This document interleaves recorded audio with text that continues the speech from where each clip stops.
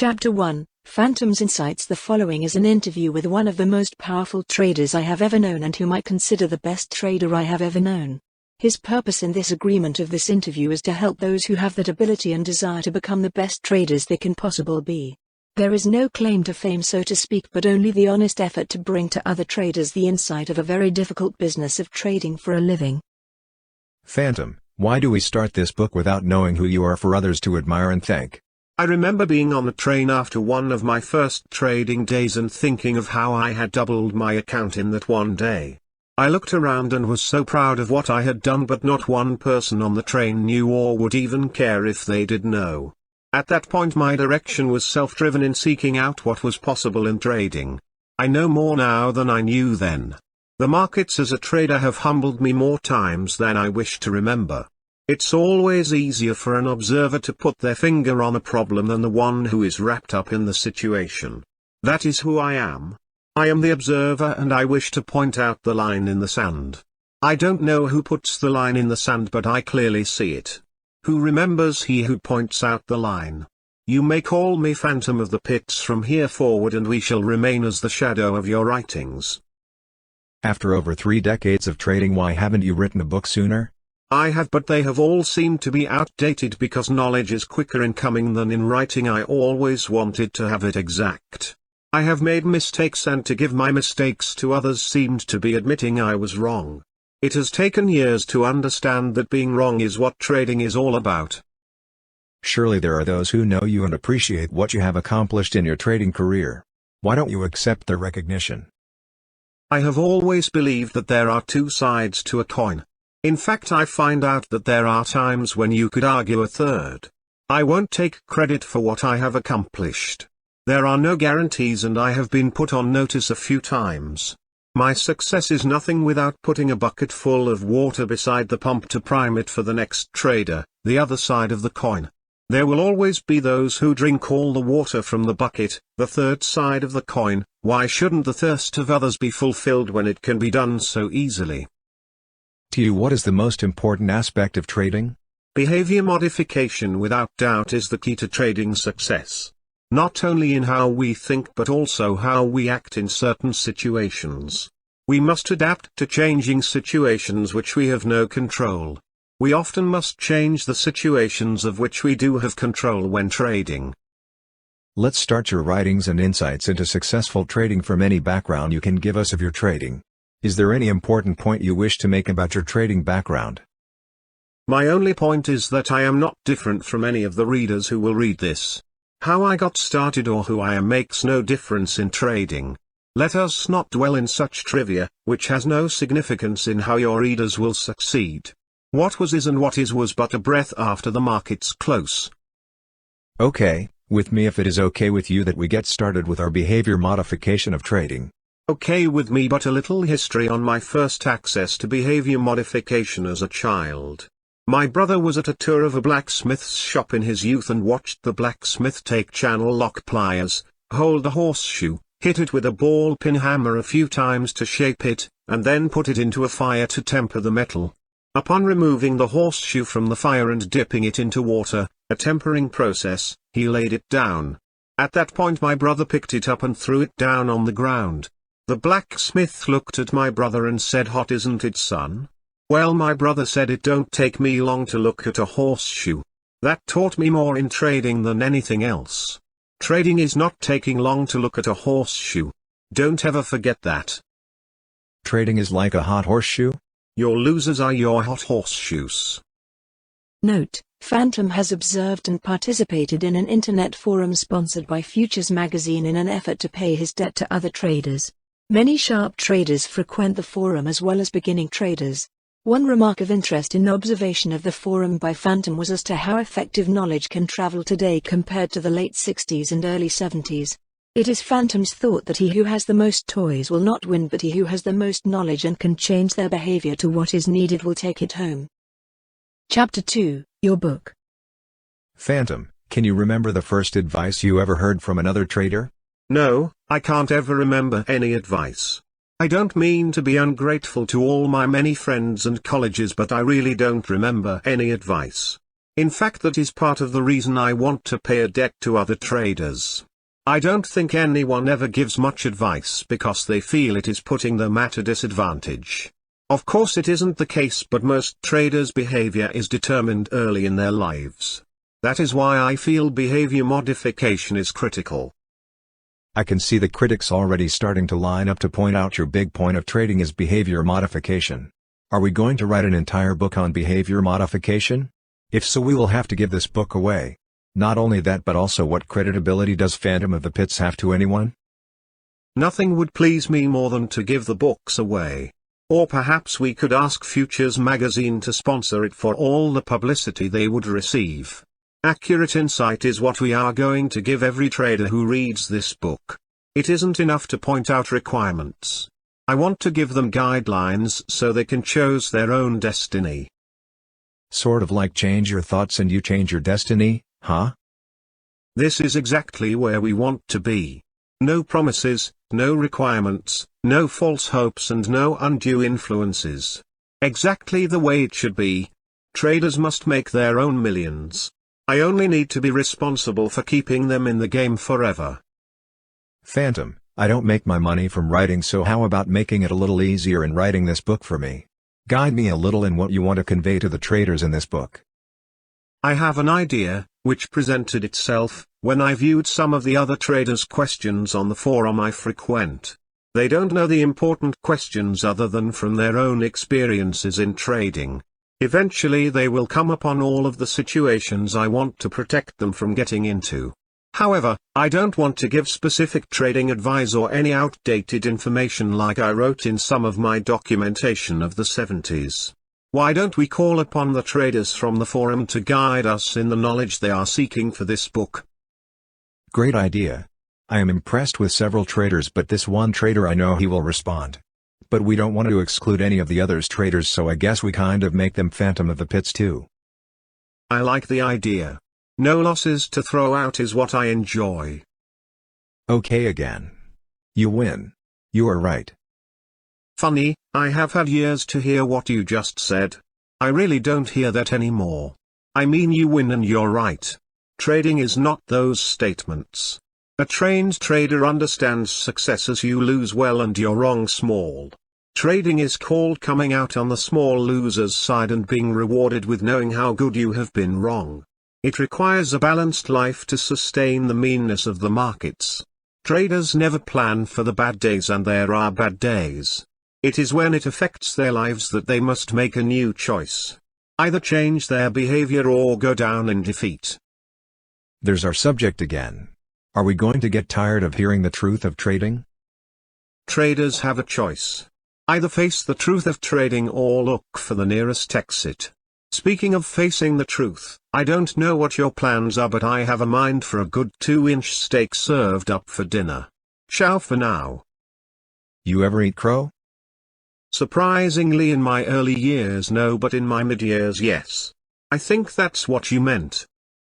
Chapter 3, A Little History. Let us get into a little of your background without breaking the rules here.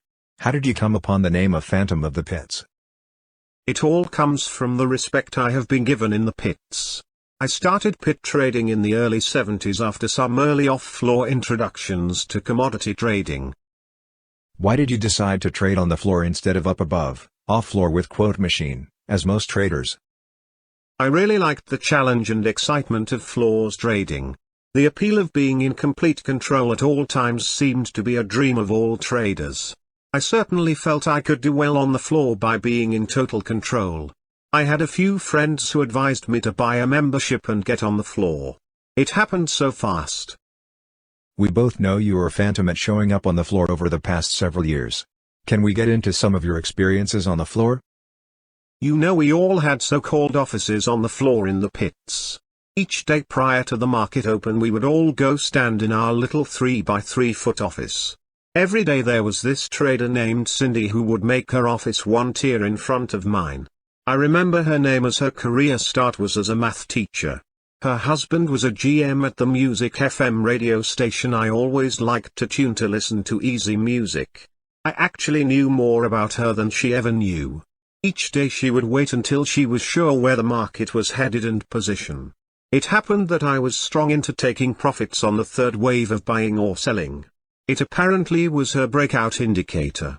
She would always take my offer below the last trade for selling, and before she carded it would say, "I hate trading with you because I always lose when I take your trade."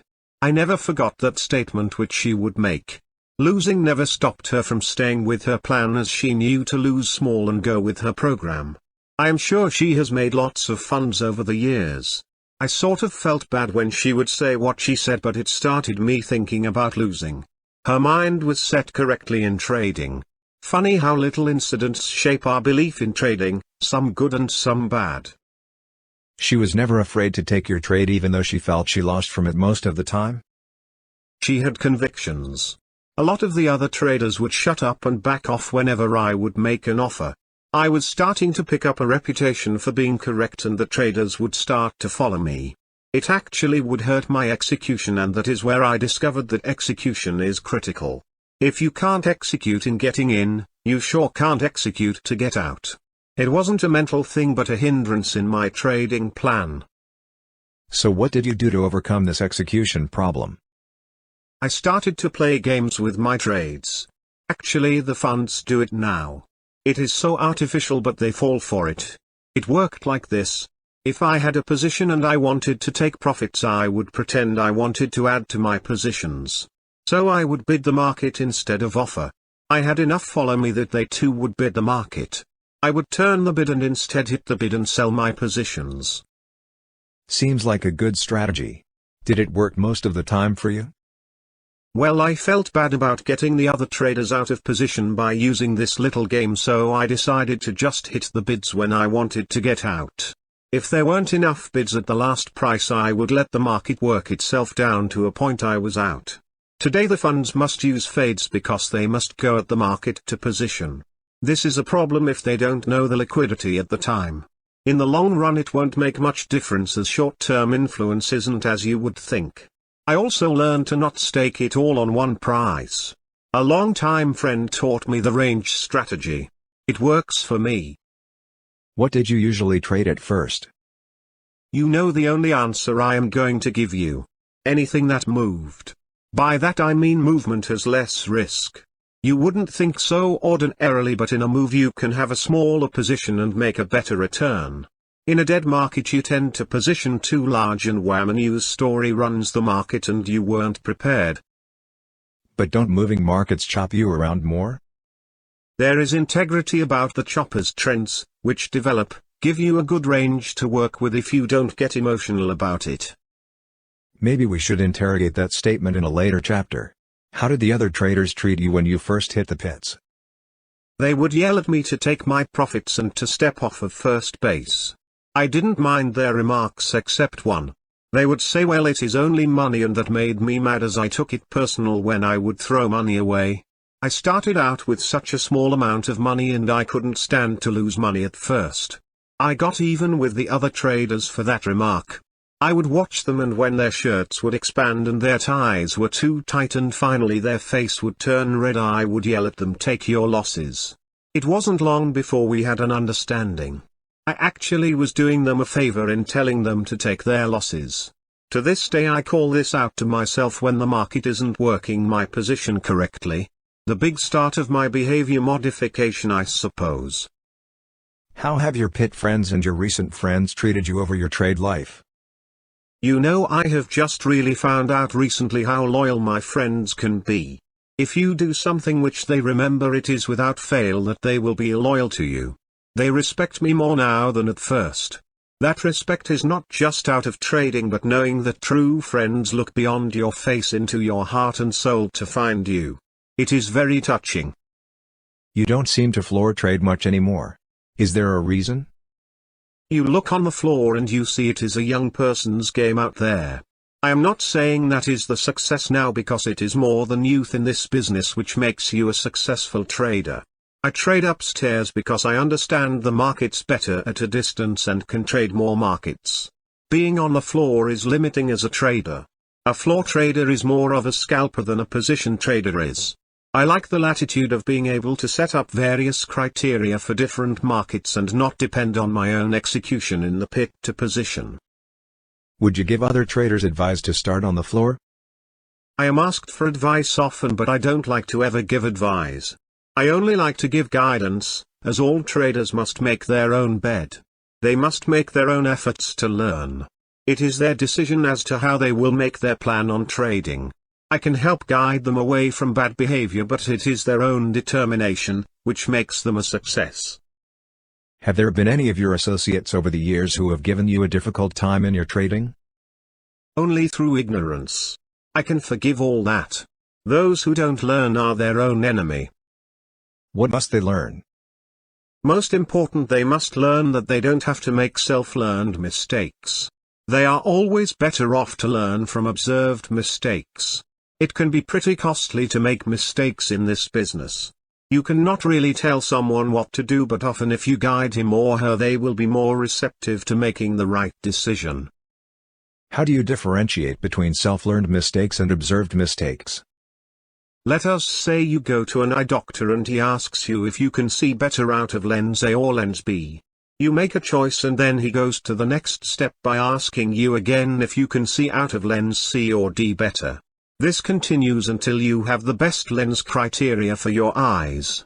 Well, any mistake you make is a self-directed mistake and it will hurt only you. No one can teach you not to make this self-learned mistake. Now if you tell the eye doctor you are blind in your left eye when he says cover your left eye and he then says cover your right eye, then you have an observed mistake. You wouldn't make that mistake, and since you were affected by that mistake even though it wasn't your mistake, you will remember better. It is better to learn from a mistake which affects you directly that is made by someone else. You have to be mistake aware in trading because there are so many lessons. I see. I mean, it is clear what you mean on mistakes. Learn from others' mistakes and it is cheaper than learning from your own mistake. I think you have it. Do you ever go into the pits much anymore? To sharpen my thoughts on a market and to reinforce the proper behavior, I often do go back.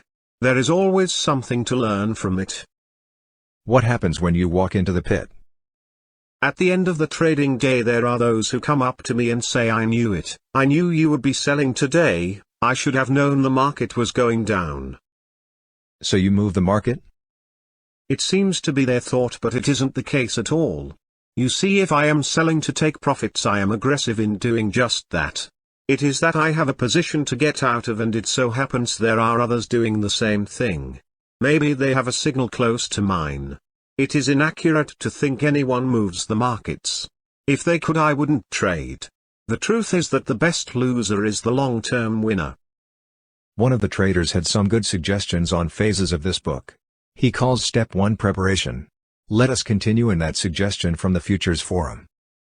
Suits me fine. I have seen them grow from my early years, and I also have loyalty. Note: Phantom's criteria for this insight book is to share with the traders on Futures Forum. Final copy will be somewhat different and expanded. This creates a more timely effort in writing his insight. Chapter 4, Preparation for Trading. When several traders who use the Futures Magazine Traders Forum learned that there would be a book on Phantom of the Pits, they made suggestions. We are going to start this chapter according to Ulrich Eckhardt, a young trader who was born around the time Phantom was learning his first behavior modification about trading. When Ulrich was in the States as a youngster, his uncle wanted him to paint the stovepipes on his roof. Excited as any child at a young age to earn money, he was eager to start. He grabbed the paint and a brush and decided to hurry on the roof. His uncle stopped him and gave him his first lesson in trading, or life for that matter. His uncle proceeded to tell him the requirements of completing a job. First, you must be properly prepared. Second, you will do the work, and last, you will do the cleanup. It seems we can follow that train of thought just fine. First, we must be prepared. It's a step everyone must go through to get to where traders want to be in trading. To prepare oneself for trading is just as important as any aspect. Without it, a trader does not have the foundation to continue in trading. Where does a trader start to prepare to be a successful trader? Too many beginning traders and established traders take the easy route and expect the markets to be cut and dry of what is required of them in their trading careers. They will paper trade and have fairly good success. This in no way prepares them for trading. They must be prepared in every way. That means mentally as well as physically and emotionally. Priorities must be in the proper place, including family, friends and environments. Where do you suggest they begin? Get your office ready. Pick out your office where it is comfortable for you to have quiet time and a proper place to relax. Trading is going to be an all-out effort if they expect to climb the mountain in front of them. The first thing is to get a comfortable chair. It must be a proper chair in order to start behavior modification immediately. I really have heard strange things, but really? The readers are going to think this is a joke book. A chair? I'll tell you the reason for that remark about the chair being so important. There is significance in what I am going to tell you about the proper chair. You see, some traders think that the market is to position and lean back and wait to get stopped out or take their winnings. It's not. That is where your chair is going to save you more than it cost you. Don't get one of the lean-back easy chairs, as they will be too comfortable, and like the markets, you must be reminded daily that you can never let yourself get too comfortable in your market positions. Don't get a standard rocker, especially if you have a cat with a long tail, as it moves all over the place. What kind of chair do you think I am talking about? I'm supposed to ask the questions. I know your chairs, that is an easy one to answer. Okay, I'll give you the answer anyway. You want to get what is known as a slider rocker chair. One that rocks back and forth over its own base without moving over the floor. Even get yourself an ottoman. The big reasons are as follows. First, in your trading career you will find that the markets go back and forth without going anywhere a lot of the time. Your slider rocker chair will remind you of this every time you use it. That step is important to drill into your thinking. Your chair will not move around the room but rock back and forth. Second, in your trading you will find you do not ever control the market but only your position. Your chair is the same way as you can stop your position wherever you wish. I want you to drill that into your thinking also. I will repeat what I just said because it is important. You can stop your position wherever you want. You wouldn't think of letting the chair oscillate if you didn't want it to. Same in trading. You can stop the market's oscillation anytime you wish. Simply stop, remove, your position. I knew you had a good reason for the proper chair. Do you really believe this helps?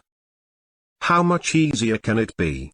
No one has to remind you to stop your chair from rocking back and forth. You will do it without thinking. Your trading position will oftentimes need to be stopped. It must become second nature to automatically do it at times. This simple symbolic gesture for your office will save you lots of distress in your trading. Note: shortly after the part about the chair was written and permission from Ulrich Eckhardt to post the draft, he sent the following about a comfort couch he once had. It reads as follows: "Just thought I'd tell you a story about a very comfortable couch I used to have in my office. It was back when I traded the financials very actively. The DM had a strong resistance and I decided to go short. I was proven correct with about 40 ticks and was very tired. So I sat down on the couch and slowly fell into sleep. When I woke up again, about 1.5 hours later, I had to find out that resistance was broken and stops accelerated the contracts to new highs 200 points above my entry. I don't have this very expensive couch anymore. I could have sold it, but I really needed to carry it out on my own and throw it away. Regards, Ulrich." Okay, we are now prepared with an office and a chair. What next? Next we want a clock with accurate time. A battery-operated clock so you don't have to reset it often. The most important part of the clock is to get one that actually talks to you and gives you a reminder of the time by talking. Instead of looking at the clock for time, it will remind you what time it is. It's another symbolic point to start behavior modification. You see, we remember things well when we associate them with something else. Memory experts will tell you this also. When the time announces, you must realize that you are required to work with your positions and not let the market work on your positions. You must always act promptly and deliberately within your plan. The clock can be used to reinforce your thinking and behavior. Aren't you making an assumption that traders are clear to be free while the markets are open? Doesn't this leave out the poor trader who works 2 jobs and seldom has time to kiss his wife, let alone trade your way? So it seems, but no, I am not making that assumption. My concern in preparing a trader to trade is to put behavior modification immediate from the beginning. The chair is to be used whenever any trading plan is developed and thought is given to what the market possibilities on your position might be. The clock is to be there to remind you of promptness every time it announces. The office setup is to give the trader the message of importance to be in control of their positions and not delegate it to the markets. Your office is important because you must be in control. Remember, we used to have our small space in the pit, and what did we call it? Your office. We have our office with a chair and a clock. What's next? You must establish a routine in order to set up the environment of each trading day. Allow at least 1 hour prior to the opening of your market. In this hour you should exercise from 10 to 20 minutes. This really does keep your mind sharper. The next thing after your shower, you should spend 1 or 2 minutes giving thanks to your higher power and explain what you are going to do with the funds you earn. Don't be selfish about it. This actually gives your subconscious a reason for being a successful trader.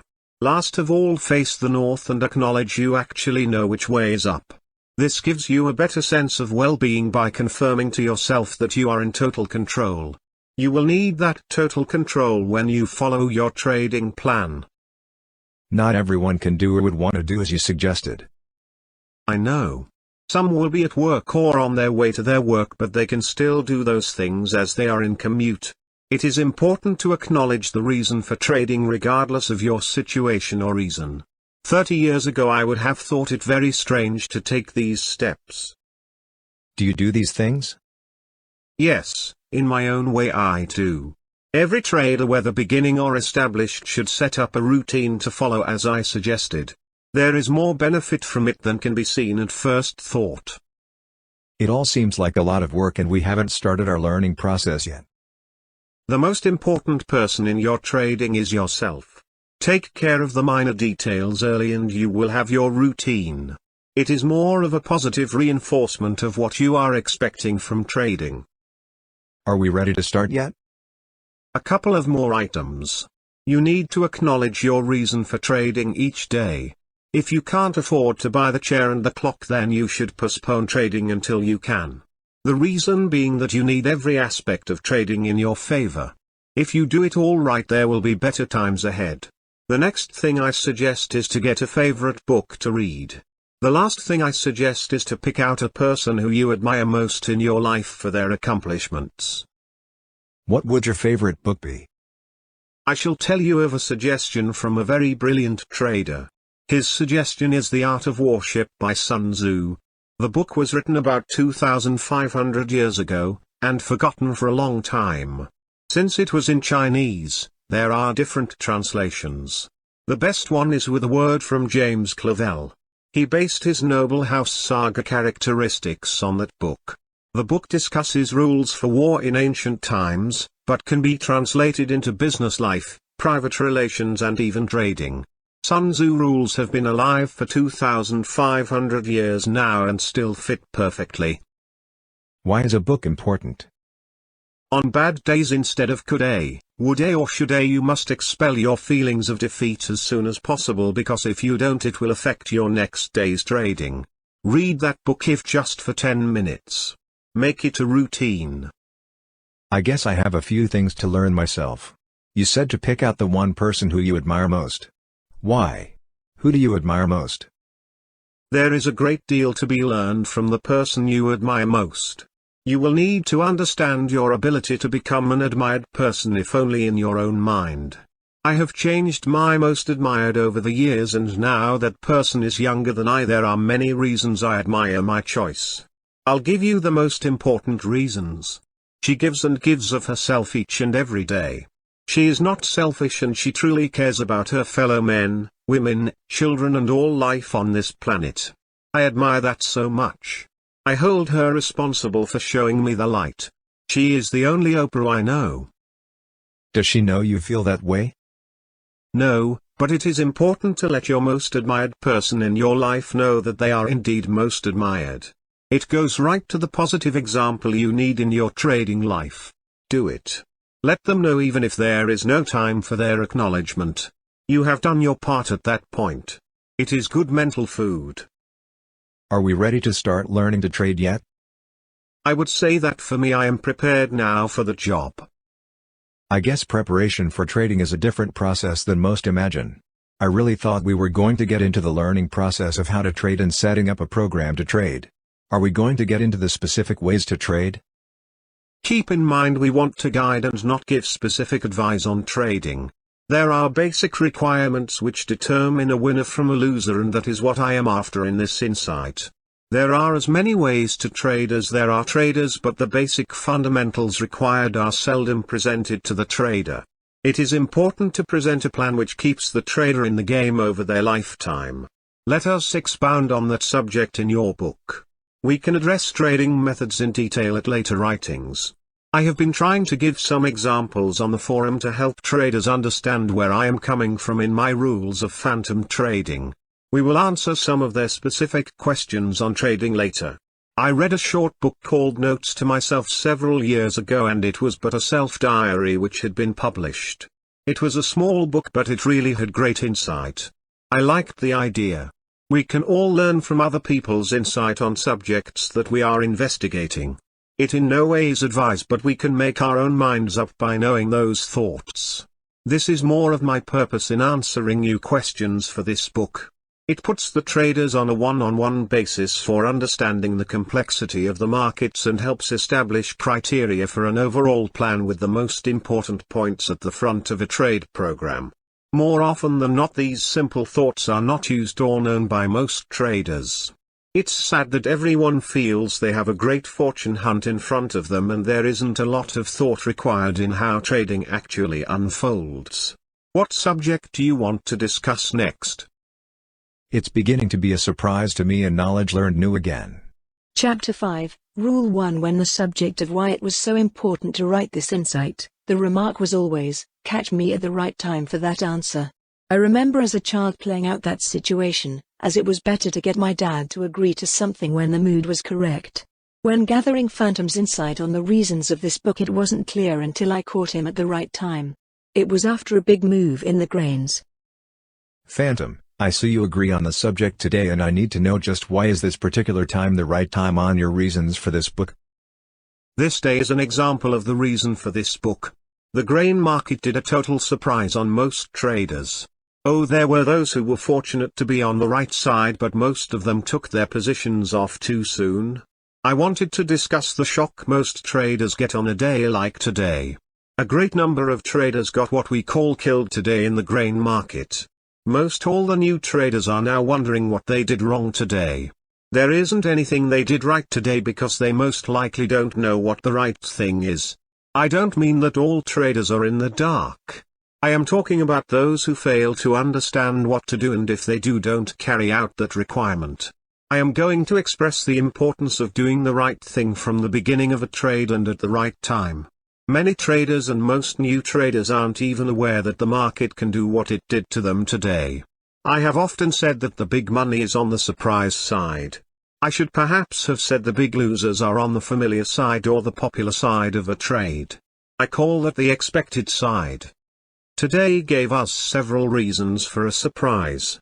Those being that harvest pressure is strong, and this is a day you expect there to be more selling by the producer than normal. Expecting prices to be pressured by hedging and seasonal influence is the correct way to trade in most minds. You can't argue with probabilities. It is not what the trader does with his trades until the market starts a big move like today's, which separates the big winners and big losers. There were more big losers today than big winners. There are traders who because of today can't make their next month's car payment or their house payment now. It just didn't ever occur to them that what happened today was even a possibility. They were overpositioned even though they thought they had a good protection plan. They used stops okay, but they forgot to tell the broker to place the order. Everything they did was based on their thoughts of how much they could take out of the market today. Their trades are designed to lose, but not because of the good traders or the way the market works, but by their own hand. The worst part is that they don't even know it was at their own hands. It is sad any time a person's heart gets pulled from their dreams, but even worse when they lose money too. Sometimes they lose a fortune in such a little period of time. It has happened to every trader. It happened to me when I was smarter than the market. Why does it happen? Mostly because a trader's plan doesn't consider what if I am wrong. Their thoughts are always expecting to be right. Herein is the key to being a successful trader. I have learned this over and over again in my trading career. I haven't found one trader to tell me what I am going to tell you. The reason for our agreement to give something back is that all of these big losers are doomed from the start unless they are given the knowledge of what the market can do to them. The blame is within their own responsibility and not anyone else's fault. 6 months ago we started our journey in presenting one of the most successful sides to a market strategy. On the forum there have been exceptional traders who have read the information I gave and not understand the simplicity of what I said. We will have a better exposure of presenting the same information in this writing. I never want to see a homeless person and always wonder how they became homeless. If traders aren't aware of what the market can do against them as well as for them, they will head in that direction. Many homeless people I have talked with have had bad luck. In most of our lives we will experience an evening out of luck. In trading, if you have bad luck you will eventually have to stop trading. To be prepared for that bad luck is a requirement in trading. You will not survive if you do not plan for bad luck. My first steps in trading remove the bad luck altogether. I know what you are going with here. Should we put this in red letters and double the size of the print here? Yes, I think that would be proper, but traders must discover for themselves what I am telling them. It will save them from an outcome, which they never discover, until it is upon them. So let us not overemphasize the most important point of any trading plan here, as we will drill it into their plan until they survive at all cost in trading. There are those who in a modified way do exactly as I suggest but may consider it more money management than a plan for trading positions. Every broker tries to limit a customer's exposure and protect them, but the key word is limit. Putting a limit on something infers that you actually can put a limit on exposure when having a position established. You really only have a ballpark limit in most cases. It seems to be worse than thought in looking back. I shall present 2 main rules in trading, of which both are required to be successful. Every trading plan must start with the understanding of these rules. Before I give the first rule, it is important that what we say is understood correctly. Next, it is important to have this rule become second nature in all of your trades. The second rule I shall state and explain after the first is adapted into behavior modification by the traders reading this. I need to ask you a few questions to better present my rule number 1. When the walk light comes on, assume there is traffic which will run the red light at each intersection you cross. What do you do now before you cross the intersection? I would double check and look both ways before crossing. Of course, that is the correct answer, and you know what I am after. Now, just because you looked both ways before you crossed and each time you crossed you looked both ways, and there wasn't ever any traffic, which ran the stoplight, is there reason to stop looking at each intersection? Your answer of course is no, you won't stop looking. What kind of limits did I just give you? Are they life-saving limits before you cross the intersection? Yes, they certainly might be, but you will never know that if you follow the restriction each time you cross the intersection. You can't know if it saved your life, for you prevented it by looking each time. But what if you don't look and you lost your life? You certainly won't know, you should have looked either. Does the restriction tell you that if you look there will never be any traffic run the stoplight? No. Does your experience of crossing and looking tell you what the probability of someone running the light will be? You can make an assumption based on your knowledge at this point. What does an assumption do? It actually presents criteria based on proven facts which are a possibility. It in no way gives you a high probability or low probability, but the best answer you can present. I don't want to lose you in this thinking, but to point out that it's the same in trading as in crossing an intersection. We need to make our best assumption of what is possible. We must plan for that assumption in trading as long as it is a possibility and not just when it is probable. This is a very important point in understanding Rule 1 correctly. If you were never to look at the intersection until proven wrong for not looking, wouldn't it be too late? It is the same in trading. You must protect yourself from any possibility in trading and not just protecting yourself when the probabilities are high. This will be the surprise side in trading. The surprise side is a possible outcome but not a very high or likely probability like today's grain trade. When someone gives you a gift, you are surprised by it. Getting that gift was not a high probability. However, you are prepared for that surprise because you say thank you. Most traders plan only for the probability side, and that to them is always what they consider the winning side. This is the biggest mistake you can make in trading. You must plan for the losing side. How you understand your plan is how you will react to a situation. You must learn that when you are told not to do something in trading, it is not ever the same thing as saying you must do the opposite. I often get feedback telling me I told someone to do what I never said. As an example, I will tell you not to sell beans today. Would you tell me I told you to buy beans today? It's not funny because most traders would. This is what I mean by correctly. We have covered assumption and correctly in my terms of what I expect you to understand in the first rule and second rule. If you don't have those correct, you will not be able to fully understand and accept the two rules for trading required in all plans. Let me get this straight. When you say to not do something, you are never telling me I must do the opposite. Seems simple enough. Thanks for making that point by example. On your meaning, when you say assume, you are telling me there is a possibility or probability based on some fact of the situation which requires me to acknowledge and always have a plan for the possibility or surprise side in trading. Your meaning of the surprise side of trading is the side which presents the possibility but not the highest probability. Am I correct on this? It really is quite simple. After our dialogue, it will be more clear to the traders as to how to interpret our rules. I don't want any misunderstanding.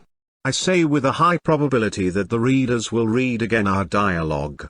We often don't understand how news stories get out of context, but it can be done pretty easily. Lack of proper assumption is a routine by lawyers a lot of the time. They'll ask someone something like who is in the picture, and when they find out it was the defendant, their next question is were you there when the picture was taken? In their case it might be proper for information gathering, but you as a trader must have proper assumptions, as you cannot know exactly how a market is going to react each day.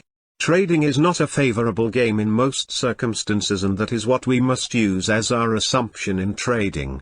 The big mistake made by traders is thinking and expecting trading to be a favorable game. You have execution costs or slippage when getting in and out of a position, as well as commissions as a cost factor to be subtracted from your winnings or added to your losses. The market spends much time in an unpredictable mode. Trends both short and long term do exist, but not 100% of the time. The correct way to control positions is to only hold them once they prove to be correct. Let the market tell you your position is proven correct, but never let the market tell you that your position is wrong. You as a good trader must always be in command of knowing and telling yourself when your position is bad. The market will tell you when your position is a good one to hold. Most traders do the opposite of what is correct by removing positions only when proven wrong. Think about that. Your exposure and risk is much higher if you let the market prove you wrong instead of your actions removing positions systematically unless or until the market proves your position correct. Let me give you an example before we state the first rule. Today let us say you sold beans just like your plan said to do at 630 on the open. If that position did not prove you correct, you must, in order to reduce risk, remove it. You decide what is correct according to your plan. Example, let us say you expected hedging to come in early and the price to drop from 5 to 8 cents in the first hour. It didn't even drop 3 cents, so you remove the position. Say you removed it at 629. Just because it showed a profit of 1 cent when you got out did not declare it a good position. However, your exit is a better exit than if you made the market tell you the position was wrong. When you remove the position because the market proved you wrong, it is always a higher loss, and on stops it is usually with higher slippage also. This is not the same as removing the position because the market proved you wrong, say buying back at 645 on a 642 stop. By making the market prove you correct in order to hold a position is acknowledging that trading is a loser's game and not a winner's game. If you only remove your position because the market proves you wrong, you are acknowledging that trading is a winner's game. You never want to be in a position which is never proven correct. If you only get out when the market proves you wrong, it is possible to have higher risk due to the longer time period required to prove your position wrong. We will further clarify these thoughts for you further into the book. Here is rule number 1. Rule number 1. In a losing game such as trading, we shall start against the majority and assume we are wrong until proven correct. We do not assume we are correct until proven wrong. Positions established must be reduced and removed until or unless the market proves the position correct. We allow the market to verify correct positions. In Rule 1 it is important to understand we are saying the one criteria for removing a position is because it has not been proven correct. We at no time use as criteria for removing a position the fact that the market proved the position incorrect. There is a big difference here as to how we treat all positions from what most traders use. If the market does not prove the position correct, it is still possible that the market has not proven the position wrong. If you wait until the market proves the position wrong, you are wasting time, money and effort in continuing to hope it is correct when it isn't. How many traders ever hoped it wouldn't be proved wrong instead of hoping it was correct? If you are hoping it is correct, it obviously wasn't ever proven to be correct. Remove the position early if it doesn't prove correct. By waiting until a position is proved wrong, you are asking for more slippage, as you will be in the same situation as everyone getting the same message.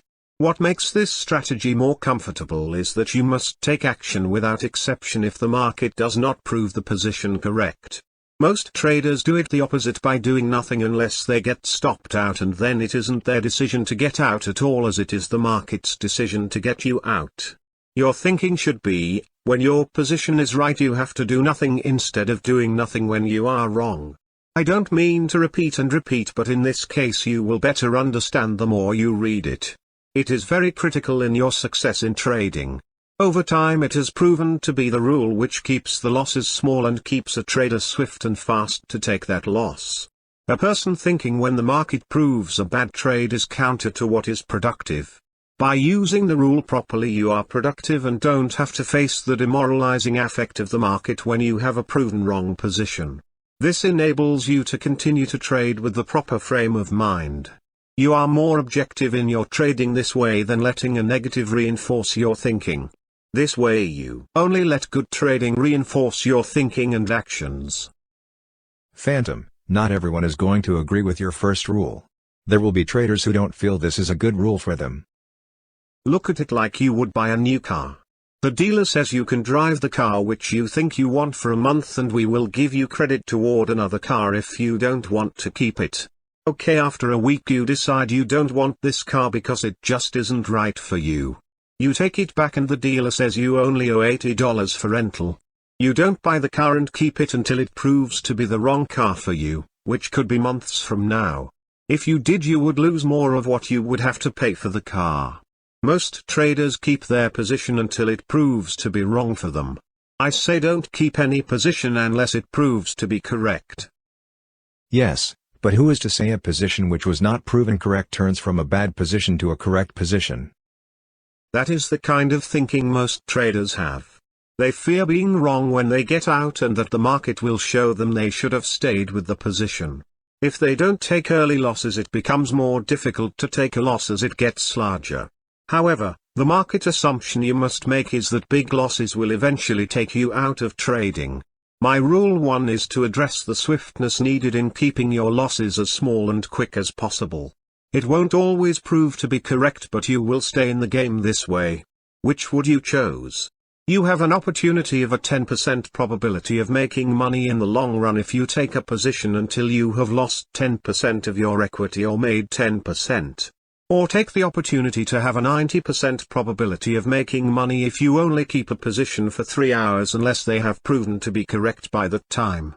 It is pretty clear which choice you would make. It is that most traders don't know what their choices are when it comes to assumptions of what is possible in trading. Keep in mind that traders are usually unaware that trading is a loser's game. He who loses best will win in the end. Why not make a time-proven decision to change your behavior to trade the method, which gives you the best long-term outlook? Trading is not gambling. Treat it as a business where you only want the best merchandise for the shortest possible time in order to have the maximum profit with the least possible chance of failure. That is what Rule 1 does for you. I can see the need for much discussion and review on your first rule. It's critical to have Rule 1 in force by next surprise day. The one thing, which teaches most traders to take a small loss, is a big loss. Yes, but that is expensive behavior modification. My wife, Karen, just gave another parallel example of your Rule 1. She points out that you don't go buy clothes, take them home and wear them until they prove to be wrong for you. Instead you try them on and make sure they have a proper fit and look before you buy them. I like her thoughts along this line. You can see in ordinary life you try and spend the least amount of money and have the least amount of waste. Why should you do it differently in trading? The answer is surely that in trading there are human elements which take over. Everyone knows them and most likely have come face to face with them. They are fear and greed. We must remove the emotional element as quickly as possible in trading. If you can do it before you put a position on, you have a good start. Note, in order to give some insight on Phantom's Rule number 1, several traders have indicated their experience with it as presented on the Traders Forum. The following is a copy from one such trader. An anecdote about Rule 1. I've read Phantom's postings about Rule number 1. The price action must confirm the position or get out quick. What I have done in trading is to enter a position, and have a chart position that is a good spot to exit if price moves adversely. This would usually either be the previous swing point, which if violated would be a signal for possible new trend and would definitely be the signal for me to exit my position, or the first 15-minute high, resistance, and low, support, if it was violated adverse to my position.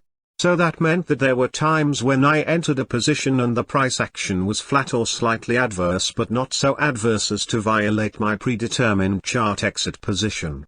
I would stay in because there was no violation. I thought this meant I was following Rule number 1. I was staying in, not because the price action confirmed my position, but because the price action did not confirm my stop-loss chart signal. I was thinking that this is what Phantom means. I have to tell you that with this strategy I was keeping my losses small, just by the nature of my plan. But I was unwittingly violating Phantom's Rule number 1. I thought I had modified my behavior, but in reality I was behaving incorrectly. It's a very subtle thing, I believe. Then, last night, in a restless sleep thinking about my trading, an inspiration came to me. Don't laugh too hard. A lot of my losses had come after I had been in a trade for an hour or longer, where price action was mostly flat, but my stop point was never touched. I realized I would have been better off if I had just gotten out in the first 15 minutes. It would have been a loss, but it would not have been as much of a loss as my chart stop point would give me. Then I realized that is what Phantom means. My position was not confirmed in those first 15 minutes. It wasn't violated according to the nuances of my plan, but it also was not confirmed. Get out. Well, lo and behold, I went back over the last 3 months of trading and using the exact entry points, fills, that I used every day and reviewed what would have happened if I had followed this 15 to 30 minute confirmation rule. Let's just say it made a huge difference. I know backtesting is not completely reliable, but it was significant. Anyway, thanks Phantom. I'm still learning. I'm still here trading. Started with only a 5k account, day trading, and I'm still alive without following your rules even. I'm below break even. Let's see if I can change that. I'll keep you filled in. Once again, many thanks. You once asked for Rule number 1 stories. Well, there is mine. See. Here's note, the following is an excerpt from a message which Phantom had presented to help understand Rule 1. Behavior modification is knowing the limits. Let us use basketball shooting as an example. Say you shoot and see after 1,000 shots you average less than 50% baskets made. This means you have a better chance of missing than hitting. With practice, let us say you now hit 55% of your shots. You would expect to say when you shoot that you have a better chance now that the shot will go in than not. Same in trading, you must know what the limits are. In trading, most of you have a greater chance of being wrong than right. Trade accordingly, which means expect the limit, being wrong more likely, in your trading. How can you come out ahead?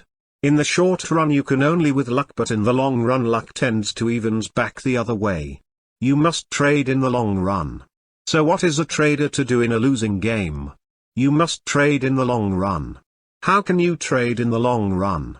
Only way I know is that you must keep your losses small and take more small losses than small winners to come out ahead.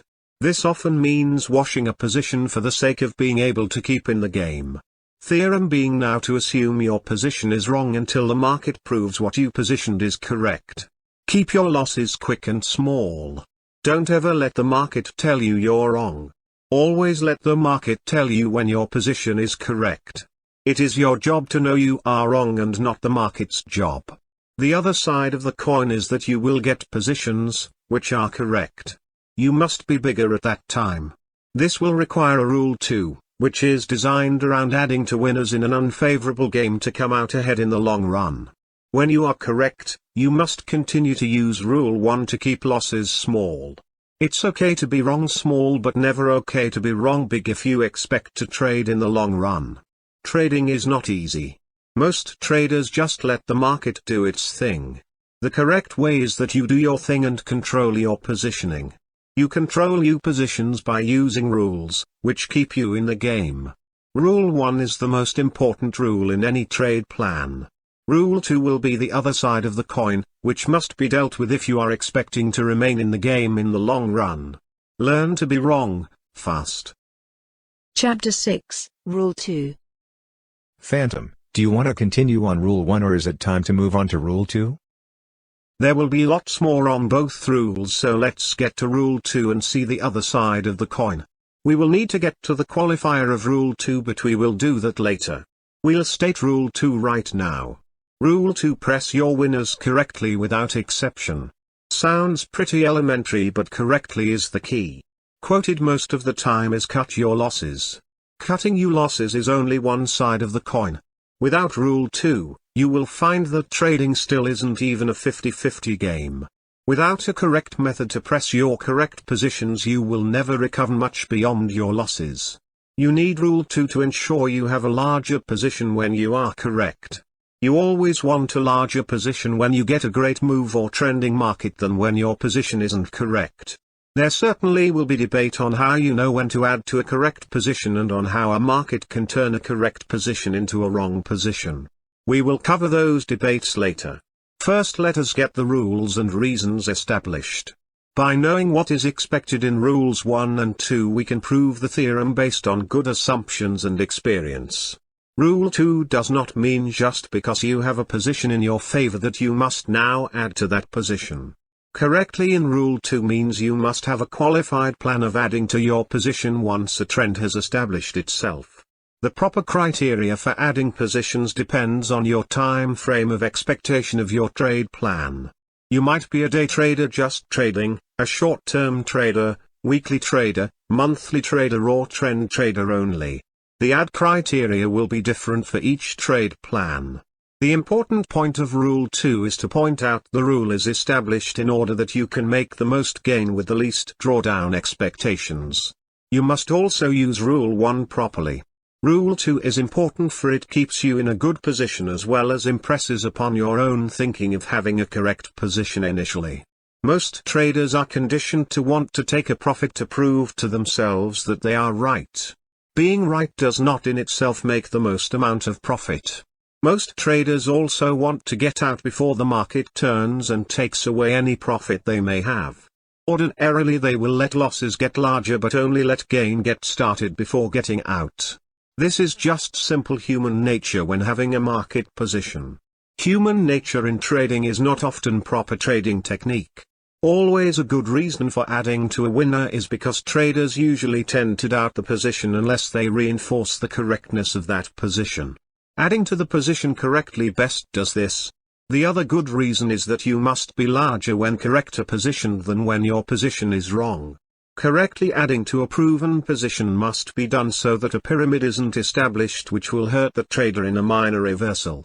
Each add of original position should be done in smaller and smaller steps.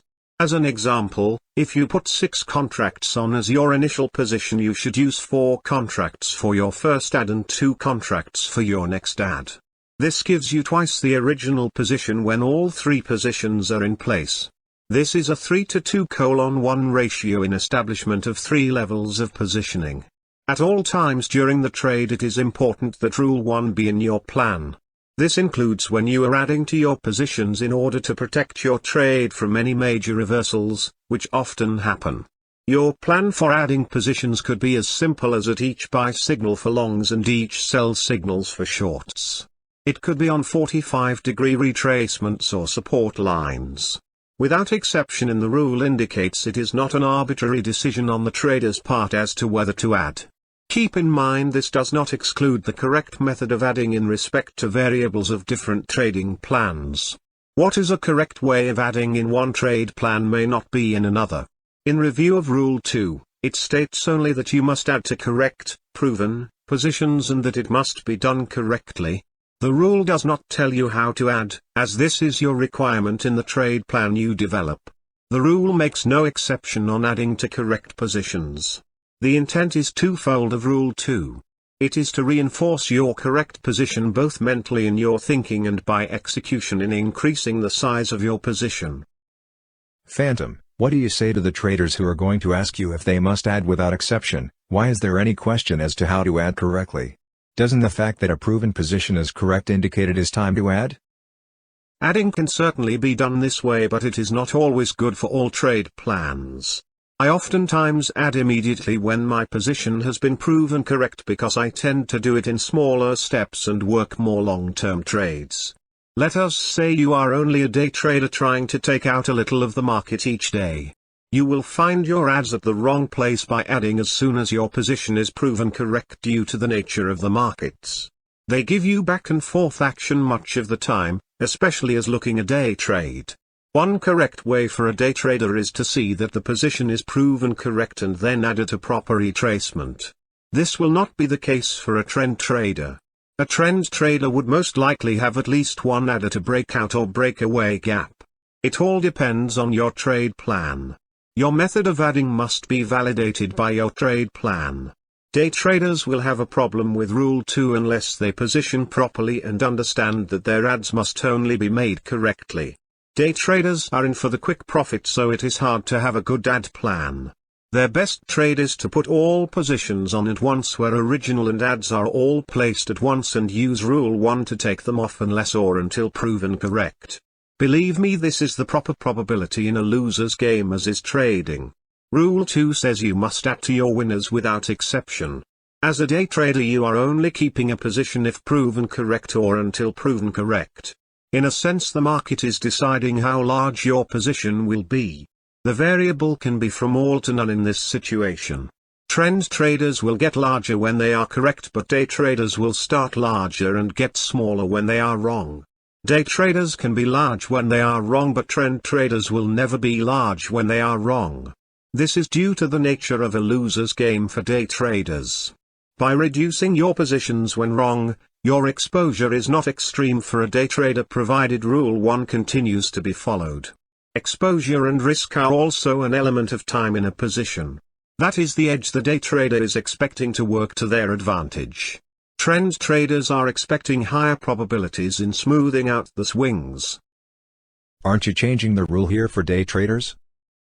Rule 2 must be used if you expect to make money in the long run. Your validation of how you add is according to your trade plan, and a day trading plan is certainly going to be geared for the quick profit, so why shouldn't you have your biggest position to work with from the start? Right or wrong, you are going to use Rule 1 to protect at all cost.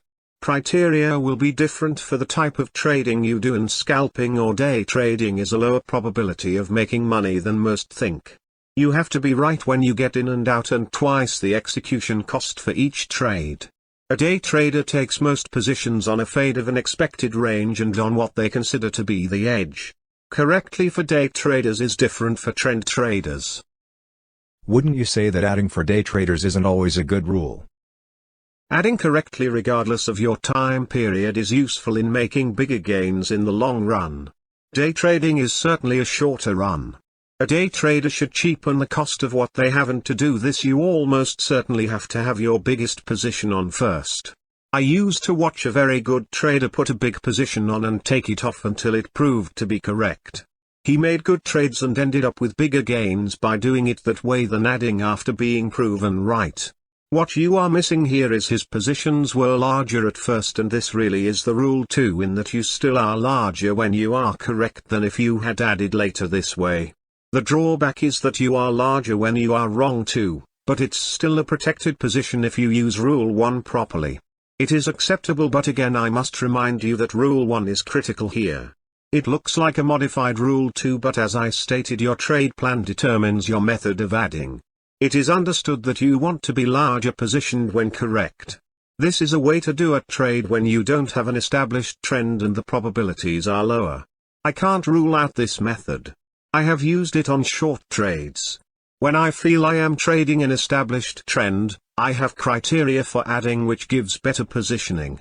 These two rules are to give you the long-term ability to continue to trade with the least amount of drawdown and the best possibility of making the most money in the long run.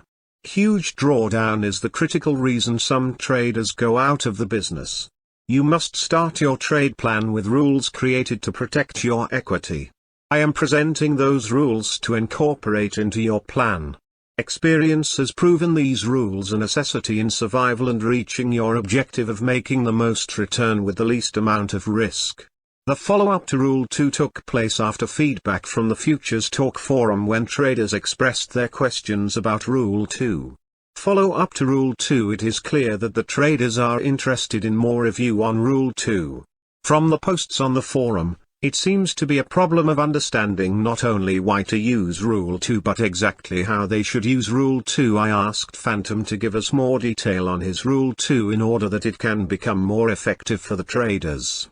Phantom feels that there are several problems in understanding his Rule 2 from reading the posts of the traders forum. We will address a few of the problems and also try to explain more on how to use Rule 2. Phantom, it looks like your Rule 2 is not a good rule for most of the traders who have given return input on your rule. By now you should see why we are spending so much time on just Rules 1 and 2. Rule 1 understanding has been pretty good so far. Rule 2 has been a problem.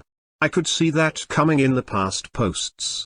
There is doubt in traders' minds as to the real purpose of Rule 2 and why they should be saddled with a rule, which requires them to put a bigger position on than they want to have. The traders aren't going to like what I am going to tell them here, but I know they want me to be totally honest with them. There are going to be several reasons why a trader does not want to come up with a plan to add to winning positions. I will try to cover some of them. Why is it that Rule 2 doesn't seem to work for most of the traders? One simple fact. That fact is that they are putting their entire position on at their entry into a market. This is not Rule 2's intent. A total position is a series of positions until the complete expected position is established. They should only have their entire position established upon getting the move as expected. Rule 2 addresses this expectation. Keep in mind that I don't blame the traders for their views on my Rule 2. It is not their thinking but their trading situation we must address as a place to start with Rule 2. It is a solid rule and its importance cannot be diminished in trading. Until you see the reward from Rule 2, it is very difficult to understand a bigger position being anything but wrong to you as a trader. That is of course going to be some of your behavior modification. Learning by experience is the only way that most traders will be able to accept this rule. It is important to learn this rule by more than just example. It is not a rule you learn by making a mistake. It is a rule you learn by being rewarded for using the rule. How can we reward the traders for using this rule by example? I don't think we really can. Therefore, we will explain why they are having difficulties and ask them to soul search as to the truth of the problem being within their own situation. The nature of trading is that more often you see a negative effect from what you have just done. Seldom do you see or remember the good effects from the proper trading as often as the negative. This will leave a plan to add to winners on the back burner when it is time to add, unless you fully understand the need for this rule.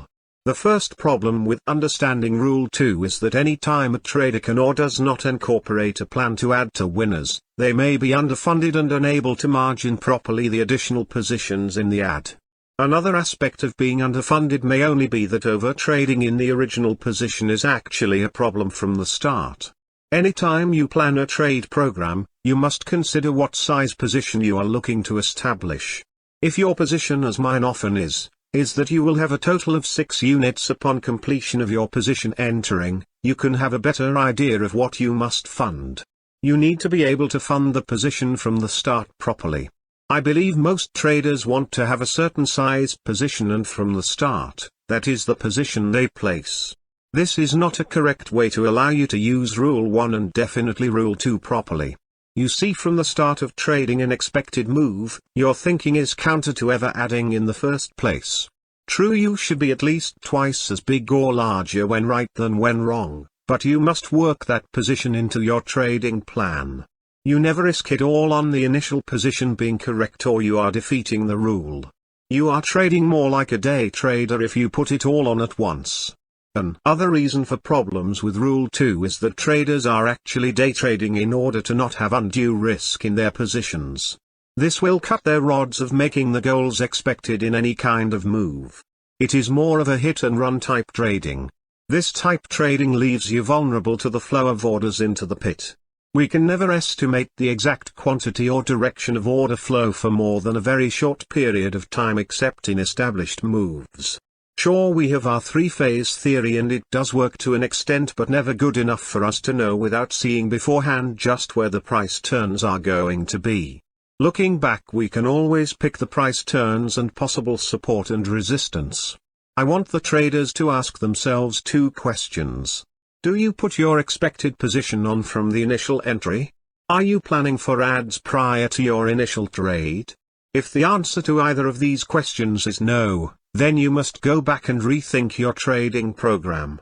I have said it before. If you can think it, you can do it. Perhaps the traders aren't thinking it to begin, because it certainly is not expected thinking without the proper planning. I knew we would have problems in trying to convey Rule 2, and that is part of the reason we have stepped back to wait and see the blank stares. We have those blank stares, as I can tell from reading the posts and resistance to Rule 2. That is okay, for it is what can be expected from such a rule. I don't want to get into telling the traders their game plan for actual trades or their trading programs. What I do want to do is to establish that you must consider the favorable side of adding to positions when they are correct. More thought must go into Rule 2, as it is not as self-explaining as Rule 1. It is true that Rule 2 is what makes my money for me. It does it in the long run and not the short run. There are several good aspects to the rule. We have discussed a couple of them previously. The fact that reinforcing a correct position actually keeps you thinking correctly is one of the important reasons of Rule 2. Another aspect is that of course you will be with a larger position when you are correct.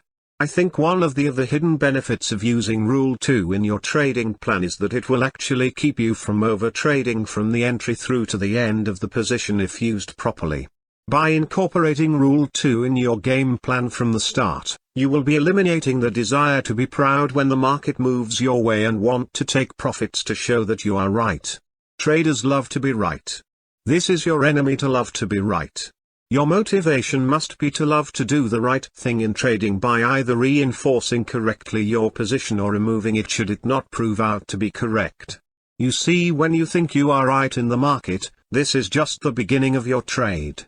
Not the time to take your profits to say to the world, see, I was right. Let me ask you, who really cares if you were right? So what? You will become the best trader you can be by being wrong small, not right small. Get that in your mind now. You are going to have to press your winners if you really expect to consider yourself with the ability to make a living or extra income. Otherwise, face the truth that you are only playing to break even. Who wants to play for a tie? I sure don't. I remember a trader asking me how I felt about making money in my early days. She wanted to know how much I made. I indicated to her that if I did not make at least $1,000 a day, it wasn't even worth trading to me. She said that she would be happy with $100 a day. I asked her if she added to winners. She said that there was no reason to add to winners. I didn't mean to laugh at her, but what she said. I pointed out to her that if she had 3 days a week where she made money and 2 where she lost, that she would be in the hole, for it would be a 50-50 game if she was never able to add to winners. My point was that you must make bigger money on your good days and not just the same amount of money you lose on your bad days. You would be better working for a living rather than trading if that is the case. Now I am not laughing at anyone. I meant what I said about my statements of respect for the small trader. They need to know just why and how important it is to press winners before they will ever be able to approach the idea into their trading plans. It isn't an obvious thought to think that even before you trade, you must have a plan to be bigger when the market is going your way. The first thought is always what size position to take to reach your goal. You must understand that you are not the one who will determine your market position size. It is going to be the market and must always be the market. Rule 2 is going to tell you to put a complete plan into effect before taking the initial position. The light is starting to come on about Rule 2 now. I can see some raised eyebrows in anticipation as to what is possible now. Not only is Rule 2 a saver of your drawdown by its proper use, but it is an enforcer in pointing that you are looking to have a complete position when your expected move allows you to be totally positioned. I am a little ashamed I did this, but I purposely held back the best part of the rule in order to see who would come up with the important aspects of Rule 2. Rule 1 was hit bullseye by, I would say, at least half of those on the forum who thought it out. Rule 2 may have had a few who understood but didn't really make a remark on it. I do know one who did hit the nail on the head. At any rate, there were others I think who did not indicate much about Rule 2 who most likely had some good clues. On adding to winning positions, I could give you my trading plan and my signals and tell you exactly when to add. But that would be doing the same thing as digging out the Mississippi on the west side and changing its course. I would be better off trading for you and you would be better off giving me your money to trade. I don't want that at all. Don't forget my faith in the small trader.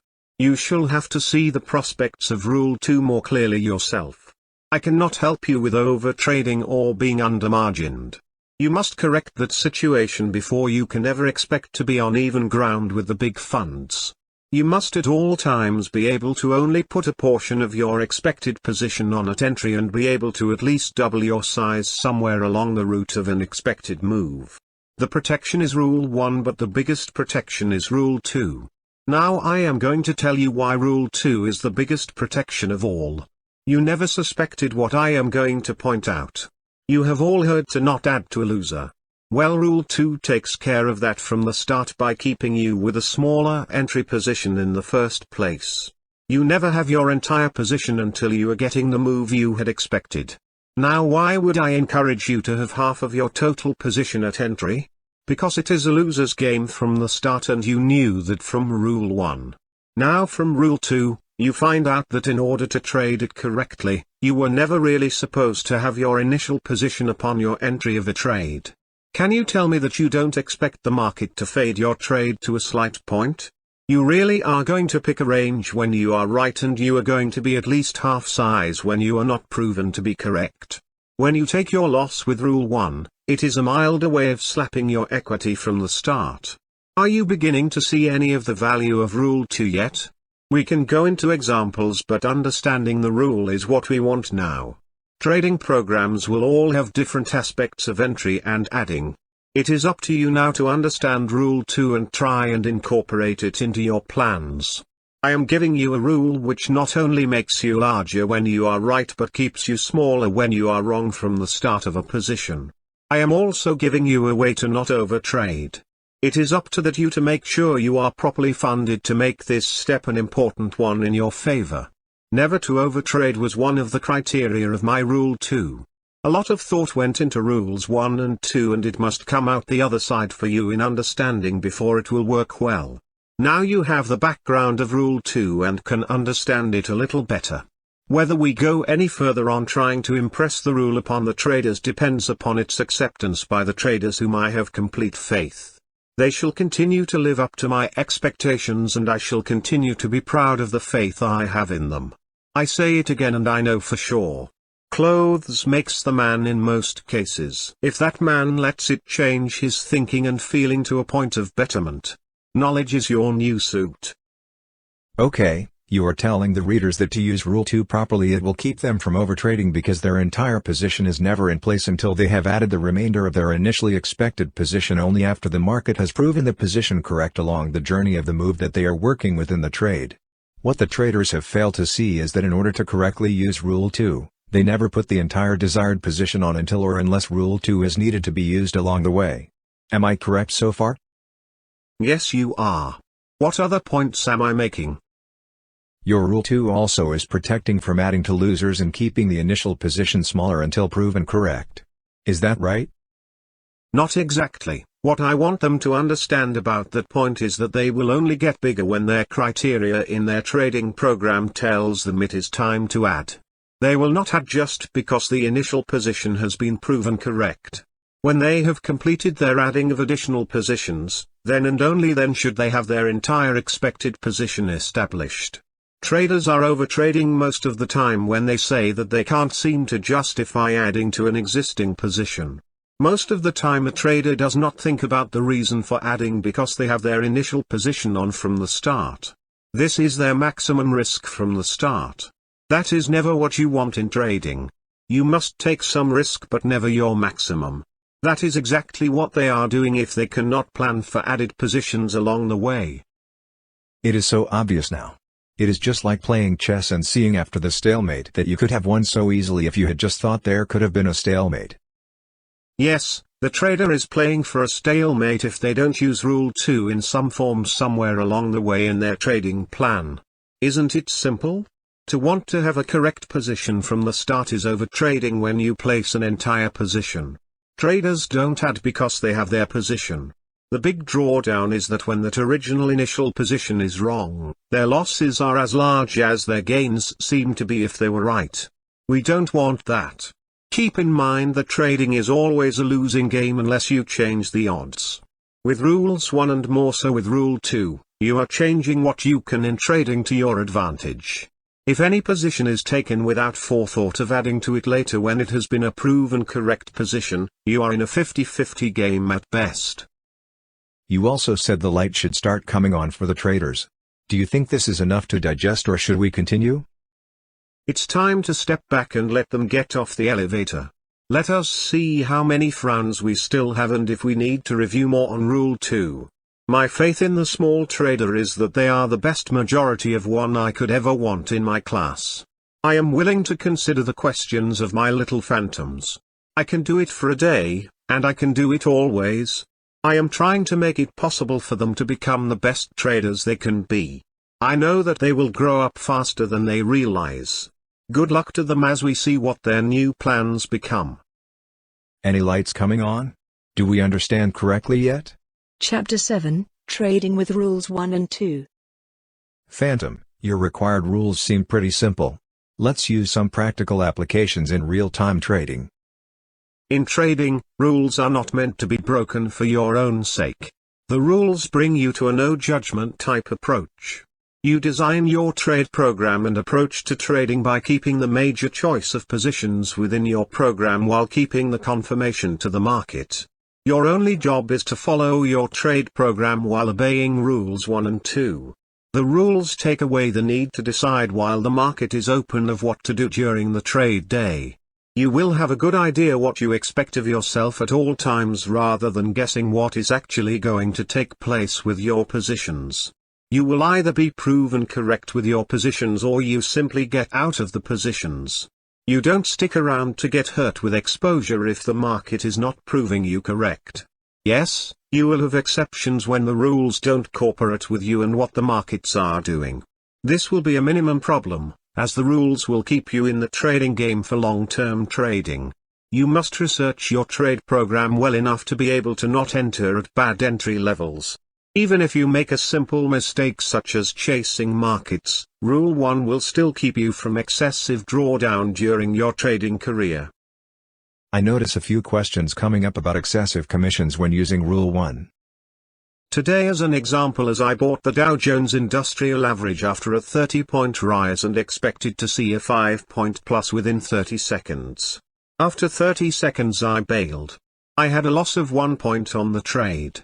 The market continued to drop against me and my loss would have been 30 to 40 times my commission even if I had paid top commission at the low point. Now you can't tell me that it is better to stay in and wait for it to come back than it is to get out and re-evaluate the situation. In the end I would have been right, but my mental standing after a simple Rule 1 trade is a lot better and allows me to have sanity about my next move. Most traders think it is bad for them to be wrong, and when they are, that's it for the day. Well, being wrong is the best chance to put a correct position on with your next trade, as you certainly can trade again. If you keep a trade, which never proves to be correct within your program of time element, you will never be able to correct a bad situation but only be able to remove that bad situation. Your mental well-being is worth a lot in trading. You can trade well when you are thinking good. What I am going to say next is something usually learned not by observation but by making the assumption itself. Most of your money from trading is going to come from trades, which take off rather quickly from when you put them on. That is the reason Rule 2 is so important. Just look at most starting trends and good runs you have once a market turns. The chop markets aren't going to give you good income. While it is true that being in control of your position in the market rather than the market being in control of what you are going to think about your position next simplifies your trading life, it also greatly enhances your ability to make good trades. The main reason is that you know what to expect and have those expectations up front from the entry of your trades. If you supervise a house building and you have several trades working on the house, you certainly make sure the plumbing which goes in the foundation is being put in correctly before you walk away and let the foundation be completed. Building a position is the same in trading as most occupations. If the plumbing and foundation on the house are completed correctly, you move to the next step. Still, at any time the prior work finished could create a problem. Let's say the foundation settles and cracks the sewer pipe. Would you continue on the house? Of course you wouldn't. Well, no way will you continue with a trade, which proved correct but now shows problems. You can never let your guard down in trading. You must always know what the next step is for you in any situation. You rehearse your criteria of a trade and it becomes second nature. Just like driving a car becomes subconscious to you when you are proficient at it. You start out by not knowing what the trade will ever do when you put it on. You can never control what the market will do or how the orders will enter the pits. You cannot tell me when a large fund is going to take a profit or enter a new position. Nor can anyone else tell you for certain. All you can do is build your criteria or trade plan to take every angle which is important into account. I can give you a plan, which will catch every move, but you will catch moves, which are the wrong way too. Along with that plan to never miss a move, I can give you the big drawdown and the rules which will eat you alive if you can't afford the drawdown. In the end you will have what you think is a very small profit for all your time and patience of going along with the plan. But yes, you will have a profit. That is not what the usual trader is about. He is not in this game to earn a few extra bucks for his vacation. He is always after a better return than most would consider fair in any other investment. That reason is another creator of Rule 1. You are expecting a big reward and fail to see the big risk, which faces you at first. Somewhere along the way you must face the situation for what it is. Trading is a loser's game. You must learn how to lose. The biggest loser who loses small will continue in the game. Obviously the small trader who loses big will quickly go to the sidelines. Sometimes the sidelines are not even there for a few. Their losses take away their hearts. Believe me, for I have seen them. It is the saddest thing in the world to take away someone's dream. More so when they never knew the enemy in the first place. A trader must know and accept what the market can do along the damage side to equity, to mental peace and to self-esteem. Every day is a big surprise in trading. You must plan for the surprise from the time you put your position in place. The big surprise can sometimes be a friend, but you must be prepared for it. Why do I say the market is going to give you a surprise? Can you tell me exactly how far a market will move and then retrace before continuing, or if it will continue? What you can do is to eliminate your reactions to what the market does to you. You do this by not giving the market the power to control your position or emotions with adverse market moves. You start out expecting the adverse market moves and plan your action based on those outcomes. When you place a trade, don't ever think this is the only trade to make. There are thousands of trades you can make. You aren't going to miss a move for long if you trade correctly. You aren't going to chase markets if you trade correctly. You must have a plan to enter positions based on each market's criteria. Rule 1 is the rule, which keeps you in control at all times when that position is in place. Behavior modification can take place in many forms, but you need a rule to show you what must be done at all times. One trader suggested the rubber band method. Each time you took a big loss or did some bad trading, you would snap the rubber band on your wrist. That's if you remembered to do it. I don't like this method, but it is better than a lot of others. Just because you put on a trade, which lost money, is no reason to feel bad. If you put a position on and lost big money, that is when you can feel very bad. With Rule 1 you are freeing yourself from having to feel bad. You put the trade on based on the trade plan. The market either confirms and you now have a good position, or it doesn't confirm and you are not okay with the position and you get out. Simple. Only a big deal if you don't get out when it isn't confirmed a good position. No need to ever feel bad. Most of your trades, which don't confirm within a logical time frame, are usually going to look bad sooner or later. Why not take the sooner? It's beginning to look like it takes more thought to put a trade on than the time you're going to be in it if you're wrong, or I mean not proven to be in a correct position. The logical step is to have the plan in place for the next step before you put on the trade. I would guess that 95% of the traders put the trade on and then wait for the market to prove they have a bad position. Even if the position is correct, their next step is wondering when to get out. It's human nature to do it their way. It causes a lot of unsuspecting reactions in their lives. Human nature is as you say. I know you did some research on human nature of traders and non-traders. Perhaps we can talk about some of your data. I'll tell you what I would prefer to do. It would be better to just suggest some of the experiments and let the readers come to their own conclusions. Let's keep that in the behavior modification tips. There were some questions on when to get out of a position. I realize this is out of order here, but I know we need to include Rule 2. That's okay, as it is a common question as to when do you know when to get out of a position. Actually, Rule 2 addresses this very well because it says to press your winners correctly without exception. Rather than getting out of a position with the proper criteria, you will be increasing your position. You only do the adding with correctly proven positions. The time to get out of a position is not when the market is proving your position to be a correct one. You have the opportunity to be wrong as often as correct, but when you are already proven correct, this is certainly the time to step off of first base. We have two rules to keep us protected from our lack of certainty and enforcement of certainty. Many trading plans have the trader in a position at all times. The thinking being that the market is either going to go up or go down. Well, this is just absolutely an idiot's plan. Maybe I shouldn't say it so strong, as I should have an open mind still. I have to put this in the category of thinking a statement, which says to not do something, actually says to do the opposite of that statement. Too many times I have watched a fund bid the market so they can sell the market. It's a plan to take advantage of the surprise element in the markets. There was the day when you would only see me on both sides only when I was wrong. I am wrong a lot more lately. That's not bad either. The readers are surely asking by now, how do we use these two rules? It's easier to use real-time quotes and markets to prove the points, but since we only have hindsight here, we will do it differently.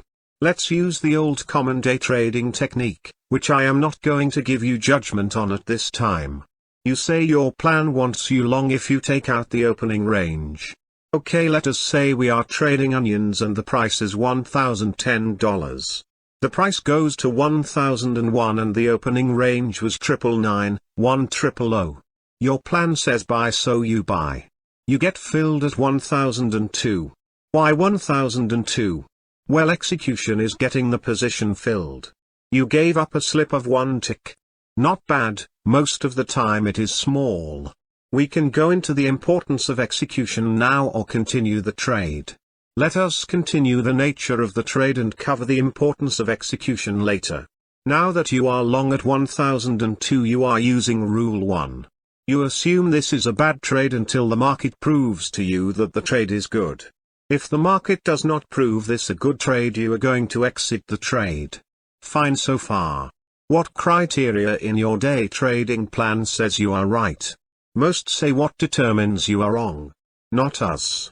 We only want to know the criteria for being right. Okay, for us our program says if in the first half hour, the market opens lower than yesterday and moves higher, expect to move above the prior day's high within the first half day of trading. Our program also says the position is only correct if the market stays in the prior day's top half in the first half hour. Our last criteria for the trade is that it must show a 3-point profit by the close. Now I ask you, what is your next step? Your criteria for remaining in this position is only when the requirements of your day to indicate to you the position is correct. The other data you would need in the program is yesterday's range, yesterday's high and yesterday's close. Your day trading program says to use the old rule of opening range breakout. Yesterday's data is critical in knowing when you are correct. For our example, we will use yesterday's high as 997 and yesterday's range as 991 to 997. It gets interesting here because you are going to decide whether you will exit the position. At the end of 30 minutes the market is at 997. What would you do? The first criterion of our trade program is in conflict with your day trading strategy, but you still bought the opening range breakout. We don't care if the two are in conflict. We only care what causes our position to be correct. Okay, so far. The market has been open a half hour and our price is 997. As you can see, you must know your trade plan before the market opens and what you are required to do. What makes your position correct? You must be in yesterday's top half range after the first half hour of trading. Are you indeed in the top half range from yesterday? I am going to give you the answer indirectly so you can't slip down to find it. We will go to the next step here. At the end of the first half day of trading the price is 996. Are you still in the position? You did take out the prior day's high but you didn't open lower. Okay, we still did it. Stayed in first half hour. That's right.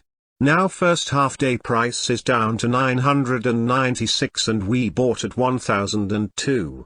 Still in the top half of yesterday's range. Okay, we are still in the position. Bad entry though, as our plans conflicted. Should have only taken the position if it opened lower. It didn't. Well, okay, because we are day traders we used the opening range breakout.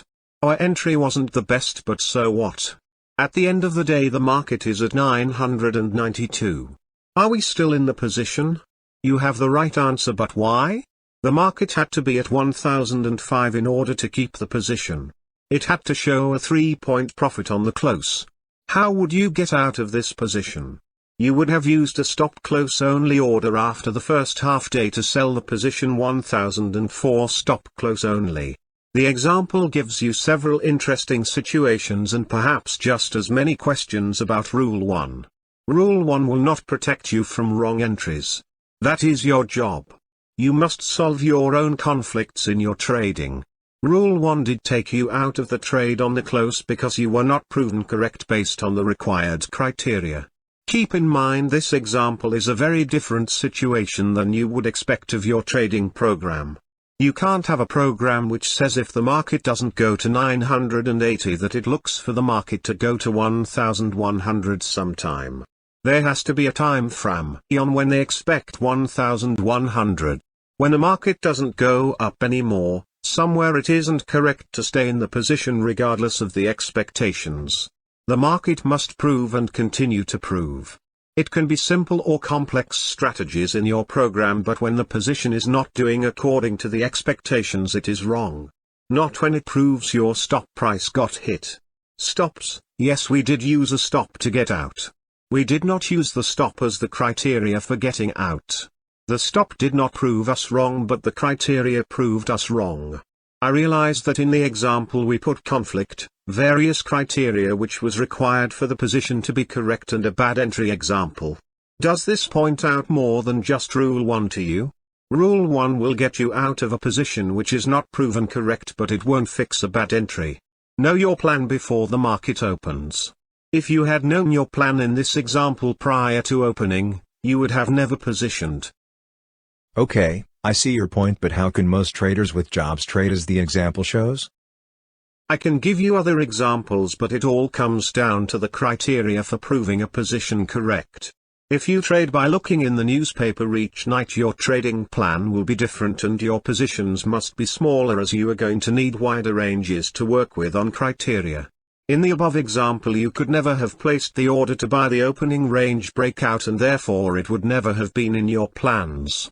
You may have had criteria which said to buy yesterday's low plus 1 tick or 2 ticks, and a time of day order which said TOD 10:00A.M.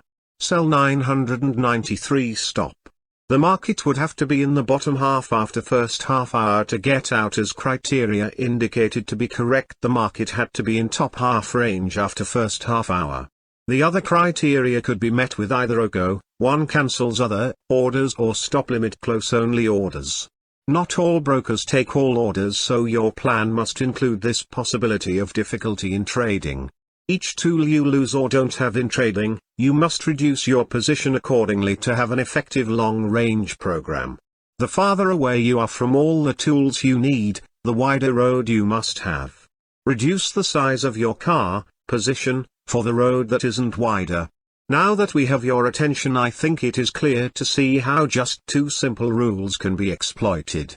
You can't help but understand why trading can be so difficult. You want to be a knowledgeable trader, and you need to take all of the difficulty out of your daily trading when the market is closed. I would like to ask you a question, which I have wondered over the past couple of decades. Do you feel when you take a position you have taken a good position? Never. Do you understand my no? If at any time a trader thinks they have what is a very good trade, they are going to get removed from trading very quickly. I make the best trade on my trade probabilities program, but who is to say my guess is better than someone else's is? Never do I know it is a good trade until it proves to be. Understanding that to feel you are making a good trade is signing your death warrant in trading.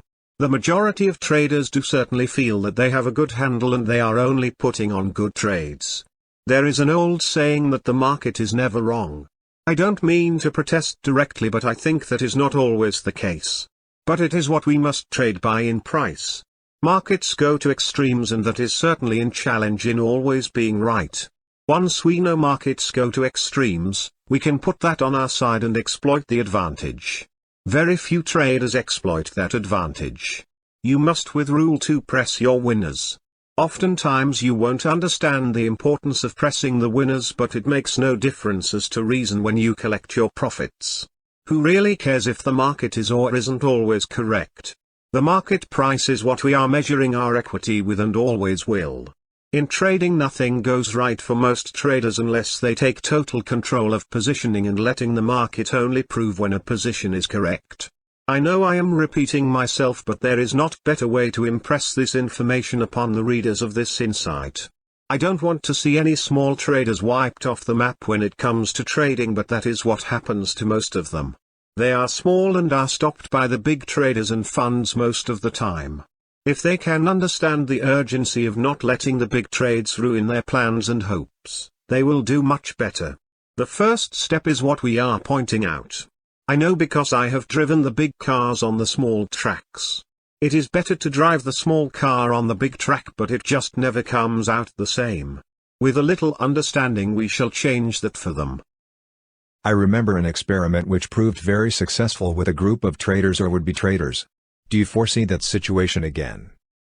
I have no idea of what you are talking about. I wish them well. No, I think an individual is the best minority of one I have ever hoped to reward. Only one at a time in trading is fine with me. It is their dream and my reality. They have to make it happen. If it doesn't, don't blame the messenger. Look in the mirror. You and I are traders, not writers. Doesn't it seem strange to you to bring forward your thoughts on trading for others to read? You may end up a better writer than you think. It's perfect, as the best time to learn about trading is when the market is closed. Most traders only learn when the market is open, and what a mistake that can be. It can be costly and emotional. Both are wrong sides of the coin. We need some examples of other questions which the traders and readers will have on Rule 2. When do we press a winner and when do we get out of our winners? I know they would like for me to say this is the plan, and it is very simple. I can't say that, as it takes work, experience and execution at all times. Most traders, I don't mean to group them so severely and handicap them, but true as it is, they look to remove their positions just as soon as they prove them right. They forget what their true purpose in trading really is. It is to not only make as much money as possible, but most important is to make it in the least amount of time. This keeps them from facing the problem of drawdown, because they are not trading to face drawdown but only to trade to make money. I will never forget my mother's words when I was honest with her on a trade one day. She asked how I did the day she visited the exchange. I said I lost a large sum of money. Well, her remark was, I wouldn't have done that. I didn't attend to my business that day and left a trade on. You don't do that. But that is just what traders do every day. They leave trades on when their mother visits. Believe me, your mother will visit you every day when you trade. You have to attend to your job of cutting losses. Just a couple of days ago, I was asked to go out on a nice boat trip for 5 days. It is costly if you don't attend to your affairs. There are times you must above all else attend to your positions. There are no long-term trades. Only trades which turn into long-term held positions. Don't ever let anyone tell you that they have a long-term position on at any time. How do they know? How does anyone know? Only the market can tell you, and it opens every trading day. Don't ask me what I think. It doesn't matter. I can only give you the best odds. It is up to you to believe what the market is telling you. How about Rule 2? What can I say other than let's set an example up? Okay, today let us say beans opened at 85 to 88, and after he first half hour 85 was still the low but 90 was the high. What would you do if it was 15 higher at 88 and you put your position yesterday? Would you get out and take your profits, take half your profits, or add to the position? I will tell you what most will do. They will take all of their profits. That is when you know your position was proven correct again from yesterday. What do you think the correct answer is? You must use Rule 2. You certainly don't reverse pyramid by putting the same or bigger positions on, because the market could very well take out the lows quickly and you will have to salvage what you increased if wrong. Do it in smaller numbers. Your plan must tell you, when you know what you did yesterday is confirmed okay, that you must increase your position somewhere along the line. Sure, the argument is, but I am not sure it will keep going up. So what? We never really do anyway. So what is different about going with the current certainty? As long as you have Rule 1, it makes no difference if you are wrong, because you have all the doors covered. Don't ever lose sight of Rule 1 when using Rule 2. Some traders will say that they don't really know where to put the trade on price-wise. Yes, you do. The word execution means make sure you guarantee you have that added position. There are times when execution is the most important aspect of a trade. If you can't get a position on, you sure can't take on off. I know you have heard that statement in the past, but it is with good foundation. You must say at the market in those situations. Okay, today we pointed out a situation where it was obvious to add. Looking back, it is always obvious. What matters is that after enough lead on your position, after you have put some time between the position and an advantage price of a little magnitude, you must be pretty sure it's time to take your profit. Well, don't take your profit. Add to your position. Then if it doesn't prove correct, take your remaining profit and expect to re-enter at a different level. So what if you lose a few ticks because you put an added position on and it was wrong? You will get enough lead on ads that you won't ever think twice after you see the runaway markets. It isn't because I say so but because the market catches traders the wrong way. It is seldom that it's not the case. When a market gaps higher or lower, you are in a position to take the profit taker's position away from them. Do it, but use Rule 1 when you do. That way you will never worry if you are in a correct position or not. Doesn't matter anyway because with your Rule 1, you will do the right thing. It is never bad to be wrong. Only then can you benefit when you are correct. Most traders will make a trade and lose a good amount and miss the next trade. Out of step with the market is bad and it gets worse. Don't get out of cadence for long on any one trade. That way you can half step right back in line. Phantom, you are acting as if everyone can do what you explained. Not everyone can do what they must do. Learn what you are capable of doing and stick to those parameters. Use the protection rules in your parameters. Don't modify them or misunderstand them for your own satisfaction. Use them as they were meant to be used. They will hurt you if you don't use them correctly. We could use more examples of how to use your rules, but I feel the readers will get a little overwhelmed if we continue to throw examples at them. We could address every situation and eliminate most of the required interpretation by the traders. I don't think we should do that at this time. Yes, I totally agree, as the integrity of a subject is not always how well it is presented but how well, in this case, it is impressed upon traders.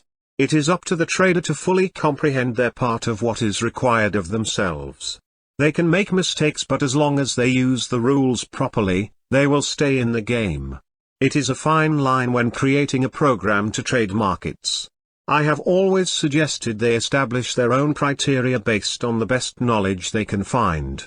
You start with point and figure charting to understand the characteristics of your market. Even if it is someone else's chart, you must see what the market is capable of doing to traders. I am not saying that there aren't good trade programs but only that the trader must fully understand where the criteria in these programs are establishing the entries and exits. These programs will never have rules 1 and 2 in them, so you will have to incorporate them, which could void the program. So be careful and express your concern with the program vendor on these matters. Your concern is to keep your drawdown within reason to allow you to trade forever. Art, have we covered it yet? Never in 1,000 books can we cover it completely, but I think we have made our point and you have made your mark on the reader's thinking. Chapter 8, Day Trading. Just by the title of this chapter I can see a picture being painted by an artist. All these traders standing with notebooks, bow and arrows, alarms ready to sound, and no bids in the pit as quiet sets in. Yeah, and I can tell you the artist. Who would it be? Leroy Neiman. I'm impressed with his work. It is something he would paint. I can't help but put him in the class with Oprah, MJ, Don Gibson, Leanne Rimes, and Phantom of the Pits. Phantom of the Opera maybe, but not the Phantom of the Pits. You must remember that no one knows who the Phantom of the Pits is. In fact, I can argue that there will be but this one book. Only this one. Now wait a minute. You said it depends on the reception of the traders when we started this project 6 months ago. Are you backing out? That is something I want to discuss with you. There is no big profit is writing unless you can really write. I can't and don't want to write except for my own keeping. You can make more money trading than writing. This brings me to my point of insight in trading. I wouldn't do this insight on my own, for it would be a waste of my time. In fact, I am sure that because of this reason is the primary cause of lack of knowledge presented to traders based on experience. Theory is great but not a learned behavior. Behavior is the key. Phantom, you forget easily as it was you who came to me about giving back by helping other traders. You are as sincere as Michael Jordan is on the court. You don't fool me. I know what your plan is. Yeah, perhaps, but I know you won't tell anyone unless I let you. I am going to tell without your permission right now. You are going to cut your losses if any in this project, and you certainly will press your gain if any from this insight give back. That's good. Wish I had thought of that. I would like to know in day trading if you should use the same rules as in longer term trading. Are there times when you shouldn't use Rule 1 for day trading or any trading for that matter? Never, in trading forward from now. Looking back, you could say there are certainly times when you would have been far better off to forget the rules. But that is looking back, and that is not how you trade. You must plan for what will eliminate you from trading in the long run and protect yourself. There are going to be lines of traders lined up to tell you why you are wrong. Let me point some things out here. Many years ago, when I first started to use computers and their speed was slow, I had so much to do that I had to get outside help. I had this one program which I could have written, but it would have taken too long. I didn't want to write it in assembly language because I needed to see every step work before I could use the program.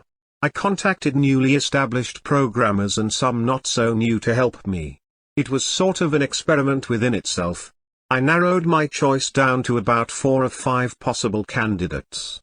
I asked each one of them to solve a problem for me and gave them access to a computer and a basic programming language.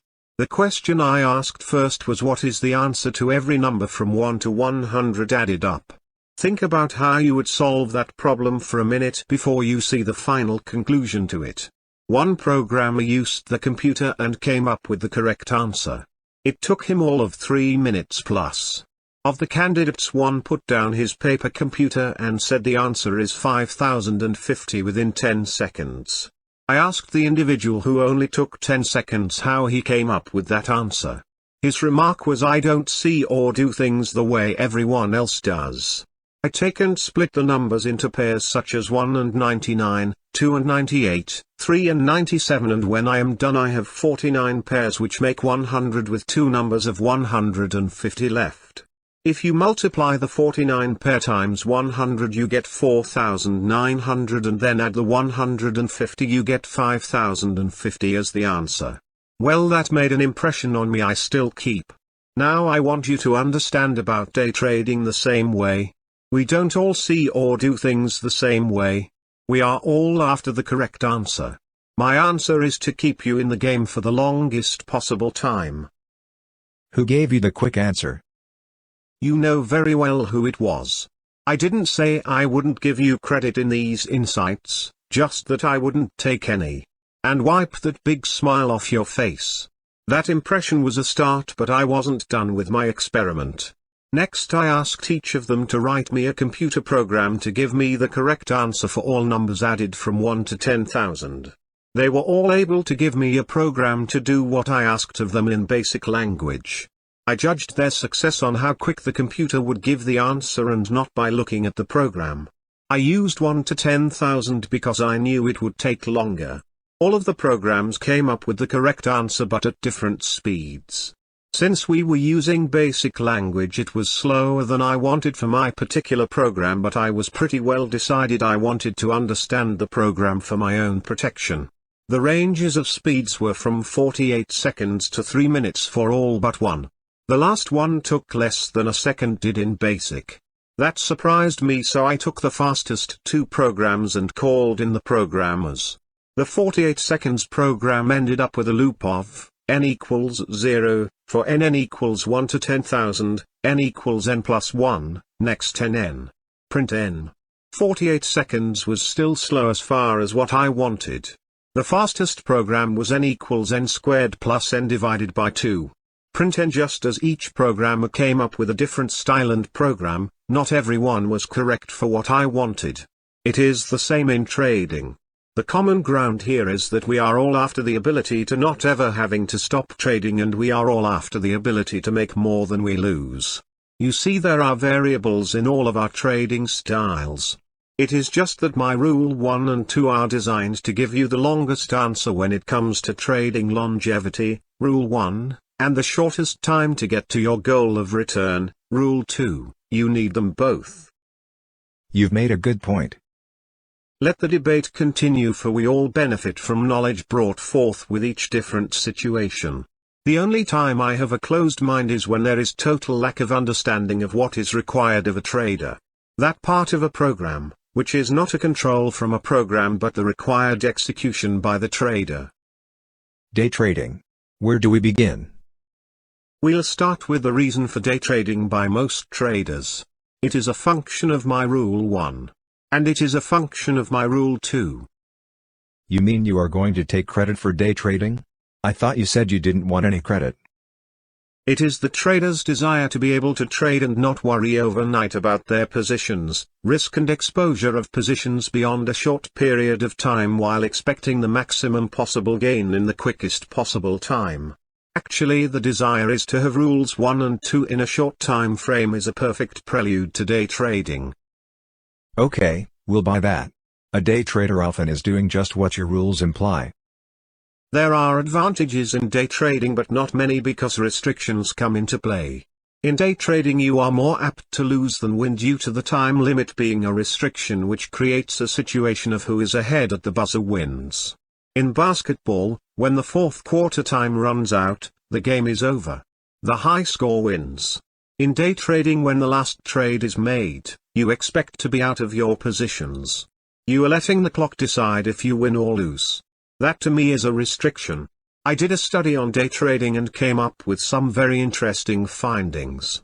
First learned in the study was that you could use the day traders to your advantage in trading by knowing that they would have to get out by the close. Second learned was that day traders actually do a better job of keeping ranges smaller than do scalpers whose purpose is to fade small moves for quick profits. Third learned was that day trading did afford traders a way of keeping risk smaller and allow them to work larger positions in the short run as opposed to large positions in the long run. Without going into the next 10 learned points, we will concentrate on the first 3. The first 3 are probably the most important, but they all have merits. Day trading is good for some traders, as this is the only way they know to keep risk smaller because of shorter time frames. There are those traders who do not want to put up the margin to carry overnight positions and have the risk, better known as underfunded traders who don't have the money in the first place and should not be trading such size. Whatever the reason for day trading, it is a valid method of expressing my rule 1. The only exception is that they usually expect their position to be right. A scalper is quicker to take a loss but tends to let profits run a little less than day traders' ability to take losses. In other words, a day trader tends to lose on a trade more than a scalper makes. This leaves a margin of loss in losing trades. Believe it or not, guess who picks up that extra loss which day traders make? It is usually the position trader. So that to me is the edge. You must know when you have the edge and just what it is. It is not an exact thing, but I feel it is because day traders are not as good or don't have the ability to execute as scalpers. A day trader would do better if execution became a market order on exits. Especially on taking losers. You're going to discourage a lot of day traders. Not at all, as the day trader is a more disciplined trader. If you take rule 1, which is the assumption of being wrong until proven correct, you will have the other side of the coin for most day traders. They could become better traders if they were to use rule 1. Day traders' odds are lower because of their limitations on overnight carries. Another big drawback is delayed reactions on what the market prices have done. If they use criteria such as opening range breakouts, they will have to be fast at getting the orders into the pits. On that type of trade, they are better to take a position on the open and protect it than to take the opening range breakout. But they want the position proven before they take the position and wait until a breakout. As a day trader, they would do better if their trades were within criteria, executed and protected by Rule 1 instead of the delayed trade due to the lag in information. They must pick the points almost exact. This is another drawback for them. You put yourself at the mercy of how the orders enter into the pits as a day trader. It is almost impossible to be exact in your estimate of price. A better situation is to be able to pick a range instead of a price on execution. Same with exits. This all reduces your potential profit from day trading. So what is the answer? A day trader can do better by averaging, but you never want to average in an established trend. The trend will tease you into bad entry positions if you don't do your research on market characteristics. Counter trends will do the same thing. Mainly because there will always be those weak positions that turn into profit taking. This is a day trader's nightmare in day trading. How can you be so certain on day trading? The best traders will take what I have to say, study it, research it, and decide how exact it is. They will judge accordingly and make their own trades based on improved judgment of day trading. That is what we want them to do. It is too easy to think day trading is everyone's game and a good one. It is a good one for some but not most. It can be improved by understanding the drawbacks. All trading has drawbacks, so it is critical as to how they view their trading probabilities. You said day trading could be compared with your Rule 2 also. How so? A day trader tends to take bigger positions because they know they will exit quicker than most position traders. This will give less risk long term and affords them a way to overtrade. Or I guess I should say gives them a way to trade a bigger. In Rule 2, the idea is to be bigger after proven correct, and I suppose that is what the day trader is thinking in trading bigger as a day trader. Right or wrong, it is correct in being bigger within correct criteria. The bad side is that they tend to be wrong as often as right. This keeps it more of a 50-50 game than an advantage that they would have if only being larger on correct moves. Being larger on correct moves as a day trader is difficult at best due to limitations of the day's range, keeping the odds requirement to be quicker after the initial position. Often day trading will not allow more than one ad, if any ad at all. Often too the profit side gets taken off sooner, restricting the range even more. Is there a better way to day trade? You bet there is. Now I have every day trader's attention. For a price I will be glad to give that information out. I am just kidding, of course. The answer lies in their research. Look at what causes the most losses in day trading. Now study your own entry and exit criteria and decide what doesn't work. Look at the other side and assume a day trading criteria does not work and expect it to be wrong. Next, devise a way of removing positions until they prove correct. There you have the answer. Can you incorporate it? Not in all situations, such as we said previously. Trends and counter-trends tend to do a number on day traders due to their not caring what a trend does. Next, set up a criteria for removing your positions. You must not allow the clock to dictate when you get out. Most important in day trading, you must never play everyone else's game. Say that for example you play the opening range breakout. Everyone does that. You will wash in the long run even though you just want to day trade. You set your criteria differently. Let us say you trade the third move through the opening range. Why? The market tends to be a trading market if you get the third move through. That is what you are, a day trader. You can now expect the market to be on your terms as a day trader. You expect it to come back, but what if you are wrong? Well, then you will make your profit instead of being prepared to break even on a swing trade.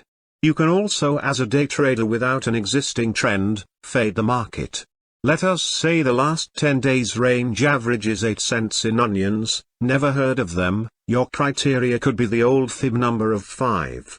Wait for a 5-cent setback to buy or a 5-cent rally and sell. I am not saying this works in your particular market, but you can study it and establish your criteria in a non-trending market. I know some day traders who take the day off until they have had 2 days in a row of a non-trending market in the same direction. The next day is theirs, as they will wait until it looks like the reversal is about to take place and then counter the 2-day move.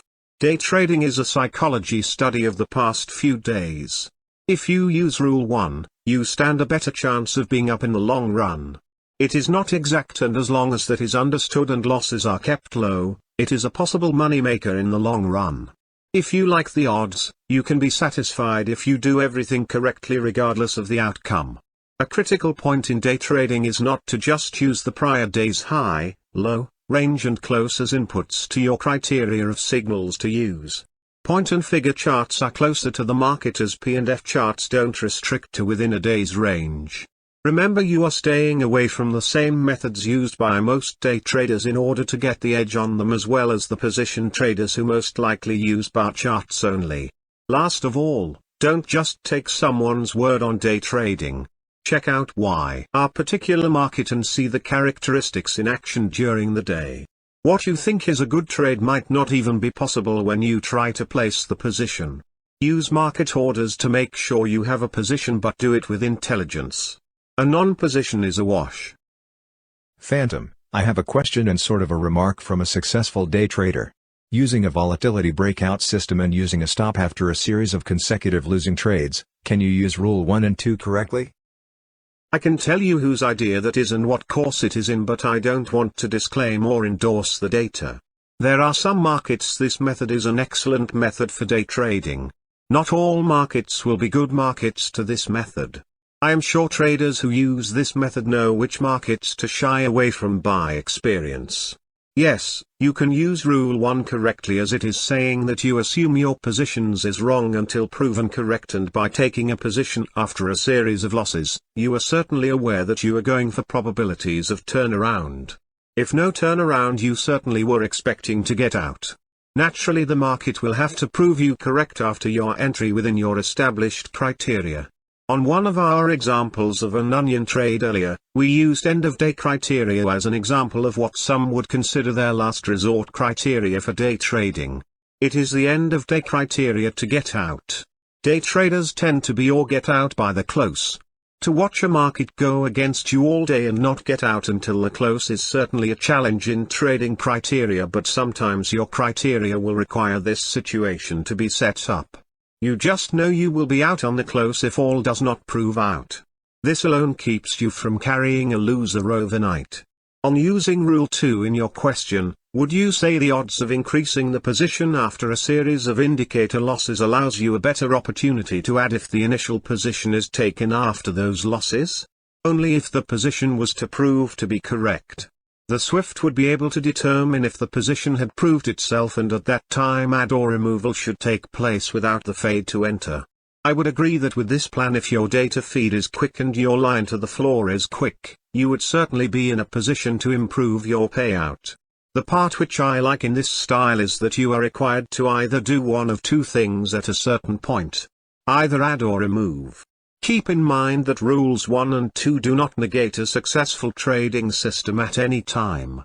They are to keep you from a huge drawdown of which you would never recover.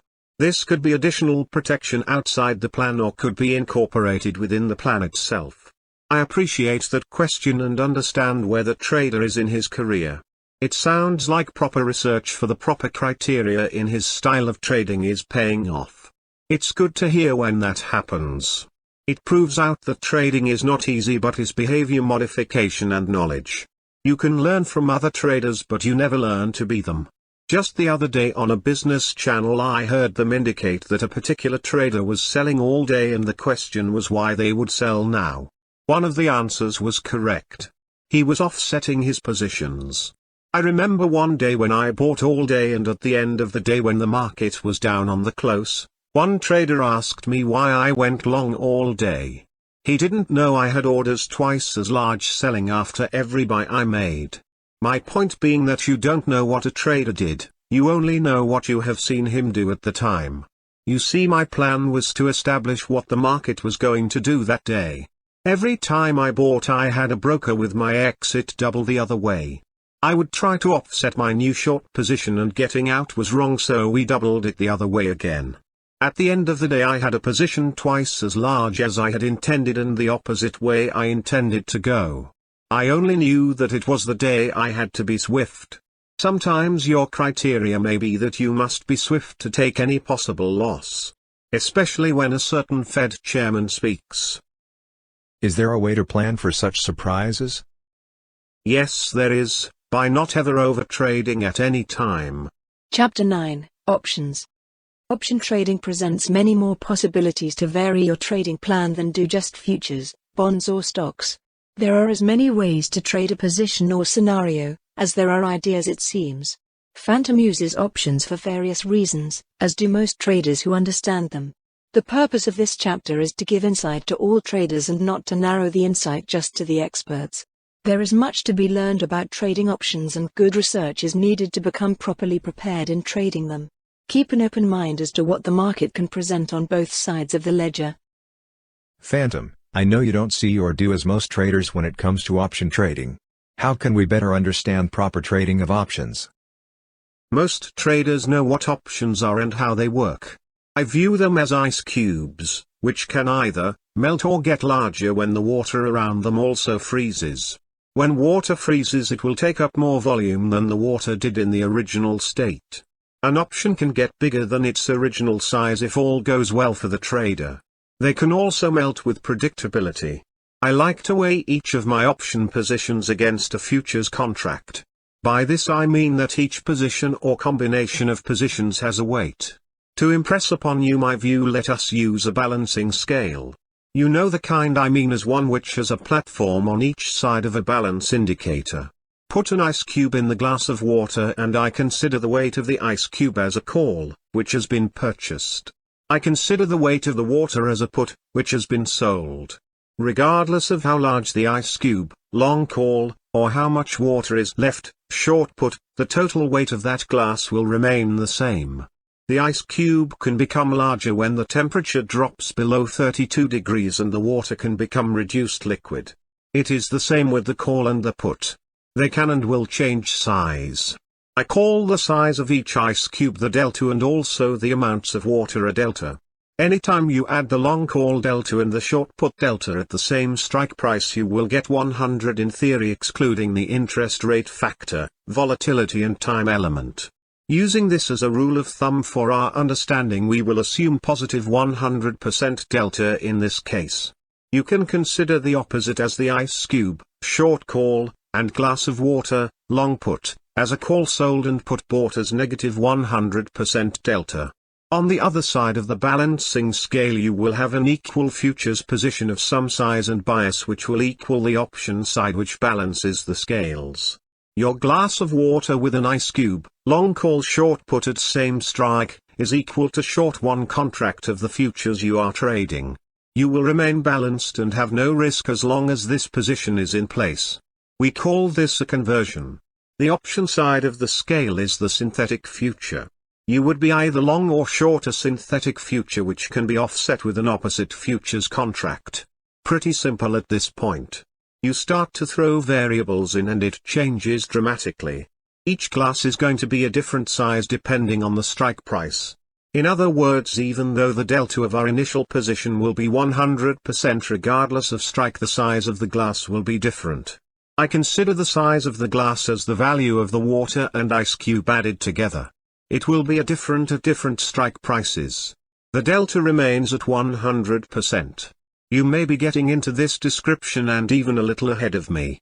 If you have had geometry, you can have some good fun with this approach. We can now think of throwing out the futures contract but one T to balance the scale still. We put on the other side of the scale the opposite option position and we have our balanced position still. But guess what? What we have really done is to offset our position and no position exists on either side of the balanced scale. We can only make money in certain situations, but we must know what we can do to move our position around when required. Now we get into the ifs. There is no limit to what we can do, almost no limit I should say. What we want to do is to come up with a plan to make money in almost any situation. We must also find a way to include rules 1 and 2. We discover that we can balance the scale by using different strike prices and not just the same strike price. We also can tilt the scale to one side and leave it biased to the long or short side. Pretty simple still. Now add a balanced scale on each side of the existing balanced scale.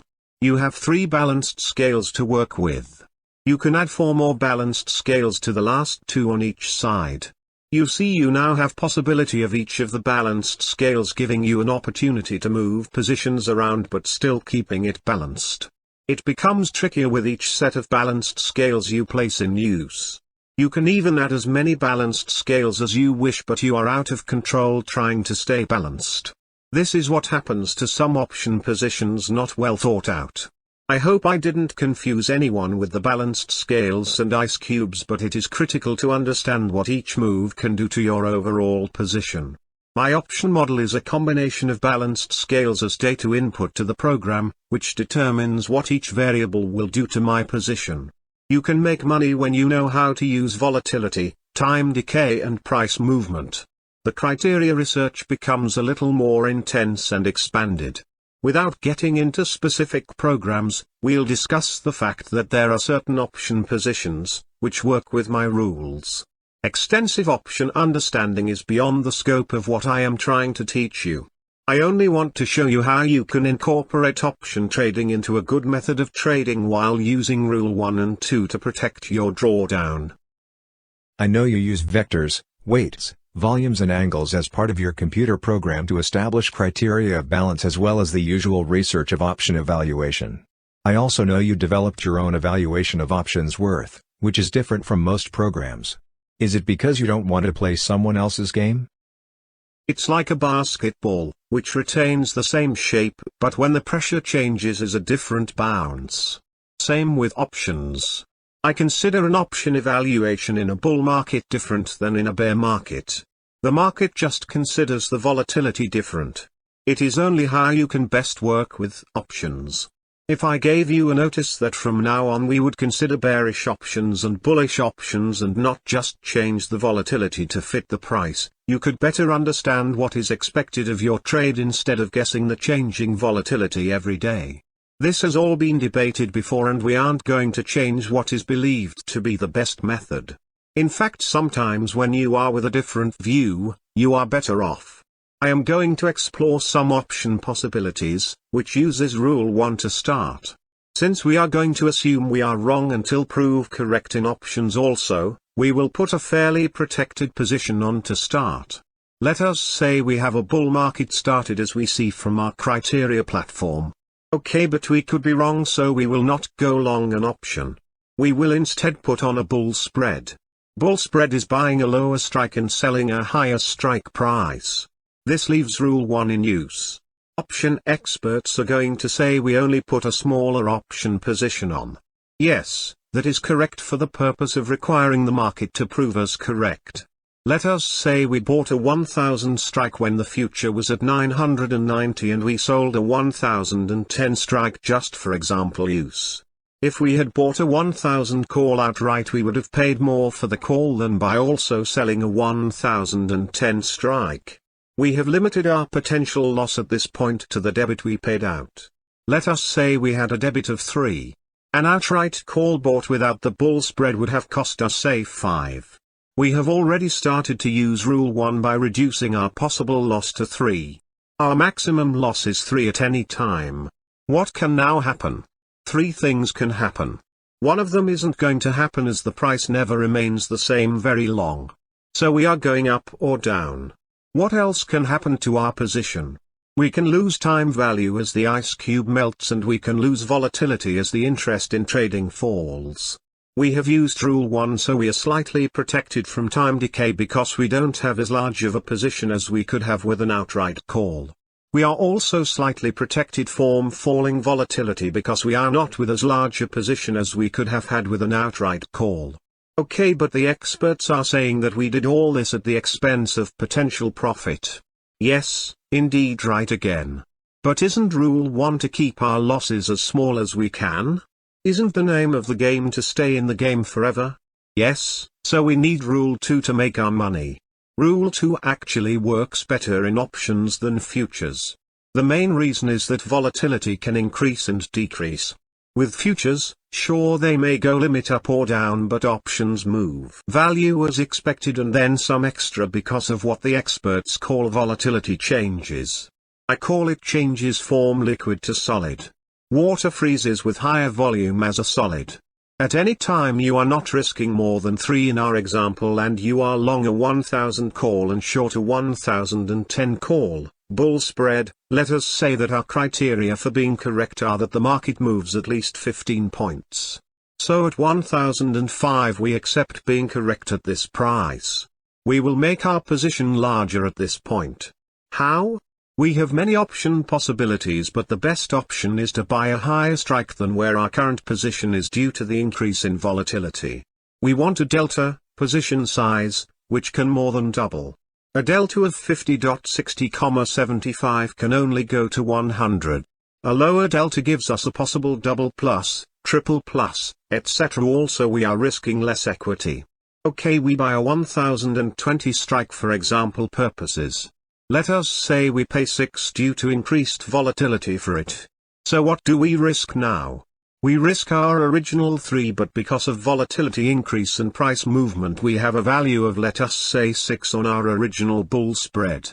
Okay, since we paid 6 for the 1020 strike, we still have only 3 at risk, or do we?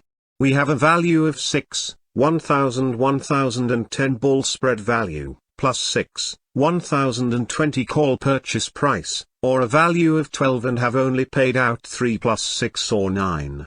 We show a profit of 3 at this point and can work with our Rule 1 and have no additional risk on our position by using criteria here forward, which protects us from negative drawdown. To do this we remain alert to be swift and use Rule 1 properly. We don't know this position is okay yet. We have also used Rule 2 here by adding. The values of these moves will depend on time remaining and volatility changes, but for example purpose of using Rules 1 and 2 we won't consider those variables at this time. After 2 weeks we have a move to say 1030. We are flagged it is time to reverse. What do we do now? Now comes the interesting part in options. Most traders want to take their profits. But we are using Rule 2 again here. We must press our position and the market looks like a reversal. We don't take our profits but decide to set up our payday. We do this by selling another 1010 call. This leaves us with a bull spread and a bear spread with 3 strike prices. In fact we could call this a butterfly. We sell the 1010 call at 20 due to increased volatility again. Okay, so what do we have at risk in the trade? We paid 3 for the first bull spread of 1000 long call and short 1010 call, plus we paid 6 for the 1020 call. But wait, we sold the last 1010 call at 20. That means we have 3 plus minus 6 equals minus 9 paid out and plus 20 received. We are up 11 points. Okay, the experts say you could have had more if we had just offset the positions. Okay, so we're bad. We still have 367% profit so far. That isn't bad, is it? 2 weeks later the market is at option expiration and the price of futures is at 1009. Oh, darn, we forgot our butterfly position. Well, let us salvage what we can. What is the butterfly worth now? The answer is 9. Okay, so we offset it and take commission charges, or we don't offset it and let it offset by our exercising the 1000 call. In the end, by leaving the butterfly on, we set up a payday provided the market was within 1000 to 1020 at expiration. We made anywhere from 11 to 21, depending on where the butterfly is offset, on the trade. We made the 11 from the sale of the 1010 call and anywhere from 0 to 10 depending on where the butterfly is offset. Don't take all your profits but let leverage work for you in options. Our maximum risk was our original 3 and never more by using Rule 1 correctly in options by having a limited risk. We also added to our position and used Rule 2. But wait, there is more. Once we put the second short call on to establish the butterfly, we were never going to lose anything because we bought our butterfly by being given 11 to take the total trade of 4 options over the range of movement. 2 options long at 1000 and 1020 strikes and short 2 options at 1010 strike for a butterfly legged into. In other words, as soon as we neutralized or balanced the scales on each side, we could never lose. The experts again say, what if the market had gone to 980 instead of up to 1005 and then 1030? Well, we would have lost 3. So what kind of ratio did we set up for our trade in options? Risk 3, gain 20, 6.6 to 1 and slightly less with commission and depending on where the market price established itself at expiration. It looks easy. Is that all there is to it? I don't want anyone to think it is that easy, because you must be aware of what is required in exercising options and the effects of increased volatility and decreased volatility. This is a start to give you the desire to learn more about options. One of the big keys in options is the hidden secret of putting on no or low risk trades by working the positions into a no risk trade with the potential of a big payday toward expiration. If you are to trade butterflies, you must learn that the proper time to outright buy them is at a large timeout and the liquidity may not always be good to put them on. You can often put them on with bull spreads and then a bear spread. Commission costs are a concern if you are at a full brokerage. You must figure all of the costs to reduce the ration of payout. Do you want to go into some other strategies? Let us put this on the back burner and see what the traders want. Okay, note, there are so many good books on option trading, and since it was not the purpose to show different strategies, we will leave you to further research. The main point Phantom wanted to make is that you can and should incorporate rules 1 and 2 in option trading as well as futures-only trading. Chapter 10, Cloud Hopping. Cloud hopping is dedicated to the memory of your and our friend John Denver, who died in his experimental airplane on October 12, 1997. John touched our hearts with his songs, and his touch of kindness reached out to all living things. Our memories are stronger than death as we search the clouds and share past laughs. Far Out, our brother in mankind. One of the most used tools in trading is perhaps the chart. Charts not only show high prices, low prices, current prices and other data, which can be used for derivative information generating. Each trader has their own way of using and interpreting their charts. Some make up their own charts while others will buy them from a commercial vendor. When it comes to their use, Phantom remembers when charts were charted on a big graph in the pits themselves for all to see. We continue our insight with Phantom on charting. Phantom, sometimes I wonder how organized traders can be with all of the charts around their offices. I always thought the less information you had to research during trading hours, the better you would be able to react to the current market situations. What do you view with your charting? First of all, you mean cloud hopping. On a Sunday afternoon I would go out to the park and do my charting. Let me reach over and turn this old radio on with this funny looking knob here. This big radio is an old timer and it takes me back 30 years or so.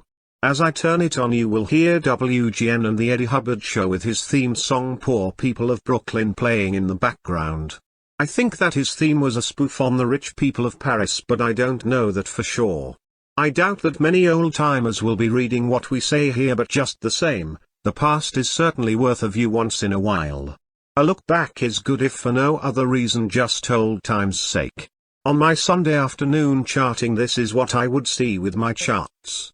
I would look to the sky and see all of these kites flying. My chart would show this as volume.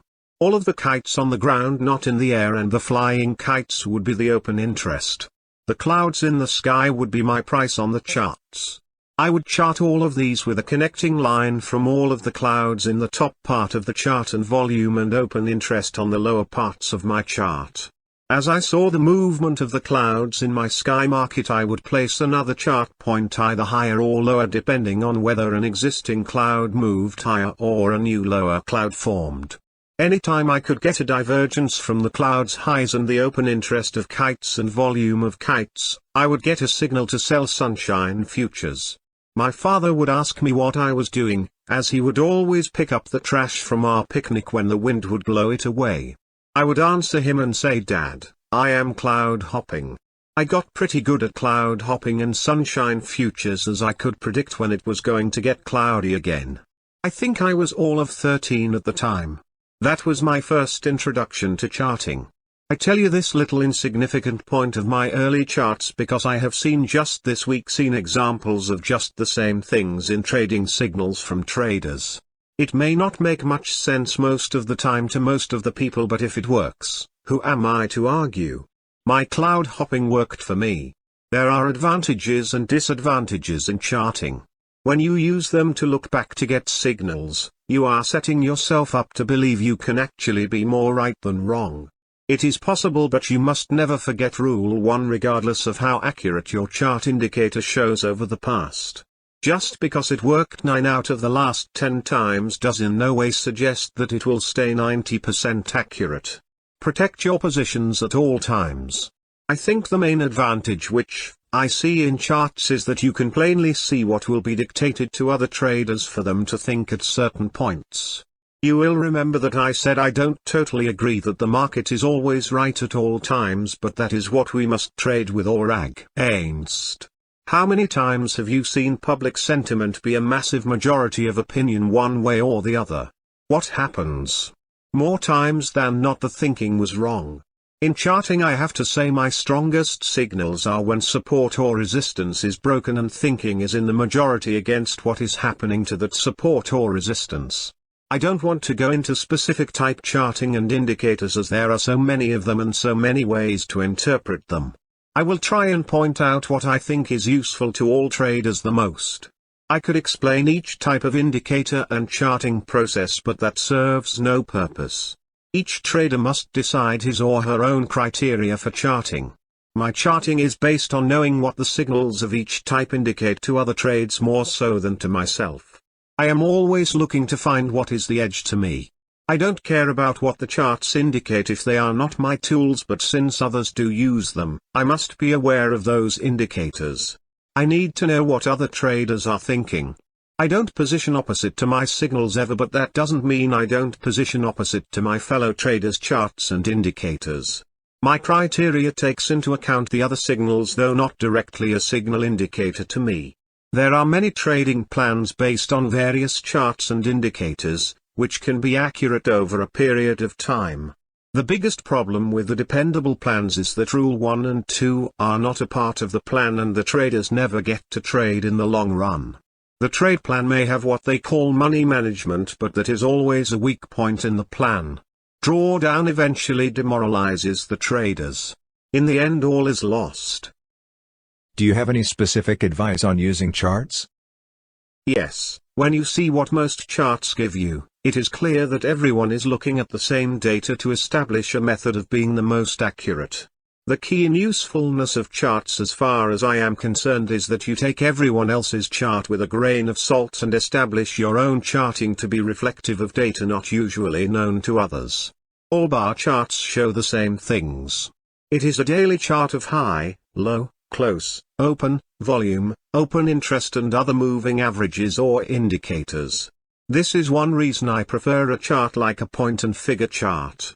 It removes the daily bar graph points as the most important for that day. Let me ask you, what would you think of a chart, which takes the same parameters as a standard bar chart, but your daily high, low, close and open data had a time frame different than daily? You would laugh. I like that laugh. It tells me I have no competition with the idea. I will give you an idea and an example here. Let us say you take and make a chart, which starts 1 hour and 15 minutes prior to the close of a market. We will justify this by saying that the most important trading data for a day is in that last part of the trading day. We will call this the opening for your next day's chart. 1 hour and 15 minutes of today's trading is already on tomorrow's chart. We will call this tomorrow's support and resistance. We continue to chart tomorrow until 1 hour and 15 minutes prior to the close. This closes out our day's trading chart. Okay, I think you see what I am getting you to think about. Now keep in mind, I am not giving you my way of charting but using this as an example of how to change your behavior when it comes to charting. Most traders will never chart this way for several reasons, and that to me is good.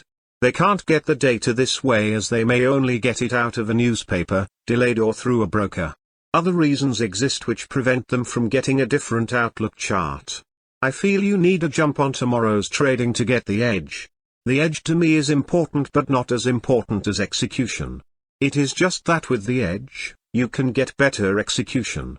You are ahead of the game because you are in front of the day traders, funds, scalpers and position traders because you are not using their data to follow them. Instead, you are using your data to look beyond their view. By using rules 1 and 2, you can establish a plan which is a little more remarkable than anyone would think. You will have to do back testing and research, and most traders can't even come up with that data yet even today.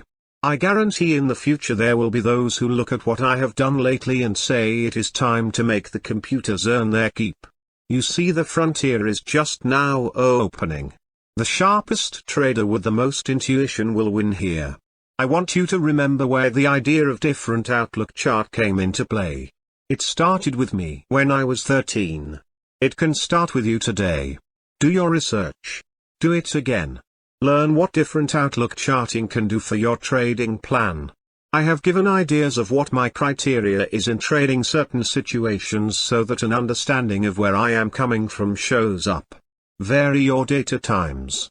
Use 15 minutes, half hour, half day, first hour and other time frames. I am giving you a gift here and someday it will hit you. Just don't take too long to see what is behind all three doors. I still want to point out that we will see different outlook charts as the years go by and they will get better and better. There will be a day when they are followed closely enough that they no longer have the same value. In trading you need to change the odds to your favor. By using rules 1 and 2 you are moving in the right direction. By using your own mind, you are doing what that computer programmer did many years ago. You are looking at a different view. An artist will view his subject material from all angles. Shouldn't you? Aren't you making it a little dangerous by telling traders to go find your own plan and make your own charting system? I believe I am only making it a little more difficult in showing that trading is complicated when it comes to getting the edge in trading. I don't expect them to take entry and exit signals, which they devise without using rules 1 for protection and rule 2 for enforcement of their new knowledge. I believe in the small trader. I know what the potential is because I know every trader started out as a small trader. Not one big trader started just big. You must start. There is no better place to start than at the start line. Only then can you say you went the entire course. I want to impress upon you the importance of my belief in the small trader. I believe if someone important can have faith and expectations in those around them, it will make a difference in their lives. A good mentor knows that their guidance will grow up one day of those who benefit from their convictions of belief. This story I am going to tell you was told to me by a very brilliant mind. I like the story better the way I like to tell it, but will tell it the way it was told to me. One year a math teacher in the geometry class had more students than usual. 38 students were just too many to have the time to give one-on-one guidance as required. Not only were there too many students in this particular class, but the teacher had more bad students than usual. One particular student had never gotten grades above D's in his entire school years. His name was Robbie, short from Robert. Robbie was the class clown and had been his entire life because that is what the other students expected of him. He had no interest in school and would brag that he would quit school at the age of 16 in a few short months. The teacher had 3 Roberts in his class. Rob, Robbie, and Robert. It was pretty easy for the teacher after 2 weeks to keep the Roberts clear, as the one who went by Robert was the top student in math. 5 weeks into the school year the first PTA meeting was coming up. The teacher told each of the students to have their parents come to the PTA meeting. That night only about a third of the parents showed up. The teacher knew by how well the students were doing just which parents would most likely show up at the meeting. The teacher took 3 to 5 minutes with each set of parents to chat and find out a little about them. The last parents were a little backwards and shy, but the teacher shook their hands and made them feel at ease. The teacher never got an answer when they were asked their name, so the answer was never known. The parents asked the teacher, "How is my Robert doing in class?" The teacher thought and then answered, "I have never had such a good student in my class who takes so much interest and is a delight to have as an example to my other students.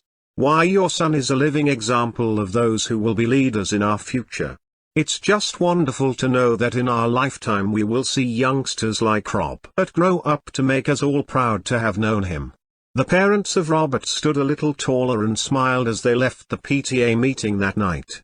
Over the next 3 months going into the end of the first semester, the teacher noticed his students doing better than he had expected up to this point. Trying to comprehend how his teaching had improved and what he had done differently, the teacher spent more time trying to improve. At the end of the school year, the teacher was in his own glory as no student had failed. Not even the class clown Robbie. In fact, Robbie had gotten all his assignments done, taken a math scholarship exam and finished at the top score nationwide. He had won a math scholarship as a sophomore. The teacher was really proud to have taught so well. The last day of class, Robbie waited until everyone had left and then headed to the teacher's desk to talk. Robbie held out his hand and said, "My mother told me what you said about me. I have never had anyone ever want me in their class before or even cared if I learned. Thank you for giving me insight into my life. The teacher began to cry as all the efforts to improve as a teacher reflected back to the PTA meeting at the beginning of the year. You see, the teacher thought when asked by parents how Robert was doing, it was Robert's parents and not Robbie's parents. The teacher had made the biggest mistake of his life at that PTA meeting by assuming he was talking about the right Robert. Not only was it the biggest mistake, but it was the best mistake of his life. Can you imagine a grown adult crying? Isn't it refreshing to know we as adults can learn from youngsters and it's okay for us to cry? At one time or another in life we see a flash of light in thought, looking back and realize what we have just been given. Pretty touching. You say you like to tell it differently? I like to substitute Robbie's name and instead use a brilliant trader. You must understand that somewhere as a trader the light must come on for you. There will be a point that the biggest mistake of your trading career will be the best mistake you have ever made. I personally want that student to come to me and say, Phantom, no one has ever wanted me in their class before or even cared whether I learned about trading.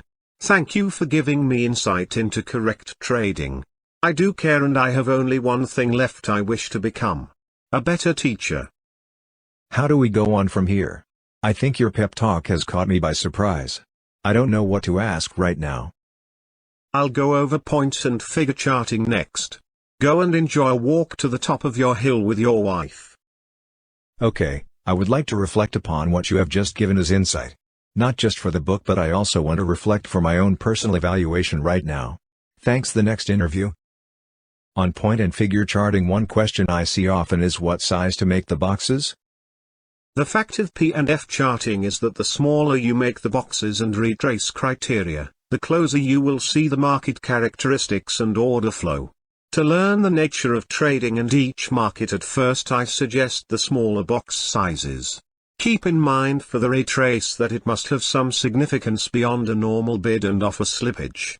Each market can be a percentage of daily expected moves.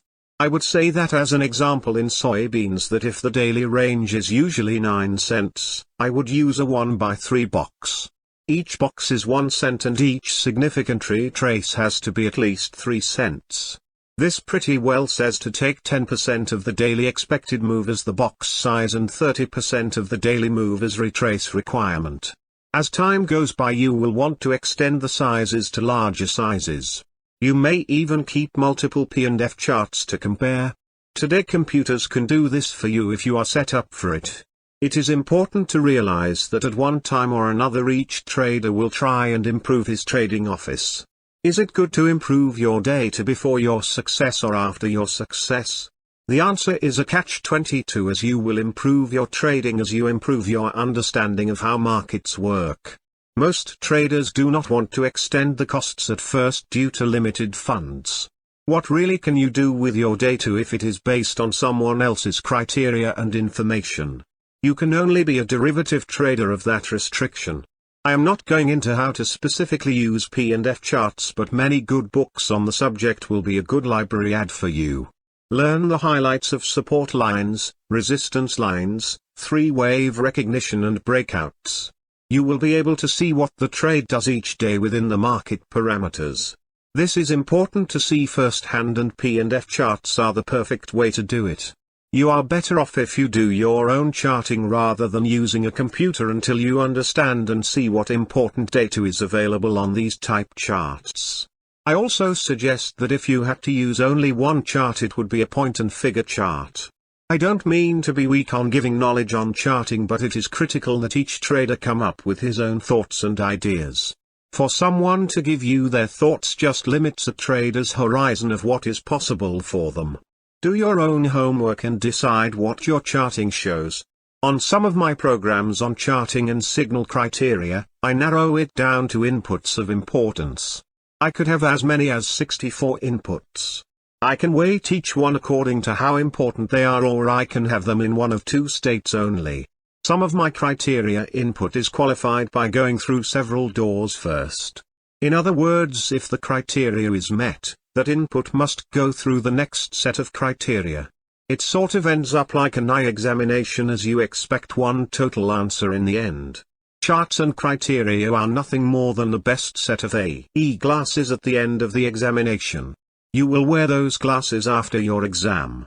Same in trading, you will use that data after your criteria is set. Why argue with it? Many traders are always making exception. For example, the last time they used their criteria signal they lost money. They won't make the next trade. The big one. If you lost money last time and aren't happy with the signals, you must go back over your program or criteria and reintroduce the correct data that you expect to be required. If at any time data is excluded which you require, your signals are useless. Get the total picture on your plan and not just the pieces. Have a definite signal and not a maybe signal. There are times when nothing you do seems to work. When things continue to go bad, I can say to you that you have violated another known fact. Diversity helps reduce risk, but only in the long term. In the short run we are talking about luck, both good and bad. Believe me that if bad luck comes first, you are finished if you only depend on luck. Charts are not an answer alone and have no use if your trades can't be executed promptly. Anytime you can't as a trader do what is required to get the position on, you will take the scales the wrong way. Remember, you must be in before you can get a correct move. What kinds of charts do pit traders use mostly in trading? I have seen P&F charts, bar charts with half-hour, 10-minute, down to 1 minute used. I have also seen several of the new popular volume-based price charts as well as different color charts with indications of momentum along with price. What type do you use when you are in the pits? I never use anything but mental graphs when in the pit. The mental charts are more point and figure charts. They are really easier as I am looking for the third wave to position against the public on the third wave in my desired direction. It works for add-on positions well and keeps my entry cleaner for protection requirements. I don't go to the pit often anymore unless it is to be an exceptional day indicated by my signals. I will go to the pits when I have an unusually downward bias indicated, as gravity seems faster to me in those markets, which reverse to the downside. Most of my charts are kept on computers, but that doesn't mean the computer gives me my signals during the day. I like to have them before the day begins. It is more mechanical that way and not ever emotional that way. That is an important point in trading, to remove those human elements as best as possible. Only then can you truly be objective. Look at it this way. When it is no longer your money, it is easy to do the right thing. But when it isn't your money, you can also be careless. Just follow the rules and your signals without exception. If they don't work in the long run, you are not using the correct system, or you're not using my 2 rules first and foremost. You are still going to have arguments about your 2 rules as to whether they work for all traders. We wouldn't have markets if everyone agreed on a plan. We would have nothing but limit day moves every day. We really need various ideas and concepts. I just want one, which will work over time and keep my drawdown smaller than when I first started. I must have a rule which allows me my freedom to know, regardless of what happens today, I will be here tomorrow and next year and next decade if I wish to be. Don't ever think that no one ever cared whether you learned anything in trading. I do care, and I insist you take full responsibility to learn the correct knowledge. That knowledge must be not only criteria for trading but also the correct method of changing your behavior to that which are required to be successful in the long run. Your trading career should be a long-term expectation on your part. A short time frame is not acceptable in trading. I am not saying that short-term trades are not acceptable, but that you must look beyond one day in your trading career. Some of the best traders started out broke. And then they got more broke. Until success. Chapter 11, God's Rules. This chapter is as important as any chapter of any book written in modern times to Phantom. I don't mean to take a platform, but today I have discovered many reasons for Phantom of the Pits being written. Today Phantom was given some very sad news. I have never in my life seen Phantom defeated in his entire career. Today Phantom is on his knees. He is in pain and distress to understand what has happened in his life. He has been prepared for most any possible outcome by being able to protect his positions. Today is much different. He can only reflect as what the importance his life is to others in this world and what his purpose has been for presenting his insight into trading and methods of trading in order to make repayment of his life at this time. I can only pass to you what some of his views today included and why. Many of you who have read my efforts to convey his thoughts to you in my own unfamiliar writings perhaps understand my difficulty as I write with tears on my keyboard. Phantom is not one who you would consider extremely religious, but today has shocked his thought on reality of what is beyond. Phantom's heart has been finally torn from him.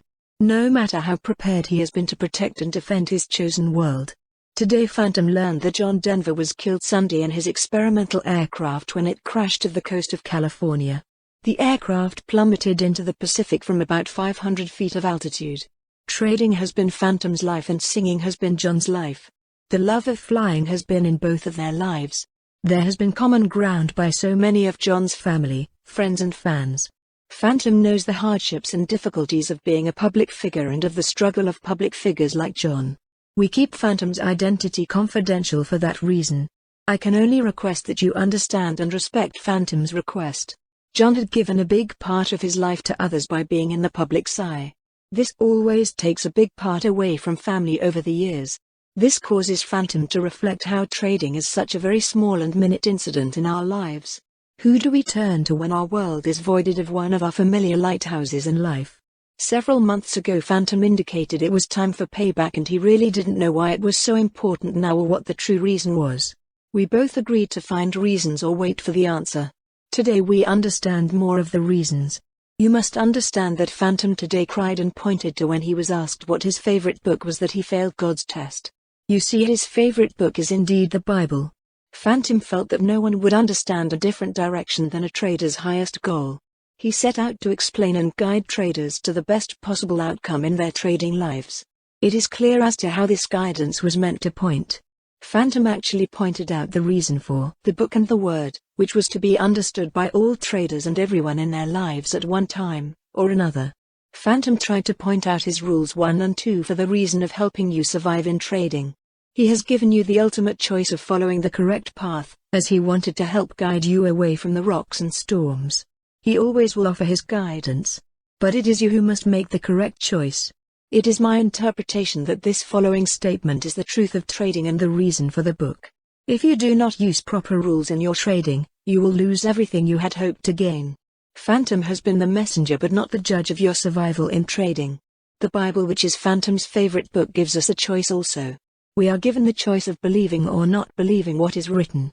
The Bible indicates that those who believe in what is said in Bible and accept it shall have everlasting life. What Phantom has missed is about his favorite book is that we all must make the choice, but there is only one correct answer. Our decision according to the Bible can be based on what will happen if we do not believe, or it can be based on what will happen if we do believe.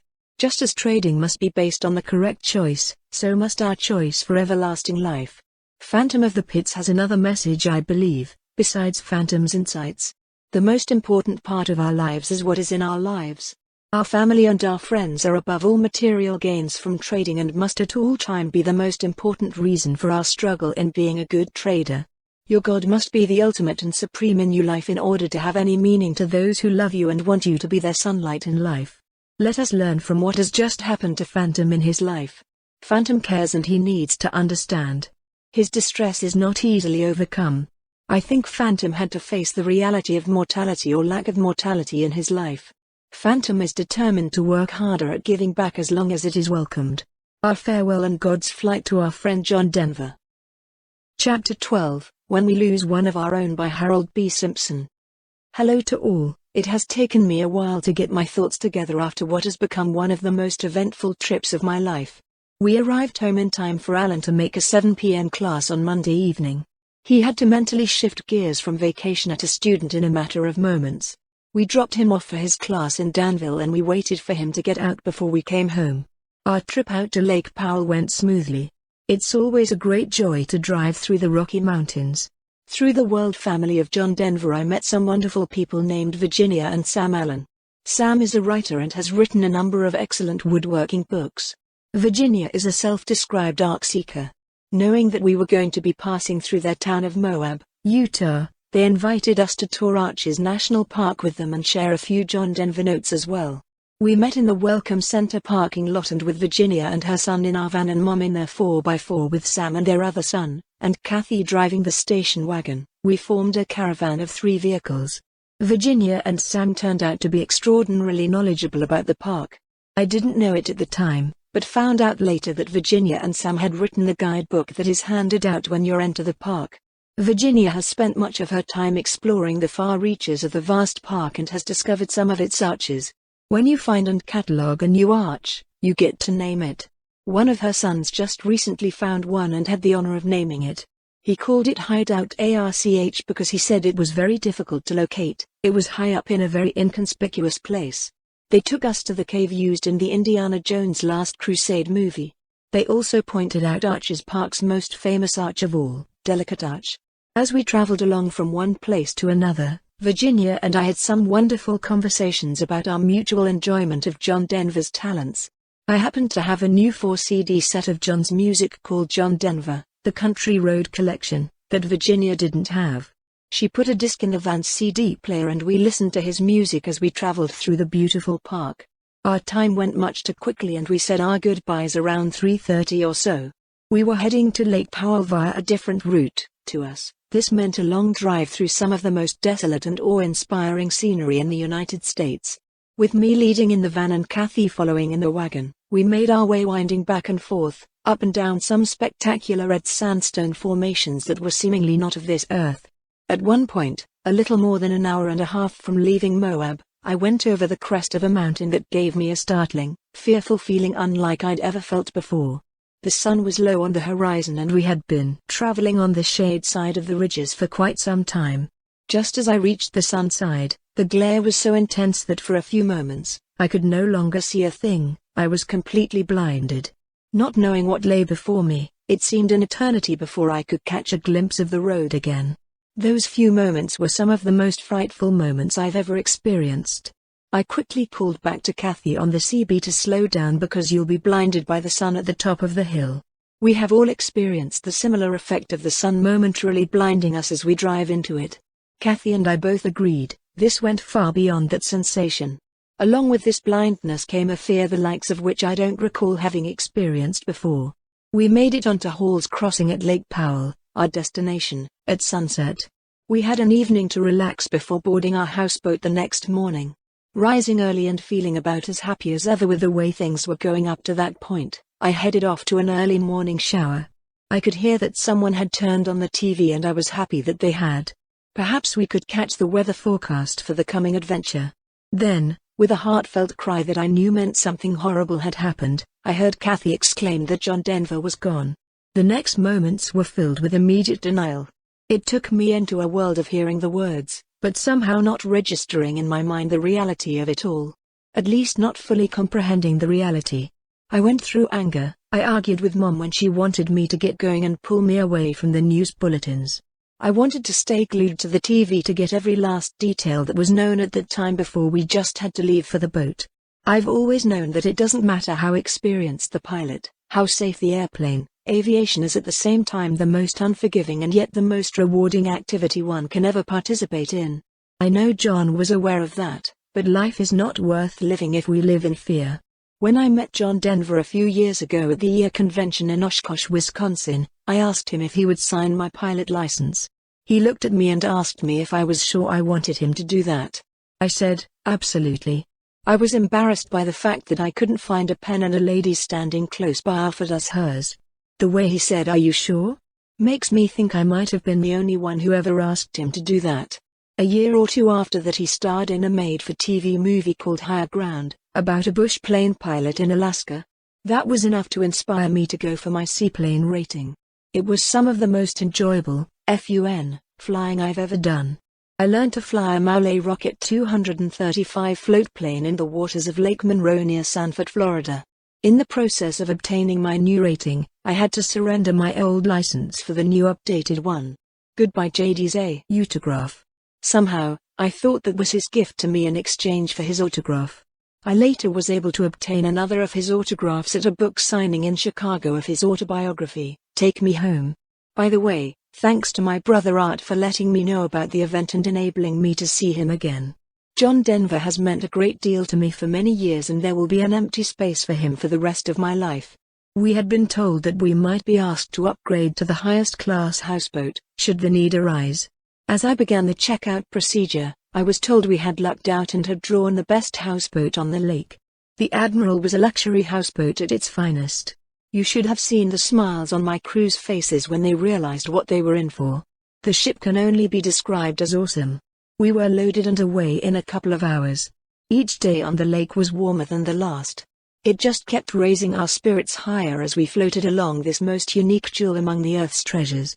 There just isn't any place that I have found that gives me the feeling that is Lake Powell. Simply put, I love the place. The days were all sunshine and the night was filled with the full moon and bright stars and planets. We located an ever-elusive Anasazi Indian dwelling in Cottonwood Canyon. They were experts at hiding these things from their enemies. We hiked for 2 hours trying to find it, only to find it was where we had looked the moment we arrived in the canyon, yet we couldn't discern it from its surroundings. Great fun. The swimming off the back of the houseboat was refreshing to say the least. I never did get the courage to go down the slide. Seems kind of strange such a thing should give me pause, when jumping out of an airplane in my younger years didn't bother me in the same way. Disembarking from the houseboat following this greatest of adventures wasn't going to be something we wanted to do, but offload we did. Our watery travels were not over though, as the path back to civilization included a ferry boat ride across the Bullfrog Basin to a quicker path back home than we had come. As we headed towards Colorado, it occurred to me that it might be possible to attend John Denver's services, that would likely be in his hometown of Aspen, Colorado. A phone call to my brother, Art, confirmed that he would indeed have some type of service on Saturday, in Aspen. The timing could not have been more precise for us. We would be in Glenwood Springs, Colorado by the evening, and that would be an easy 35-minute drive to Aspen the next morning. The service was to be at 2 p.m. and it was to be held at the Music Tent in Aspen. We arrived around 10:30 a.m. I stopped at the Pitkin County Airport where in 1976 John Denver learned to fly a Cessna 172 with his dad as instructor. From beneath the tower, looking to the east, one can see the mountain on which John Denver lived in Starwood. There were many more jets sitting on the ramp than I thought would be usual. I suspected this was due to the number of important people who were no doubt here for the services. One particular small craft caught my attention. I was parked right behind it. It was a Burt Rutan-designed aircraft called a Long Easy. The very same type of craft that John Denver had lost his life in. How ironic, to be standing by this aircraft, at this airport, looking at that mountain, on this day. Was I somehow meant to be here? Was this moment just coincidentally mine for my imagination to make of it as it will, or was I supposed to be a part of all this? I was awestruck. No one else was aware of what I was feeling. Something magical was sparking my thinking. The day before, a formal service was held at the Faith Presbyterian Church in Aurora, Colorado, where his mother and brother Ron lives.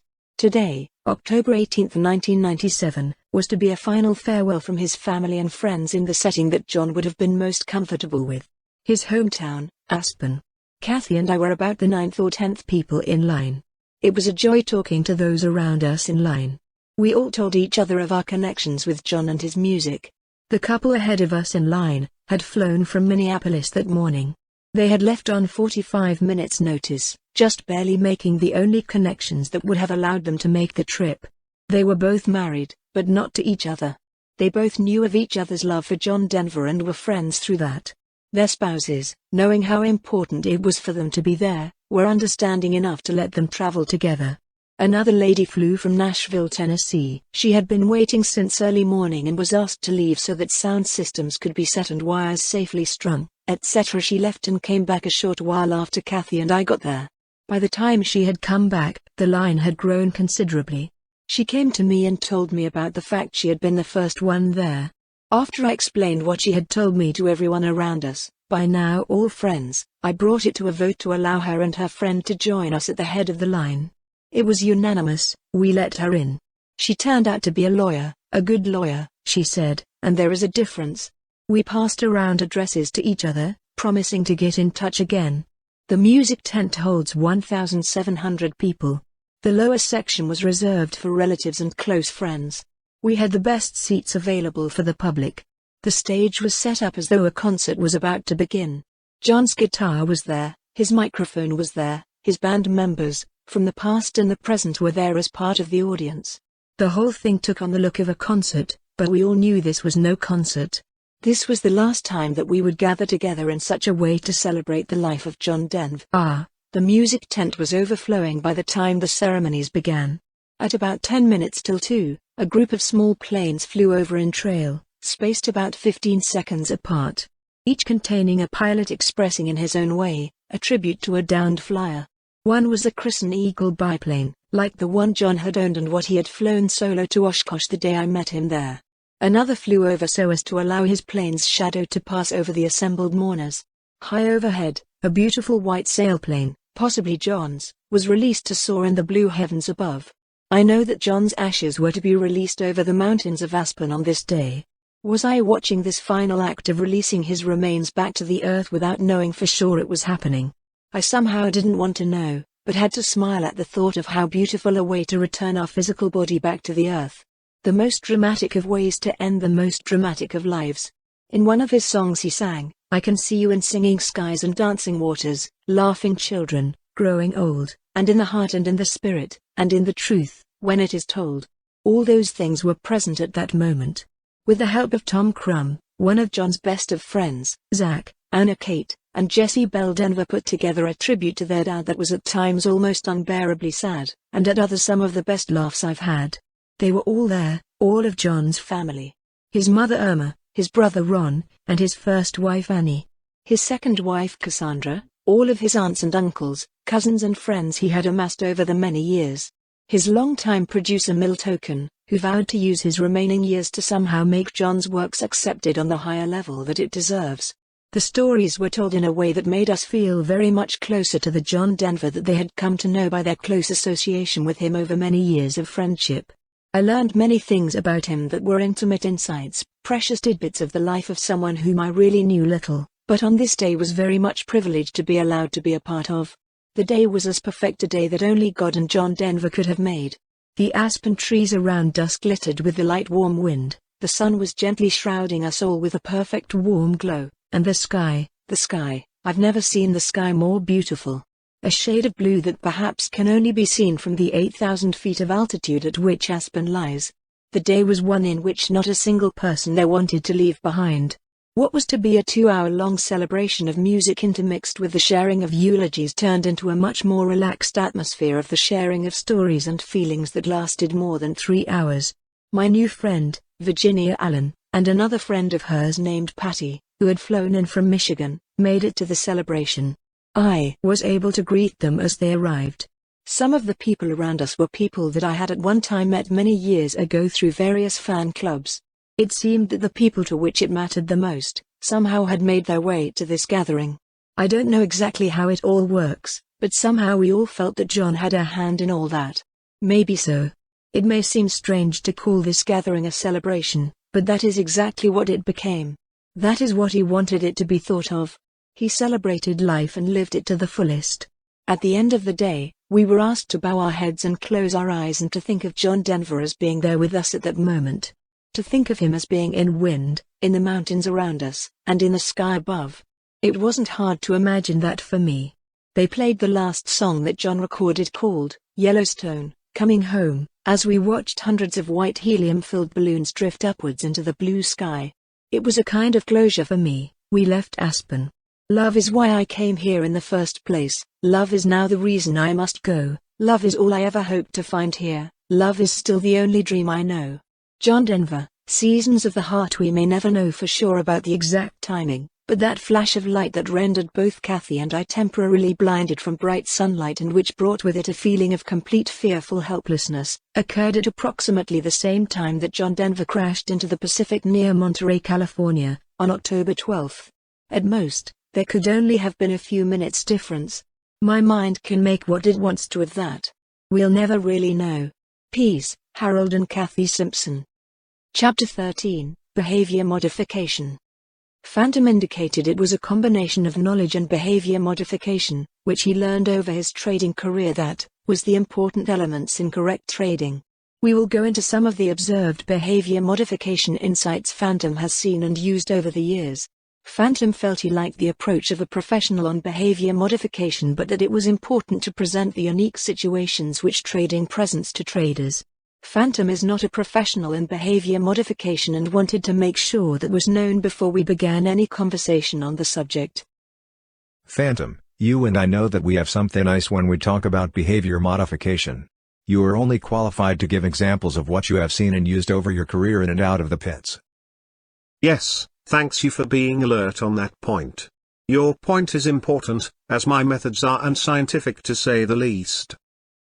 Where do you start in order to change your behavior to proper behavior for successful trading? It goes back to history class. Not everyone liked history, but it was a way of understanding prior behavior and events in order to plan for the future. It is the same in trading. We must understand our present behavior in order to judge what we need to do to make changes in our trading style, if any at all. A person will make the same mistake again and again if there is not a properly learned reaction to a particular consequence of an event. We must know the right and wrong reaction before we can make any judgment as to what is correct for the situation. Most situations are pretty obvious as to what a proper reaction should be. Most traders assume that their reaction is proper in the consequence of what the market has done. Some traders are better at knowing the correct behavior than others. The correct behavior is a learned process and not one that is always obvious. Animals are easier to study than humans, and I think that perhaps is a good reason for studying animal behavior. Take a simple action-reaction event for any animal and see what results come about. Let us say that your family dog has never known what hot meant. In the old days when stoves burned coal and cobs, my grandfather would pick up the stove lid to put corn shucks and cobs in the stove to get the fire to flame a bit. This would ignite the other coals better. He would lay the stove lid down on a fire-protected material on the floor stove board.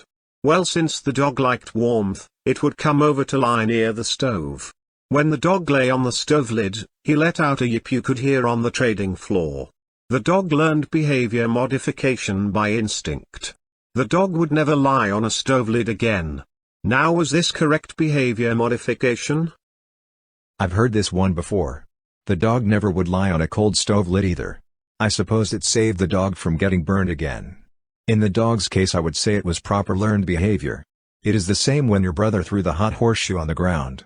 He would never pick up another horseshoe again. Yes, but you see, traders learn that way too.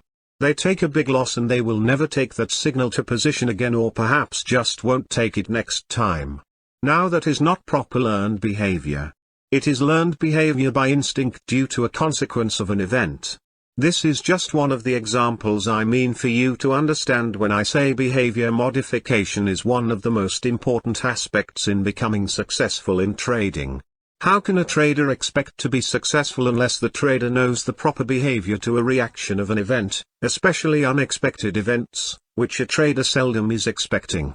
I think that along with my 2 rules of trading, that a trader must have a good inventory of what behavior they need to survive and succeed in trading. Something that has been missed on my rules up to this point by traders is that the 2 rules incorporate behavior modification within the rules. Explain how behavior modification is in your first rule. Look at what the rule states. In a losing game such as trading, we shall start against the majority and assume we are wrong until proven correct. Positions established must be reduced and removed until or unless the market proves the position correct. We do not assume we are correct until proven wrong.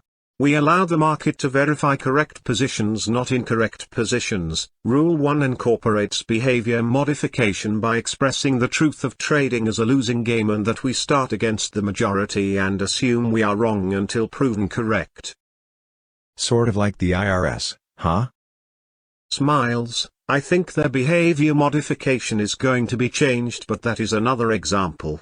I am not sure we even want this example.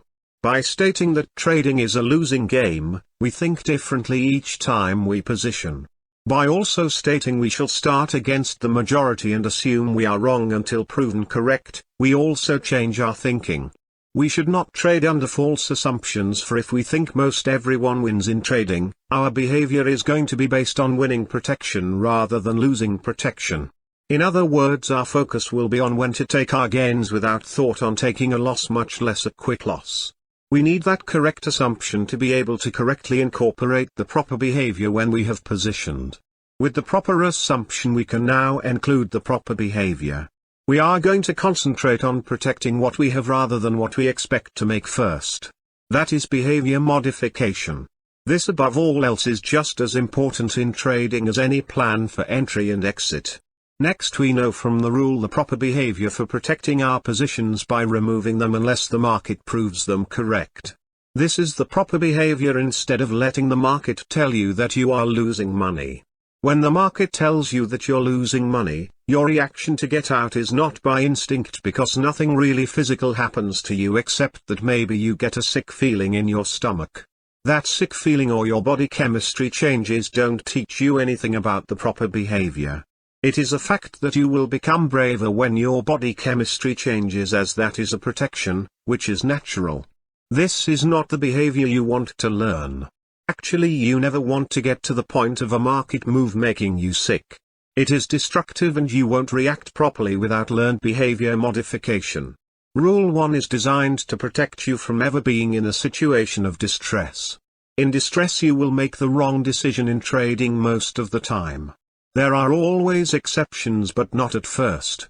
Since all traders must start somewhere, why not learn properly as soon as possible? I can see some psychology majors challenging you on your thoughts. Yes, they are the experts on psychology and not on trading. I am not expert on either subject. I am only an expert on myself. That is what I trade with today, expertness of oneself. I could give you the reasoning behind Rule 2 with the behavior modification incorporated within Rule 2, but let us leave something for the readers to interpret for themselves. Okay, let us leave Rule 2 open to interpretation and reasoning for better understanding of one's own expertness, as you put it. It's really strange how we start with this cheat sheet of an outline and we never get to most of the points, and the ones we do, they seems out of order. It goes to show that we really don't have a solid plan in such a widely interpretable field such as trading. I don't think you are stepping on anyone's feet, as you were concerned about earlier in your efforts. How about discussing some examples of observed behavior and behavior modification? There are so many possibilities and every trader could come up with better ones than I am going to use here. I will start with the elevator behavior data. It was my desire to learn how most people thought in certain situations. It was important to compare ordinary people and then traders. I wanted to see if they thought differently and reacted differently to situations such as getting on an elevator. Pretty simple, but yet complex enough that we had enough variables to group data. It was not scientific, but it did give me good insight. Rather than give the exact results, I'll just give the particulars and let anyone decide for him or herself. We took an observation at a building away from the trading district at an elevator on the top floor of the elevator ride.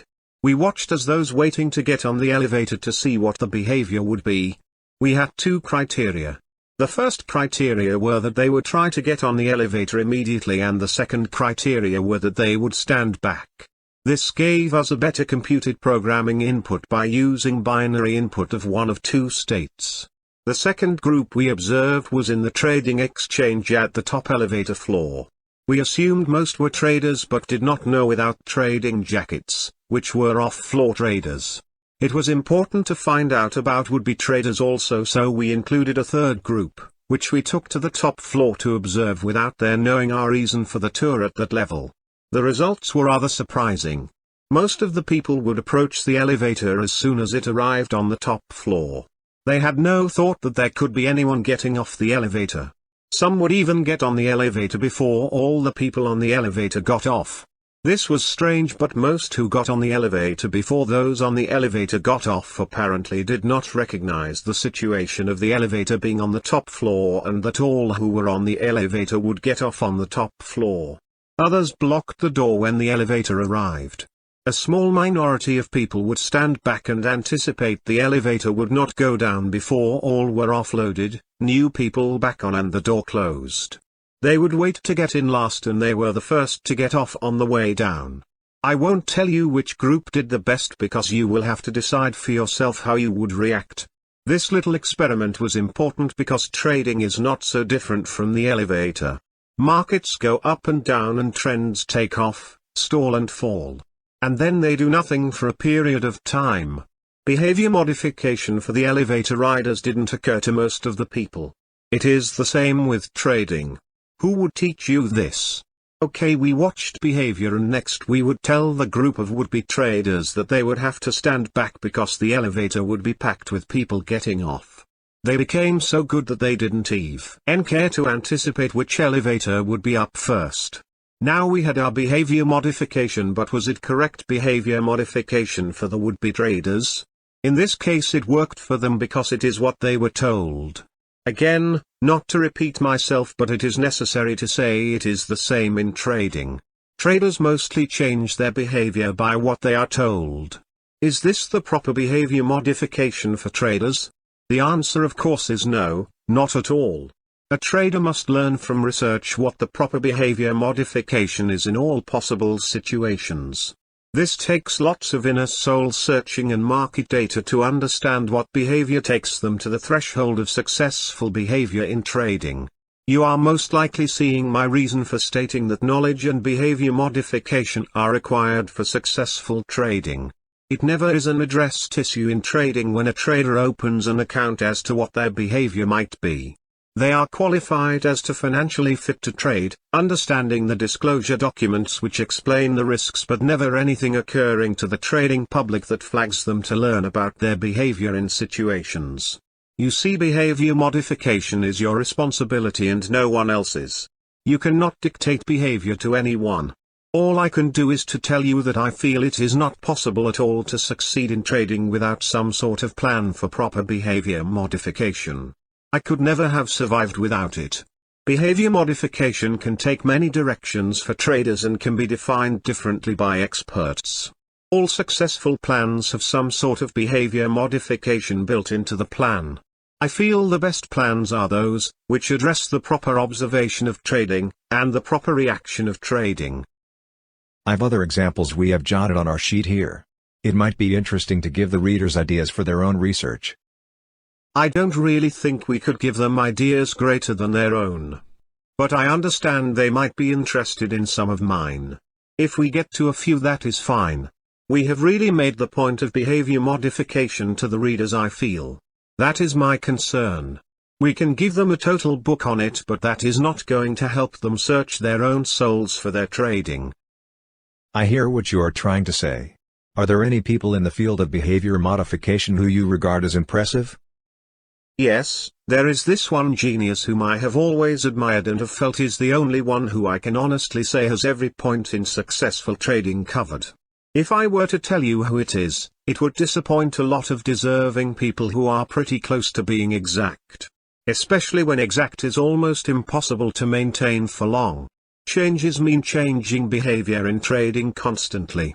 I don't know everyone's trading characteristics, and besides, whom am I to judge? I am but an observer and only an expert at observing my own trading. I really wish I could give you his name, but it isn't fair. I shall tell that person someday. In fact, I have a diary which I include the accomplishments of great people, and that person is certainly in it. I am not even in it. I don't think I will ever be. I think the readers are interested in your view on how they can imitate or change their behavior to be a successful trader. You are going to get me into trouble with someone.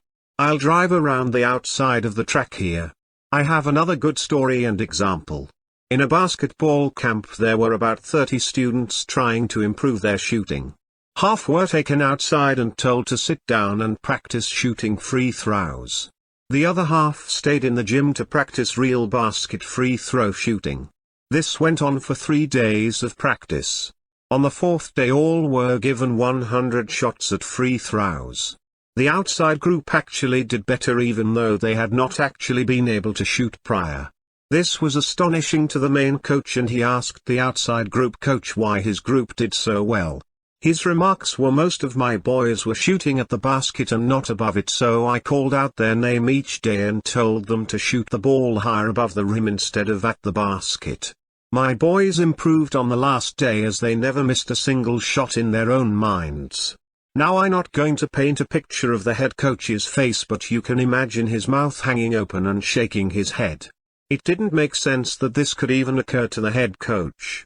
It is the same with trading. You cannot rule out any possibility but must have proper behavior to address any situation once it happens. This takes forethought. You see, what the outside basketball coach did was to incorporate his knowledge of why most free throws are missed. It is usually because the ball never clears the rim getting to the basket. He told his students to shoot the ball higher above the rim. Even though they had not shot a single basket, they were able to improve their behavior through knowledge. They go together, knowledge and behavior modification. I want to give you a well-known statement, and it is effective in trading too. You have to think it before you can act it. I am a believer in the small trader. We just need to point out that they must shoot higher above the rim to have better odds. Behavior modification learned from knowledge is what they must research in their trading careers if they expect to succeed. It shall happen in the future that the small trader will learn that they can move quicker than a big trader, and that is oftentimes an advantage provided they know how to use it. To make it happen, they have to know the rules. Not my rules specifically, but their own interpretation of what is required. What is the most important point of this chapter on behavior modification, which you want traders to remember? There are several, but the one that is often missed or misunderstood is that trading is a losing game and the best loser is the big winner. Thanks again for your insight, Phantom. I know it's meant as a gift and you are not selling anything or trying to show up the experts. Surely you are expecting some kind of reward here? Every day I am surprised by a reward. Today an editor whom I consider the greatest editor of all times and whom I have great admiration for over the years humbled me by pointing to others as the reason for success. I cannot say that about myself, and that bothers me. I cannot point to others yet in my life and say that. It is not because I am selfish. It is because to be a successful trader we must walk alone in our days and do it alone. I feel it's very sad until you actually can point to others as your reason for success. It says a lot about a person who can expand his or her horizons by including others. Trading isn't that type of business. It is almost a solo flight at all times. It's you and the markets. I shall look forward to my day that I too can say, any credit for whatever I did belongs to a lot of people. When that day comes, I can walk taller and I can reach the heavens. Until that day I can only pass along my insights of trading. Chapter 14, A wink is as good as a nod to a blind horse. Many subjects of interest seem to intrigue Phantom on trading, but seldom is there time in a person's life or career when the time to smile and have nothing but fun exists. As a child we all experienced the great fun of a Sunday afternoon filled with surprises and anticipation of newly found fun things. As an adult we often miss the point of a balanced life in most respects, and none more than to take the time to be happy regardless of the current situation. It seems fitting that Sunday could be one of those days for traders. With electronic trading now in world markets, it is more difficult to have the old days of limited hours of trading through the week and have weekends free. Still, Phantom wanted to give a smile upon the serious adventures of trading. Today we start with a blank sheet of paper on the so-called cheat sheet in order to convey the thoughts of fun in trading as well as respect the seriousness of the business required.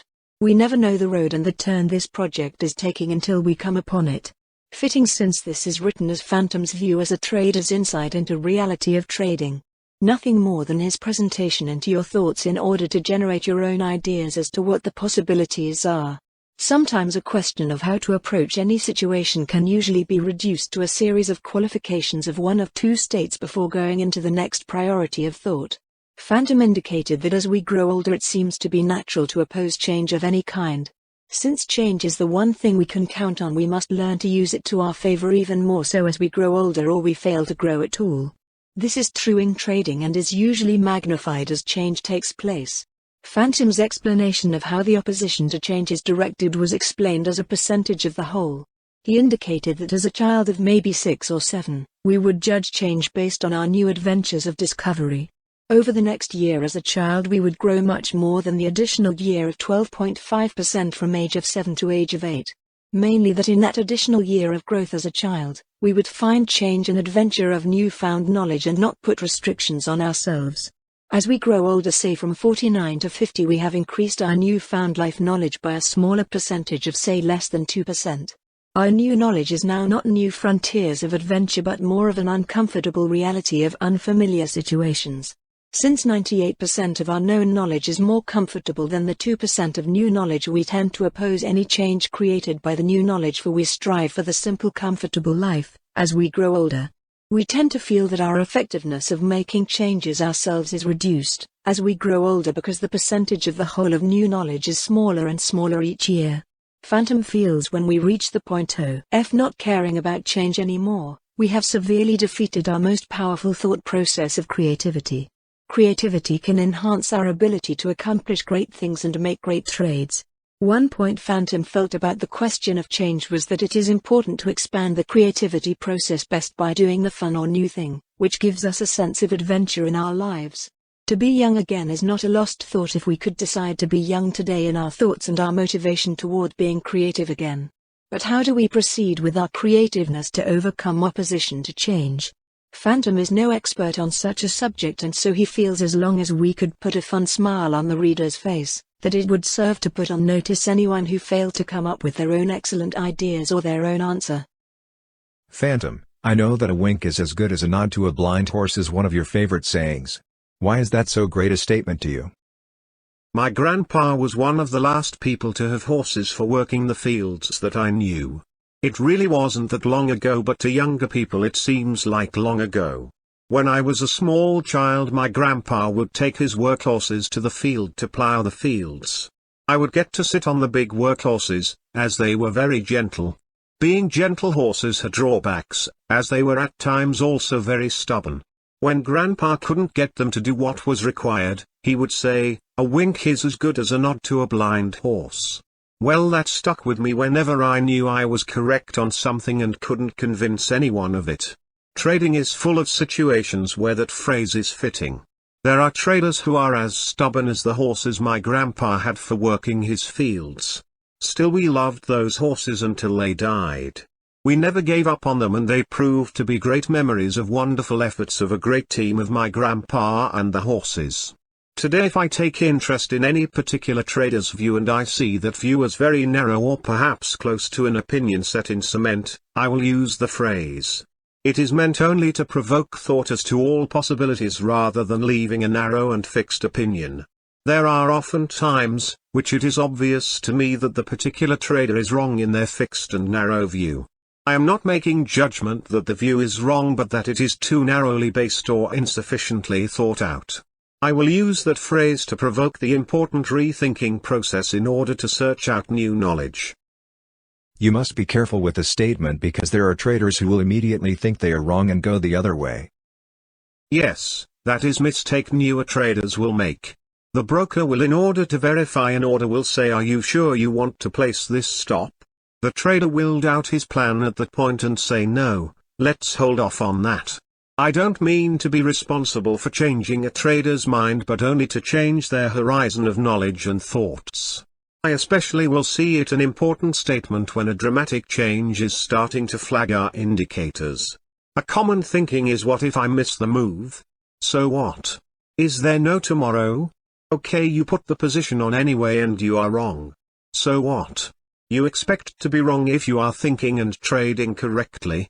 It is a big problem only if you don't properly protect your trade as required. My statement is to prepare a trader for looking and being prepared to act on any possibility rather than being convinced beyond doubt. You said we would talk and explore fun things, which provoke creativity. Let's just start with being a child again and playing games on Sunday. Okay, you have given me good thoughts when you said to start being a child again. I can remember when just our family on Sunday would play a game called Pits. I don't think many folks knew of it that many years ago, but I just recently saw a deck published in the 20s recently, and that brought back memories of a game which has been around for a long time. It was a game based on trading. Now that I think of it, I can take my introduction to trading back even further. It isn't my intention to sell the game, but I know there will be a run on it now. Perhaps we should talk futures into licensing their own version for marketing as a courtesy to their readers. The game was an exciting game and still is today. We would get as many as 4 decks together and have 32 people at a time yelling and screaming. What fun that was to everyone from 6-year-olds to 80-year-olds. By expanding the players to 4 decks, we were being creative. To be creative, it is easy to improve upon anything, which inspires your interest. That is what we all need to do in order to grow, as we grow older. Why was the game so much fun? The game was rather simple and though not well publicized became an adventure of newly found fun for anyone who discovered the game. It was a deck of cards with different commodities on the face of the cards. I remember that there were commodities such as hay, rye, wheat, corn, barley, oats, and I believe 2 others. I will leave the 2 others out in order to let the readers fill in the blanks as we get them to being a child again. Each commodity had I believe 8 cards. There was a bell like the one you would see on the counters at motels, which you could ring by hitting the top of the bell. The idea was to deal 8 cards to each player and the one player who had all 8 of the same commodity would ring the bell and say they had won. At that point the game was over. Each player who had never played the game before would be shy and say this seems a bit far-fetched. As the game progressed by the rules the shy player would start screaming the loudest. Each player could exchange any number of their cards with any other player up to 3 at a time. If you had 5 wheat cards and were trying for all 8 wheat cards, you could get rid of what the other cards were in the numbers of which you had the other commodity cards. For example, if you had 2 corn cards, you would yell 2. Anyone who had 2 to trade would trade with you. You wanted to trade all of your cards away except the ones you were trying to get 8 of the same kind. You wouldn't think much of this game without seeing the action it created. All the players would start screaming at once as they got into the game. I remember we had a visitor come by one day we were playing and they thought there could be a war going on when we were playing. Pits is the closest game to true trading emotion and adventure to this day.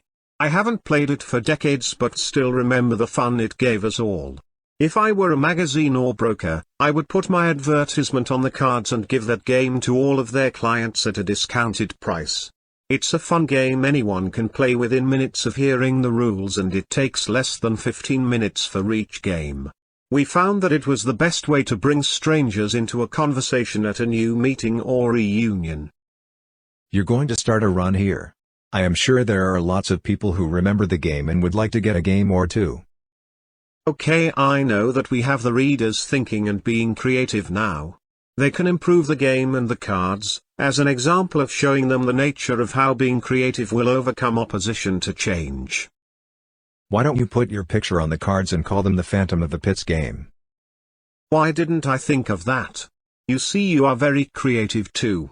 Sure, we could do that and give the game to each person who bought a book. In fact, I know you have 2 artists working on the trademark now. I realize we are getting a little away from what the traders want to read. Do you think they will forgive us and understand the importance of the Sunday fun point we are trying to make? To use your phrase, so what? I know that you are going to cover it all eventually and interactively with the traders. How can we deny you the smile on your face as you think back as a child would and enjoy the pleasures of being creative? I know the readers and traders whom you have so much faith in are enjoying this as much as you. Yes, it is important to me. There are few things in a child's life, which allow a child to play as an adult while allowing an adult to play as a child. I don't regret bringing up the game I remember best as a child. Pits is a game, which will sharpen your awareness of your surroundings and interaction with other people without requiring much of a task on your part. Do you remember the game? Yes, and a few others too more recently. I remember playing Drop the Clothespin in the Milk Bottle with a 101-year-old lady. Now how much younger thinking can you get? If a 101-year-old can go back and enjoy the childhood memories, then why wouldn't a trader be able to understand this importance too? Phantom, it looks like you're on a roll here. I remember a well-known writer saying that he felt that the books with less in them were sometimes better books. We certainly are giving less in this part anyway. I know whom you are talking about. I don't know whether he would want credit for that statement or not. I think I know what his point was. It was to express that it was important not to overwhelm readers with too much data, which could do more harm than good. I think so too. Could that be the true Phantom of the Pits who said that? You're not going to get me to admit or narrow the field, but why don't you ask yourself that question? I guess we can narrow the field, can't we? That is pretty clever on your part. By knowing who Pop isn't, I guess you do narrow the field some. But why is it important anyway? Okay, I'll drop it. I was just trying to think from the reader's point of view and asking. I am just being creative. Can you be more creative in front of a warm open fire on a cool fall day or cold winter day? Relaxed maybe, but I think serenity sets in with comfort.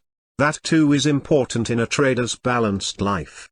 I really see trading as driving a car around the Indy 500 track at 200 plus and having to always be alert at every turn. That is why it is so important to wink at a blind horse sometimes.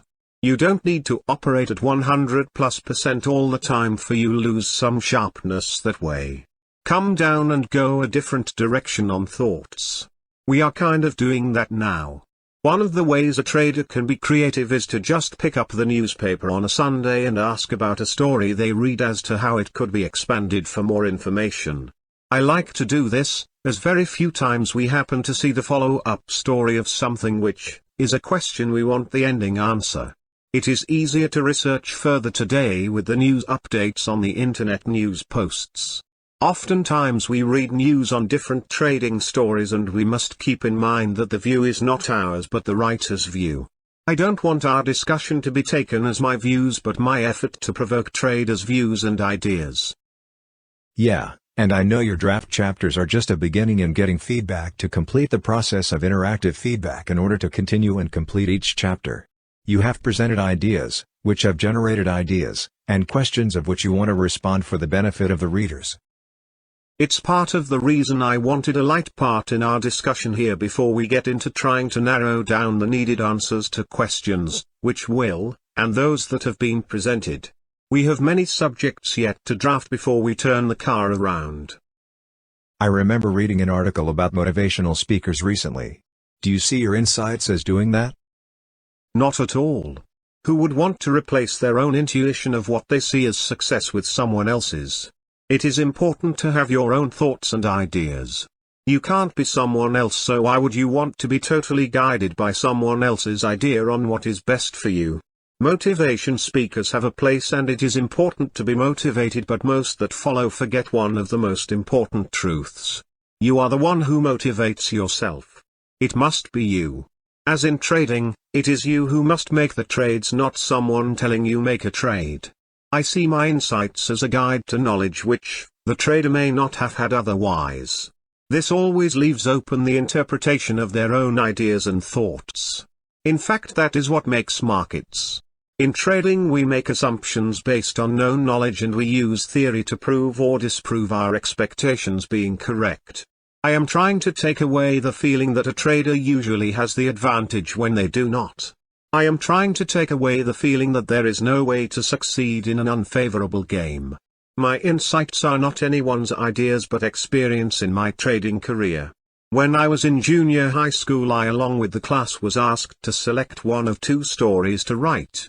The first one was Clothes Don't Make the Man, and the second one was Clothes Makes the Man. I chose Clothes Makes the Man. It was the worst grade I ever got. The teacher was biased toward Clothes Don't Make the Man. Well, I chose the one I felt would be the hardest to prove with theory and assumption. I had good arguments, and I think to this day that I did the best piece of writing in that class. The teacher had her mind made up as to anyone who chose what I chose would be wrong. A wink is as good as a nod to a blind horse was what I thought of the teacher's grade. I have proven that I was right in my lifetime, and I think that story is part of my success. You see, a person must believe something and then proceed to either prove or disprove their theory. My theory proved out over the years. My theory of Clothes Makes the Man built my character and my determination that I would someday be able to prove in fact that it was beyond theory and assumptions true in my case. Now that does not mean it would be true in all of the classmates' cases. This is what the teacher missed. How did you prove you were right by fact? My assumption was that how a person feels affects their actions and reactions to situations in their lives. My main point was that someone who had good clothes and was dressed well would have a different feeling about themselves than someone who would be wearing, let's say, just shorts in important situations. The key was important situations. Can you imagine being at a funeral in just shorts? How would you feel? Wouldn't your actions and reactions be more agreeable with your feelings if you were dressed in good clothes? Of course you would. My fact proof came as a parallel to that article. I considered the well-dressed person and the well-knowledgeable trader as a parallel in points of feelings. In the pits trading with good knowledge, well-dressed, I felt more confident in trading. When well-dressed in correct situations such as meetings and important events, I felt better confidence and my effectiveness was much higher. True, I am the same man regardless of how I am dressed, but I am not the same person if I have not prepared my knowledge before I trade.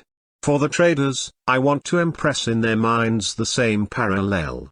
If you trade with lack of proper knowledge and behavior modification in situations, which the market will present you with, you are only wearing shorts at a funeral. How does that make you feel? It certainly won't say to you, clothes don't make the man. It will strike you to know that being prepared properly is the same as having the proper clothes for any situation. Okay, did you ever want to get back at that teacher? I don't think I was smart enough to know what getting back at someone even meant as a child. I had lots of stars in my eyes. I still do for that matter. It is a waste and non-productive of time to have anger or greed or regret or fear. How about hope? Hope and love have a place in my life. Hope must be tied to action and plans. Love is my reflection of what I have given or am willing to give. Chapter 15, Quicker than the Eye. Usually a newly placed trade in any particular market is placed with the greatest optimism and with human elements of hope for its correct movement. Perhaps the hope for the correct movement is what keeps new traders mesmerized by the market's inability to comply more times than not. Can it be possible that it is easier for a trader to do the wrong thing, or is it that when a trader makes a trade all the other information comes out 2 minutes later? We will explore Phantom's insight on why things seem to change rather quickly when a new trade is established. Why does the market seem to know when we have placed a new position? What does it take to expel this type of thinking and reaction to our newly placed position? At what point do you feel that it is the other traders against you and trading? Why should you feel that someone who is giving objective advice is now your new enemy and on the other side after you have just positioned? Doesn't everyone? Is it possible to do just the opposite of what we think is correct and come out ahead, since we seem to do what we think is right and get slapped too many times? We are talking emotion here, and that is the one element that no one seems to have at the time of researching a position or entry. Once a position is placed, emotion becomes an element we don't like to deal with. We get excited when the position moves our way but become complacent far too often when it totally ignores our hard-earned research for positioning. Phantom, I know that you have said that you are not an expert at anything except on your own trading. I also realize that we are only talking about your insight, and that you have said it is important for each trader to grow and develop his or her own ideas from insights they formulate from observation and research. Sometimes it helps other traders to know other points of view on a subject. We know that everyone has his or her own ideas on what a particular market is going to do. Do you think it is important to view other people's insights as a way of understanding our own behavior? I've read good books on the adult-child theory in trading. We start out as the child, and oftentimes, traders never go beyond that point. Our thinking must become adult in trading, and that is from understanding and knowing what is correct. As a child, we often don't need a reason but just the rule. As an adult, to be effective in trading, it is important to know why and not just the rule. It is difficult to convey to someone an insight of what happens when a position is placed unless the person you are trying to convey the information to has the same position on and effectively has the same environment. Just a simple thing as changing a flat tire for the one whom changes it, is a good example of what I mean. If you are not the person who had to change the flat tire, the effect of frustration is not the same. Because of this, you are going to be more removed from the important feelings of such an event. Trading does have the same type of removal from a situation of a particular point of view as changing that tire. Most trades are placed with good reason and backed with good research. If the trader didn't feel they had a good chance of being successful with that trade, they would have never made that trade. That feeling of better than average probabilities is self-defeating because with that feeling alone, it is possible to miss the big moves by being wrong first. I view the nature of entering positions a little differently, and I feel that is a key in better trading. It is not natural to feel other than optimistic about a trade. What must be done is that the optimistic view must be projected beyond the initial position. The most important point of a newly established position is to understand that the initial entry of a trade is only a small part of the expected process of trading your position. Look at it as if you are going to make a series of trades anytime you get a signal. You must have the latitude of knowing and doing what it takes to correctly end up with a position, which reaches to your goal. Your goal is the important part and not the trade you have just entered. If I were to tell you that your signal to enter a market has the criteria that you must also be swift in protecting that position and correcting that position as quickly as you can, would you be able to reverse your position as many as 3 or 4 times? You would be more agreeable to that prospect by being alert to the possibility of having to reverse your original position. That thinking would make it easier for you to make the needed adjustments to your position. This is what you must do anytime you enter a position. You must know that the initial entered position is just the beginning of your trade. Rather than taking a position and letting emotion enter the picture, you must understand that position does not justify any emotional modification of your thoughts. Stop that position before emotion even enters the trade by removing the position.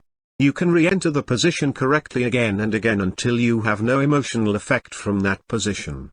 If your position brings emotion into the picture, it is usually wrong or the wrong way. The market will seldom comply with your position at first, but that in no way says not to trade correctly. Your entry is a lot of times at the place where many think the same as you. Don't ever feel bad about this because you're not alone in your thinking. It is that you seldom can all be right at the right time. The edge you have over everyone else's thinking is that you know you are quicker than the eye. You can remove your positions quickly because you are alert to the idea of knowing you can re-enter immediately quicker than the eye. A bad or incorrect position is the best opportunity to do the correct thing. You are going to always do the correct thing. Be swift. You can stop this emotional feeling of always getting in at the wrong place immediately, and it will soon become second nature to you. If you find that you feel you are wrong as soon as you enter, remove that position because you are right. In removing that position, why do I know this works? I know that some of my best days and trades are when I started out wrong with a position. Learn to understand that an existing wrong position is the best excuse to get a good position. So what if you are wrong and wrong again? The best part of being wrong is that you are going to do the correct thing by removing that wrong position. Listen to your inner thoughts on being wrong, and when emotion becomes an element, remove the position. It really works. Emotion has no place in a trade. If emotion is in your trade, it is a wrong position. It seems easy to say, but how about execution of that idea of getting out when emotion shows its face in your trade? You must make it a mechanical thing. It can be done in various ways. Most new traders don't have enough funds to properly diversify, so that they have several positions which give them the opportunity of throwing out the bad and keeping the good with lower overall risk proportionally. There are other ways of making the removal of emotional positions mechanical, such as when you use Rule 1. You are going to not become as emotional when a position proves correct as when it proves wrong. What you need to do is listen to yourself, and your emotional distress of knowing that you and not the markets are going to tell yourself that you are wrong in a position. Your emotional distress is telling you to remove the position immediately. Do that without hesitation and it becomes mechanical to you. Isn't the purpose of Rule 1 to also listen to yourself and not the market on telling yourself when you are wrong? If you let the market tell you, you have an elevated emotional distress, which now will affect your judgment and decision to properly remove a bad position. Since we don't allow the market to tell us we are wrong but only when we are right, we must have something tell us when we are wrong. What do you think that is? There is probably not a better signal to get out than the beginning of elevated emotion in a trade. I know it takes practice and a method of behavior modification, which you must devise to help you work with the implications of emotional elevation when wrong in a trade. You can do it and make it a habit after a little practice. It is no different than if you were to go to a stranger each day and say good day. After a period of doing it you would find it second nature. Aren't you going to give us your methods or suggestions for helping with the behavior modification on getting out of bad positions? If you have to unbutton your top button on your shirt, you had better get out. If the phone ringing irritates you, you had better get out. If you are beyond your reasonable time frame to hold a position, which does not prove correct, you had better get out. We know that a broken clock is right twice a day. You could assume that when you don't know the position is correct, you just as well reverse as you still won't know, but you can be sure that you will soon know one way or the other. Of course this isn't a very good assumption, so it will actually keep you on your toes more than anything else will. This can also be a dangerous way to position, but believe it or not, I have seen day traders position this way in order to establish a position when not having an established trend. I don't personally recommend it, but I don't advise against it if you do it with good research of non-trending markets. Sometimes your best opportunity comes when you have initially entered a bad trade. The opportunity is that you correct a bad position and profit from that wrong position being corrected. It happens more than not if you are alerted to this thinking. Be swift is all I can say to impress you to this possibility in markets. The surprise is often the other side of our current position. Just because we have the expected side of a trade does not prevent us from going with the surprise side when we know our position is wrong. In a correctly proven position, we never go against that position though. Do you feel it is easier to put the wrong position on rather than the right position? Actually, it works out that what we have just done is oftentimes not proved correct, but that does not mean putting on the wrong position is easier than the correct position. There is another element, which gives us the feeling that we seem to see the market go against us as soon as we enter. That element is timing. Timing will cheat us more than not. An inexperienced trader will fail to recognize the importance of persistence in our repositioning after removal of a position. Just because we exited an unproven position in no way says that we were wrong. It is our intentions to keep the drawdown small and allow us a better entry when we are not proven correct. Isn't it better to get out if you don't get the expected move? You want to be swift when the market is working for you, and you want to have the least exposure you can have when it isn't working for you. I realize that most markets spend lots more time going up than down, and your exposure will be longer in a bull market than a bear, but why diddle in the middle when the market is doing its chop hop? You use the chop chop to better position and to cheapen your position. Just as soon as a position is placed we seem to hear all the news which does the opposite of confirming our entry. Why? After we enter a position, we are more open to listening to news, which makes us more sensitive to doubt of our position. The answer of course is to remove our position if the market does not confirm our position. If we see that the news is against us, we surely are having doubts about the position and it hasn't proven correct in the first place. It is just another signal to ourselves that Rule 1 must be foremost upon a new entry above all else in order to keep emotion out of our thoughts. That way you can bring on any news and not let it directly affect your thinking. Why does it seem that the market knows when we have just placed our position? It is true that it seems to happen to us. I think every trader feels that way at one time or another until they learn to be mature in their understanding of how the markets react to waves of orders. Price movement makes other traders decide to enter into a position. We tend to take obvious signals and entries, which many others are taking at the same period of time. Because of that, the market will appear to make a move against us immediately. Every trader will eventually face this impression. That is not a bad circumstance to have happen unless we don't react properly to it. It happens much more than you think when the market turns very close to our entry. To be alert to that possibility is a must in trading at all times. To be able to have a plan to address that situation is critical in survival long term. To eliminate the feeling of the market knowing when you enter and immediately moving against your position, you must know that the most critical time of a position is immediately upon entering. That is when you must be prepared to be the quickest to protect your position.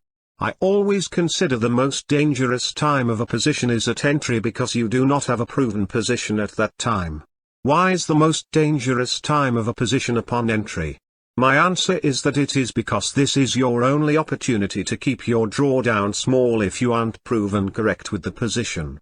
Keep your loss small and quick, early while you have the opportunity, otherwise you will allow bigger losses to affect your loss taking and thinking. This is why I call entry the dangerous time of a position. It is your first opportunity to keep losses small. The first opportunity to keep losses small is your best opportunity. What you do immediately upon entry of a trade determines whether you will be a good loser and the best winner you can be. I have often heard traders make the statement that they should just do the opposite of what they think and they would trade or better. What do you think of that statement? I also have heard that remark. I know my dad thought that was a good strategy in my early trading days too. It does have merits. Don't get this wrong. The merits are that it is good thinking to have a plan for acting upon that thinking. Plan to know that what you do is with a good possibility of being wrong and having a plan to do the opposite as soon as you know you don't have a proven position. This works better in non-trending markets. Let's say you know that a big news item is going to come out or you have just been given a data from a big report. Your thinking could be that the news is already in the market but you aren't sure. Most traders will trade accordingly and when wrong, get out and that is that. Well, doing the opposite is the correct thing to do but you do it because you were the wrong way to begin after the data. It is important to avail yourself of all sides to a market in certain situations such as reports. So you must admit the merits are true in a sense of that statement. You can do the opposite of what you think even though you did something that was wrong at first. Isn't that the same as doing the opposite of what you thought at first? In a roundabout way it is. I have another question, which just recently became pretty important. On a news channel, an interview with a particular expert was like throwing gas on a fire. The traders who were positioned counter to a remark made, felt the person making the remark was their enemy for making such a statement. Is this appropriate to have such remarks made and is it destructive thinking to let it affect a person's trading? It happens all the time. That is the first assumption you must make, for it is true you will be more sensitive to a person's remarks which are counter to your position. And I suppose that is okay to be sensitive as long as you keep emotion out of it. But keeping emotion out of it when you see a big slide or big runaway market is hard and almost impossible to ignore. The true test of such remarks is what the market does in reaction. I have found over the years that markets do react to such remarks. But here is the key. You will have more than one reaction. You can use those reactions to your advantage if you remain swift in your market moves. In fact, you must be swift and you must use what the market gives you for your advantage to position or profit. Here is why you will tend to have more than one reaction. The local traders will see the remark or even a report of data first. Their reaction will be as a professional and they will position according to their beliefs. At first it won't be in unison but it will pick up a cadence of sorts and you will see some kind of trend in pricing early. That is usually your first wave of buying or selling. Next flow the orders into the pit from those who have just gotten the news and you see a further reaction to the news. The third wave of news is the customer, public, who have been told the news and have contacted or been contacted by their brokers. The third wave will usually be the strongest because the willingness to fade the news is less prominent when their orders reach the pit. This is when you have your thinnest market and when markets make new highs or lows. After all three waves of orders are filled, you still have your stranglers upon learning the news whom take positions. This could take a day and a half to enter into the market. The news is seen on TV, heard on radio and read in the newspaper after the market is closed. That is part of my day and half theory on news items and events. Upon the conclusion of day and half of response and reaction to data or a critical news remark, the market usually comes to a plateau of understanding of equilibrium. The second part of your question is that it is not constructive to become emotional about a news remark, but you should recognize the opportunity of such a remark being a mechanical reaction you can make to capitalize on other people's behavior to emotion from such a remark. This sometimes will take a couple of days to play itself out. It is important to understand that this can change the continuing trend, counter-trend, non-trending or intraday trading and void some traders' signals. To be alert to this is crucial in following your protection of your positions.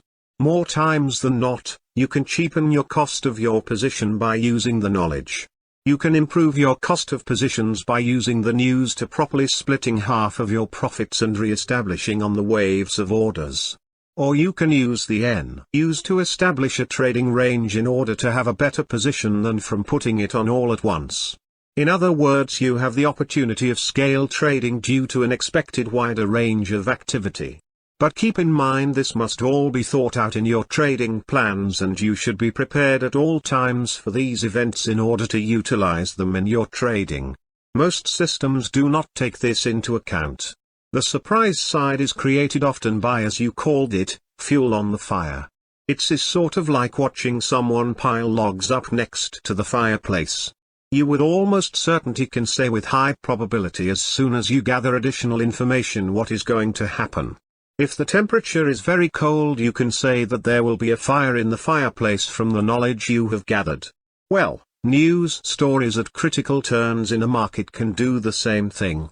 You see the logs and you are waiting for the temperature to drop. You certainly don't use a squirt gun on the match. You use the warmth to your advantage even if you don't like fireplaces. Same in trading, you use the warmth of news items to your advantage even if you don't like the fact it is against your current position. Change your ideas on events when you gather additional information, whether being fundamental, technical or tactical, as I call the mix. With a sleight of the hand and quicker than the eye, we seem to get back to the same things in successful trading, knowledge gathering and behavior modification. Isn't this most everyone's theme in trading? You know, I don't really know. I only know what I have learned over my years of trading. If it isn't most experts' themes, I would venture to guess it soon will be. I know there are those who will read this to improve understanding of insight into successful trading. I know they can understand the problems of trading better because of what we are doing. I am not out to disprove any successful method by presenting my views on trading, but only to enhance the possibilities. I think there will be critics of your views. Do you really think so? I disagree with you. I am wrong in the markets a lot of the time, but I don't think you are right with that statement. It is like going down one of two roads. Unless you go down both of them, you cannot say you chose to take the wrong one for the better view along the way. It is the same in trading. I have presented a view along the way. It is just that I have been down both roads and I can accurately express which road I feel is the better one to take. I am presenting an opportunity to expand horizons of trading within each trader's mind. I am not presenting a limit or restriction to improved thinking on trading systems or criteria. To be a critic, it is important to look at things from all views. You look in a mirror and you don't even see yourself the way others do. It is reverse image. To be a good critic, you must be able to see as others see. You must not rule out the reverse image as a correct view. Is that what you consider your rules, reverse image? Very interesting observation. I suppose you could call Rule 1 a reverse image rule from what others see. It is just the opposite of most people's understanding of what is necessary in trading rules. We do make the market prove us right rather than wrong, and that is reverse of common thinking. We do assume we are wrong and in an unfavorable game until proven correct. That is also reverse image. In Rule 2 we do press our winners, and that is the reverse of taking losses or the other side of the coin. Yes, I guess that by looking in a mirror you could easily understand why others do not see as you do.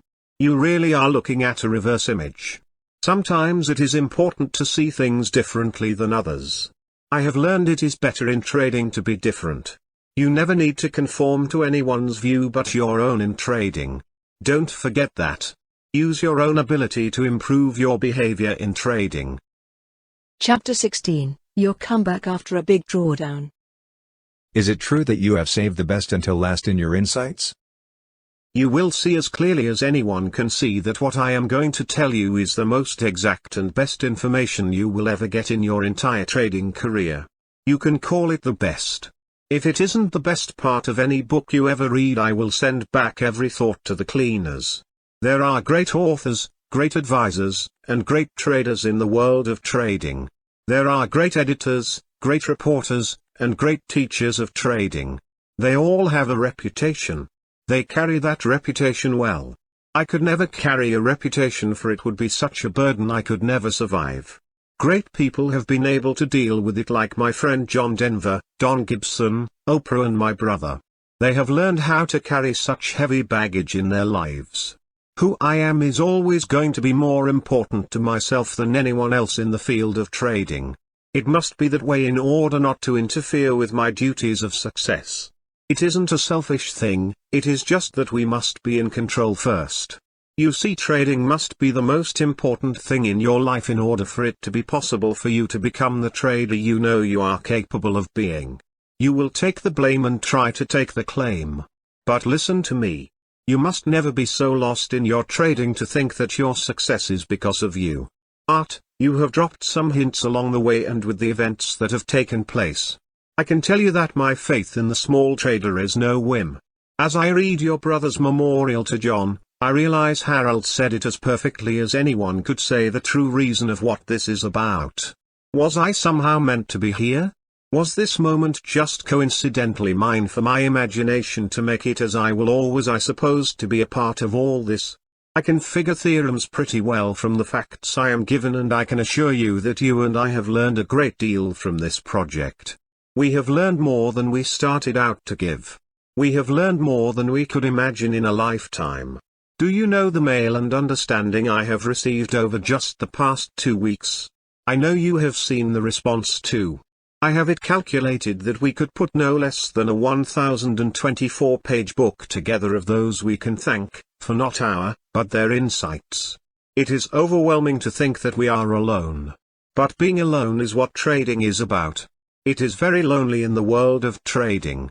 I can tell you that our experience has opened our eyes and unlocked our hearts because of what has happened to us, by being a part of the Futures Forum. What a step forward it has been to see the speed of thought in our lives today.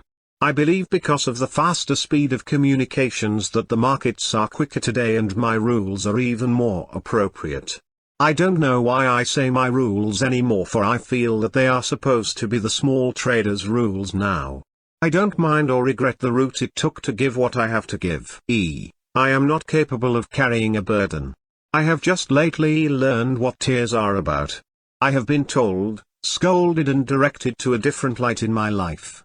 It has all been for a good reason, and I thank my new teachers for all of the effort to let me be in their class. You must accept my thanks and appreciation for your understanding of my weakness and loneliness of trading. Only a trader can understand that darkness. I thought I was alone, but find out that there are many lights along the path. Those lights are our newfound friends who have walked the path strategically, placing their brilliance in order that we continue our walk. What a joy to receive the oldest book of Shakespeare from New England. What a lesson to receive guidance for more countries than I have visited. It's important to learn again the zip code of every state in the US. It's an important lesson to learn what I would never have imagined 30 years ago, of how thought and feelings could transit the world so quickly. This is my shock to new learned knowledge. Winston Churchill once stated that this is not the end or the beginning of the end, but could very well be the end of the beginning. We'll accept that. We have started. It gets better. There are more of us now. I no longer shall have to walk around in a majority of one. It is going to be difficult because there are those who would pull my mask off.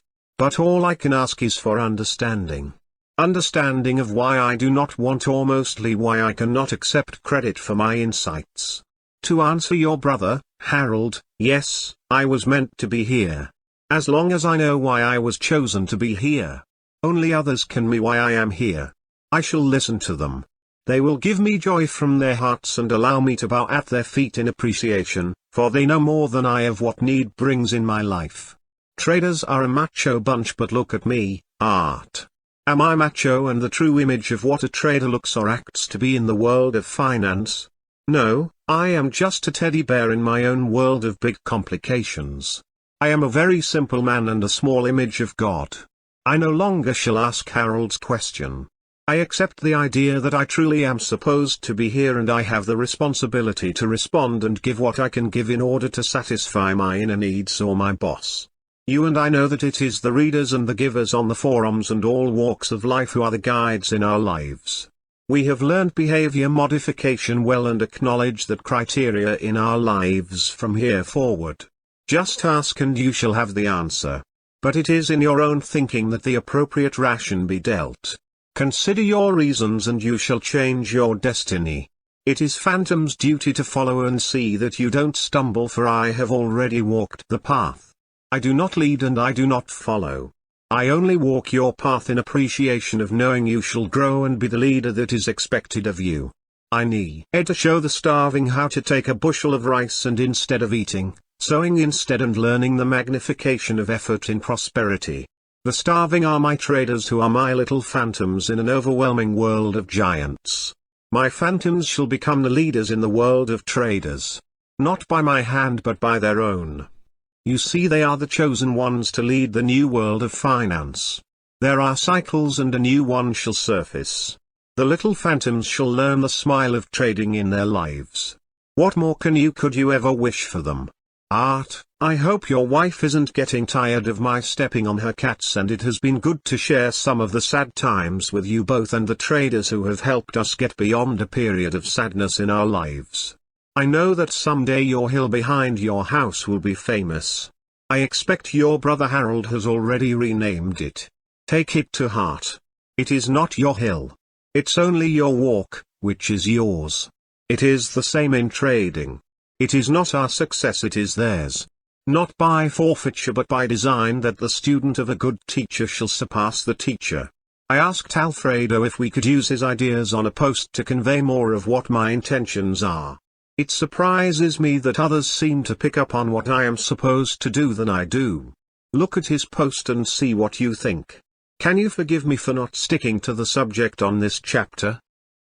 I and the readers and traders understand where you are coming from and the importance of what it is to walk alone. I know that you are pouring your heart out to us in an effort to show your genuine appreciation of what has been given to you. I know that you are humbled again by what others have presented to you. You have always prepared yourself for the possibilities as well as the expected probabilities in your trading. When it comes to being an expert on everything, it just can't happen. I know what a genius you are and how it sometimes robs you of simple happiness which most people take for granted. To continuously move swiftly into the next step of life is true, as you have stated thus far. Opposition to the unknown is high. You are no different than any other person or trader. It is just that you have been given a different view on life, events and reactions of events, which puts you where you are. You have been given a gift and you are the first one to accept that you do not have a right to accept any credit for what you have been given. It is your time to give back. So it takes us a little longer to get to our chapter theme. We have only shown what an ordinary person the Phantom really is. You are no different from the inside out than any other trader. You may see the line a little clearer as you said that you are the observer and you do see the line in the sand. You have been patient enough to wait for others to see the line in the sand. And they will see the line in the sand. It only needs to be pointed out to them that there really is such a line. Phantom, I am not saying this because you are my longtime friend but because it has been proven to me. You are the light in the lighthouse for the future, current, expert, and novice traders, not just in the US but in the entire world. You are their hero because you dared to be great. And you are great. Anyone who could teach Christine to sing surely must be worth something, said with a grin, in somebody's life. The fact of you, Phantom, is that you are a very simple man. That is what you have always wanted to be. So be it. Do I have your wife sew my buttons back on? You have exposed me more than I could ever have shown. I have to put it in the category of committing a random act of kindness. I do appreciate what you are trying to do. Let's just turn the tables a bit here so the readers know more about you now. You see, I know of your love for music and your first trip to Nashville in the 60s and your collusion with Floyd Kramer on your song. I know you didn't make much on your first song and that trading has been better to you. Maybe you should go back to your first love, no offense to your only wife ever. After all, what is important in life? My brother is the singer in the musical part of our brain sides. It is funny how dare to be great can change our lives. It is the same with traders. You hear? Go ahead and dare to be great. Phantom knows it can be done and he is giving you the gift. Somewhere you will know how the thank you will be directed. I am impressed with the faith you have in the small trader. Just today on CNN I heard an expert say just that same thing about the small trader leading the way. It is true, you know that the word has been written already. A small trader can, and, Phantom, if you are correct, the small trader will make a big difference in life. I use faith and not hope in your view. You know, Phantom, if we keep this up we are going to have to pay the readers and the other traders to pay attention to us. We know where we are going, so what difference does it make if we can be real people like everyone else? I think that for the first time in my life I have an outlook on life, which is a total shock. I can't get enough. I don't care what my positions do tomorrow. You never did. I guess that is why you are who you are. If the other traders who read your insights can understand how simple it can be to not care because of your rules and just do it, do it. I mean, as you say, it only matters what you do with your losers which determine your success. I don't mean to change the subject, but the CD we are listening to now is Floyd's Losers, Weepers. Do you think that has any significance in this interview? Yes, keep emotion out of it. If you do the right thing in trading, never be a weeper. Hey, that is pretty good, don't you think? 12:15 a.m. and I have your attention, and tomorrow is Friday. I know you have big positions on in the stocks. It is a long drive to Chicago. How do you think you will trade tomorrow? The same as always. I will sell more corn on the rally and cover when I am wrong. That will be at 9:30 a.m. but first I will run the stocks. Lucky I covered on the close today. It has been down and then up. I like it. More opportunity for us tomorrow, don't you think? Why don't you just take tomorrow off? Okay, I will get out at the open, or perhaps we can do it before tomorrow's open with the night trading. How far do you think the corn will move if you get out tonight? You don't even want to know. At least I am on the right side. We could see by going at the market heavy. I can't, for I know better. Okay, we'll just have to look for a Saturday and Sunday walk back to the top of the hill. I notice that song you wrote in the 60s is now playing on your CD. Are you ever sad you sold it for such a miser of a penny? You may not know how much I got for that song. It is the best price anyone could ever get for a song. I have the greatest memories. I don't make many of them anymore. Nor do you, I bet. I'm pretty simple. My memories are no different that our traders or our little phantoms, I mean. I hope phantoms can grow up faster than children. I don't want to watch from the sidelines. I want to pass the ball once in a while. Phantom, we are losing out here. I think this is all going to be cut from the book. Maybe we had better call it a night until we get back on the subject. Okay, we can cut our losses. We will start over again.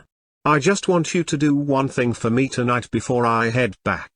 Put this on the futures forum and let the other traders know I am one of them. I'm no different. I'm just a bigger size. Okay, you win again. I will be up until you get home. See you for the true part of our trading after the big DD. I'm going to take that bushel of rice to starving you now. First I would like to go to Lake Tahoe for the best Chateau Brian. See you beyond. We will get to the point soon. Note, Alfredo posted the following in reference to his parallel of Phantom's rules with his loved game of chess as it relates from his view. Date, the 30th of October 1997, Thursday, 6:03. Author, Alfredo A. Email, mail to, I consider myself a weak amateur of the game of chess. But an amateur, in the sense of lover, nevertheless. There are some fundamentals that even beginning players know that they must execute properly in order to stand a chance of at least forcing a draw against a better player, or checkmating a weaker one. 1. The opening is critical. You have to be both aggressive as well defensive and work your pawns looking 10 or 12 moves down the road. Some games are won during the first 5 or 6 moves. Phantom's Rule 1. 2. Next comes the consolidation. You develop your horses, bishops and towers and protect your king. You are preparing your pieces in such manner as to later on permit you to launch a successful attack. You explore the weaknesses demonstrated by your opponent. You try to tire him as much as possible. Phantom 2, press your winners. 3. If possible, the final attacks, and checkmate. Against a stronger player, a draw will do. Phantom 3, this one hears us, when to liquidate and take your profits. Battles are battles, be they on the air, sea, land, chessboard, or the pits. Is this a very futile analogy? Any chess players out there to correct/improve my reasoning? Good trading. Phantom, I think Alfredo has you pegged pretty good. Did you ever play chess? In my younger days I would pride myself in chess, but as I grew older, I never felt I had much time for the game. I should play more chess to relax, but there are so many things to do now. We'll cover your chess matches someday, but for now let's go to trading after the big drawdown. Why do you want to put this part in? First, it was a question that one of the forum followers posted and I want to answer their questions. It is a good question. Second, most traders wouldn't be reading this if they had never been faced in a similar situation as a big drawdown. It can happen in so many ways. I am not going to judge why a trader would have a big drawdown because it has searched each of us out at one time or another. A big drawdown is what will stop you from trading. I am going to approach the reason for the big drawdown as if a trader had 15 losers in a row. I am not going to judge any other reason of character as to why the big drawdown. I want you to also forget the reason for your misfortune from here forward. We both know that holding a loser too long is the biggest cause of the big drawdown. Why are you so kind? Really, this is the best part, and to go forward is what we are after here. We don't look back except to learn from what has happened in this case. Another reason I want to approach the drawdown as you having a series of 15 losses in a row is because that is an event every once in a while. We are going to recover, and I shall show you how to recover after the big drawdown. I am pretty intent on not giving you specific trading plans or signals from my programs, but I do need to give you the way to recover. To do it correctly, I will have to give you a good suggestion to take in your recovery. I want you to research on your own and take the suggestion only after you have understood the suggestion correctly and can approve of what I say to you on your own. In the end, it will be you who make the decision to make the trades. Therefore, please verify your data. It leaves some interpretation to you, the trader, in your trading program. To start, we are going to make sure we have enough funds to continue to trade. If you don't really have enough funds, then you should postpone until a later date. Notice I did not say you had to quit trading. We all quit trading for some reason. It is just that your reason is different at this time. Okay, we proceed now that you are satisfied you have enough money to continue to recover from your past misfortune. I want you to go into the next stage of your trading by accepting an assumption. I want you to accept an assumption that you have made 15 trades in a row, which have all made money. I thought you said we were going to assume the big drawdown was caused by 15 losing trades in a row. What do you mean now that you say assume you have 15 trades in a row, which have made money? Frame of mind is what I am changing for you by asking you to make an assumption that you have 15 winners in a row. The reason I am asking you to do this is because you will be more careful if you have had 15 winners in a row. If you assume you had 15 losers in a row, you will be sort of careless in your thinking by expecting that surely you won't have many more losers in a row. Your frame of mind with 15 winners in a row will put you on the edge of caution. I want you to be on the edge of caution. Or we could call it being alert to quick market changes. You can no longer afford to make a bad trade, and now that puts you at a disadvantage. We will turn that table from here forward by doing the following suggestions. First, you must know what your risk to the dollar is going to be on each trade from here forward until you get to a point of recovering from your big drawdown. How many ways can you know your true risk to the dollar on your trades? Actually, with options you can, but only if you are a buyer. There are other ways to do this too, by using butterflies in future positions by using 3 contract months, but this is too advanced for you at this time, so we will stick to options.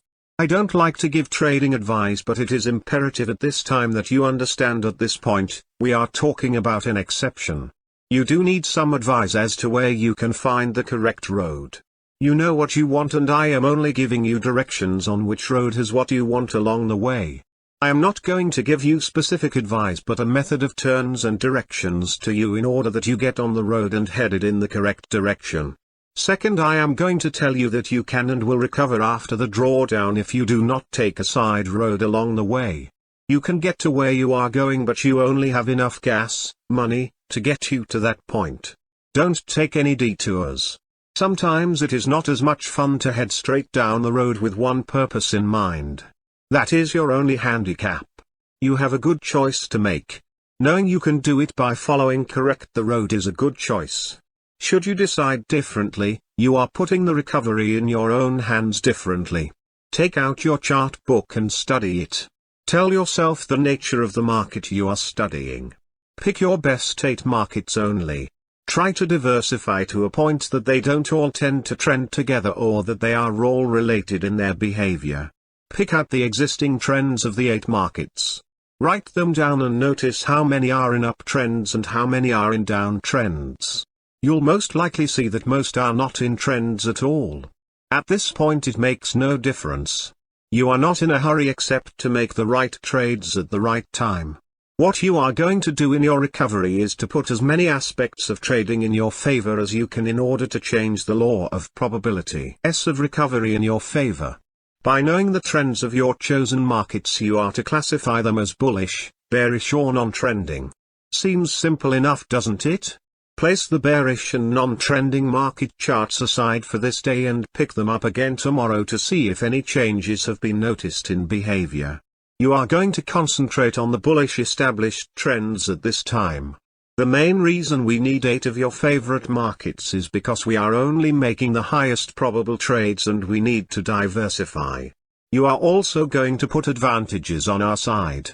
You have a better chance to predict a bull trend than a bear or tired trend. Or do you? Sometimes a tired or bear trend is easier to see. Bear markets tend to move down quicker than bull markets move up. Or do they? You don't really know, do you? Okay, do your research and look at the market behavior from today backwards a few years at least. Learn from this research.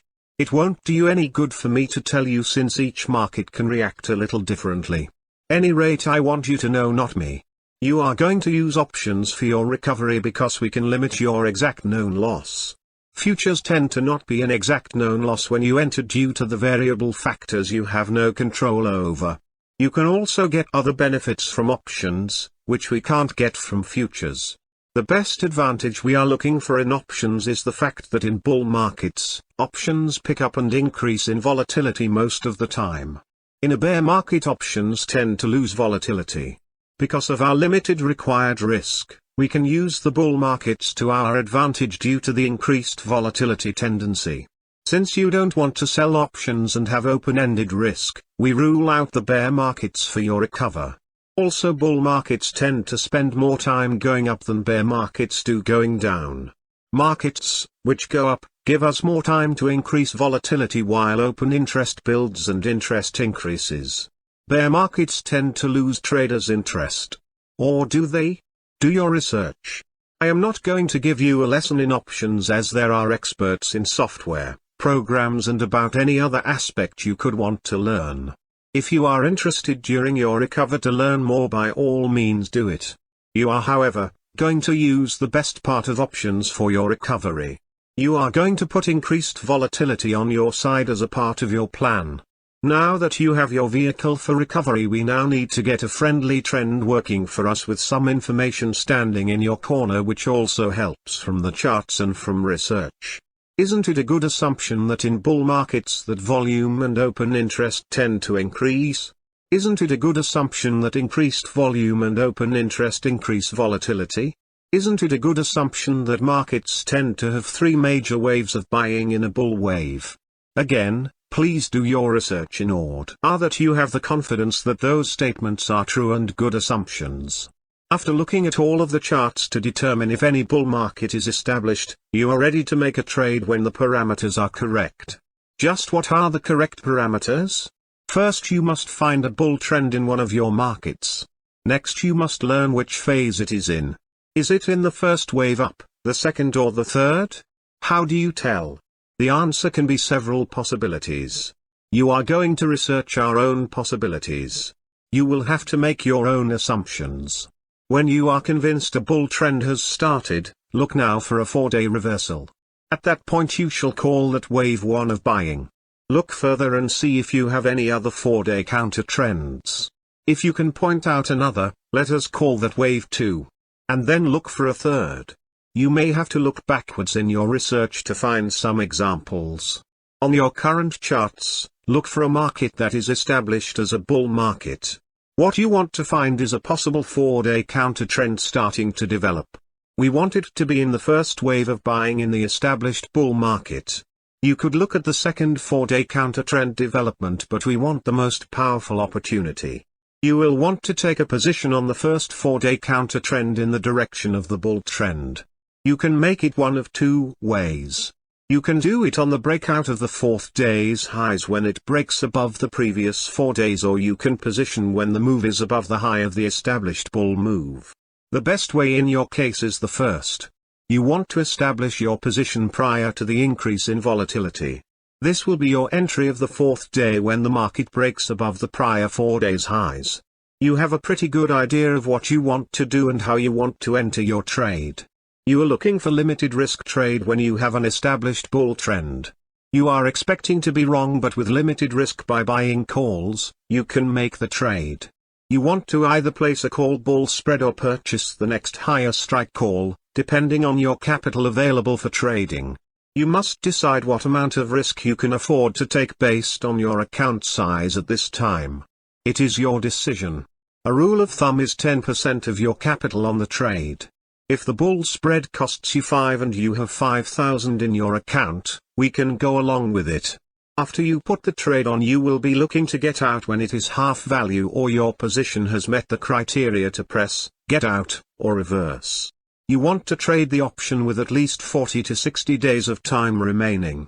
An option with less than 40 days remaining will leave you too little time to participate in a good trend without losing too much time value. You can position an option with time upwards of 120 to 180 days with little problem, but in a good bull move, the closest contract will be the faster volatility move. You are after the fast volatility move in this position. Your trade can benefit from any increased volatility in the established bull market and the fact you have entered at the first phase of a bull market.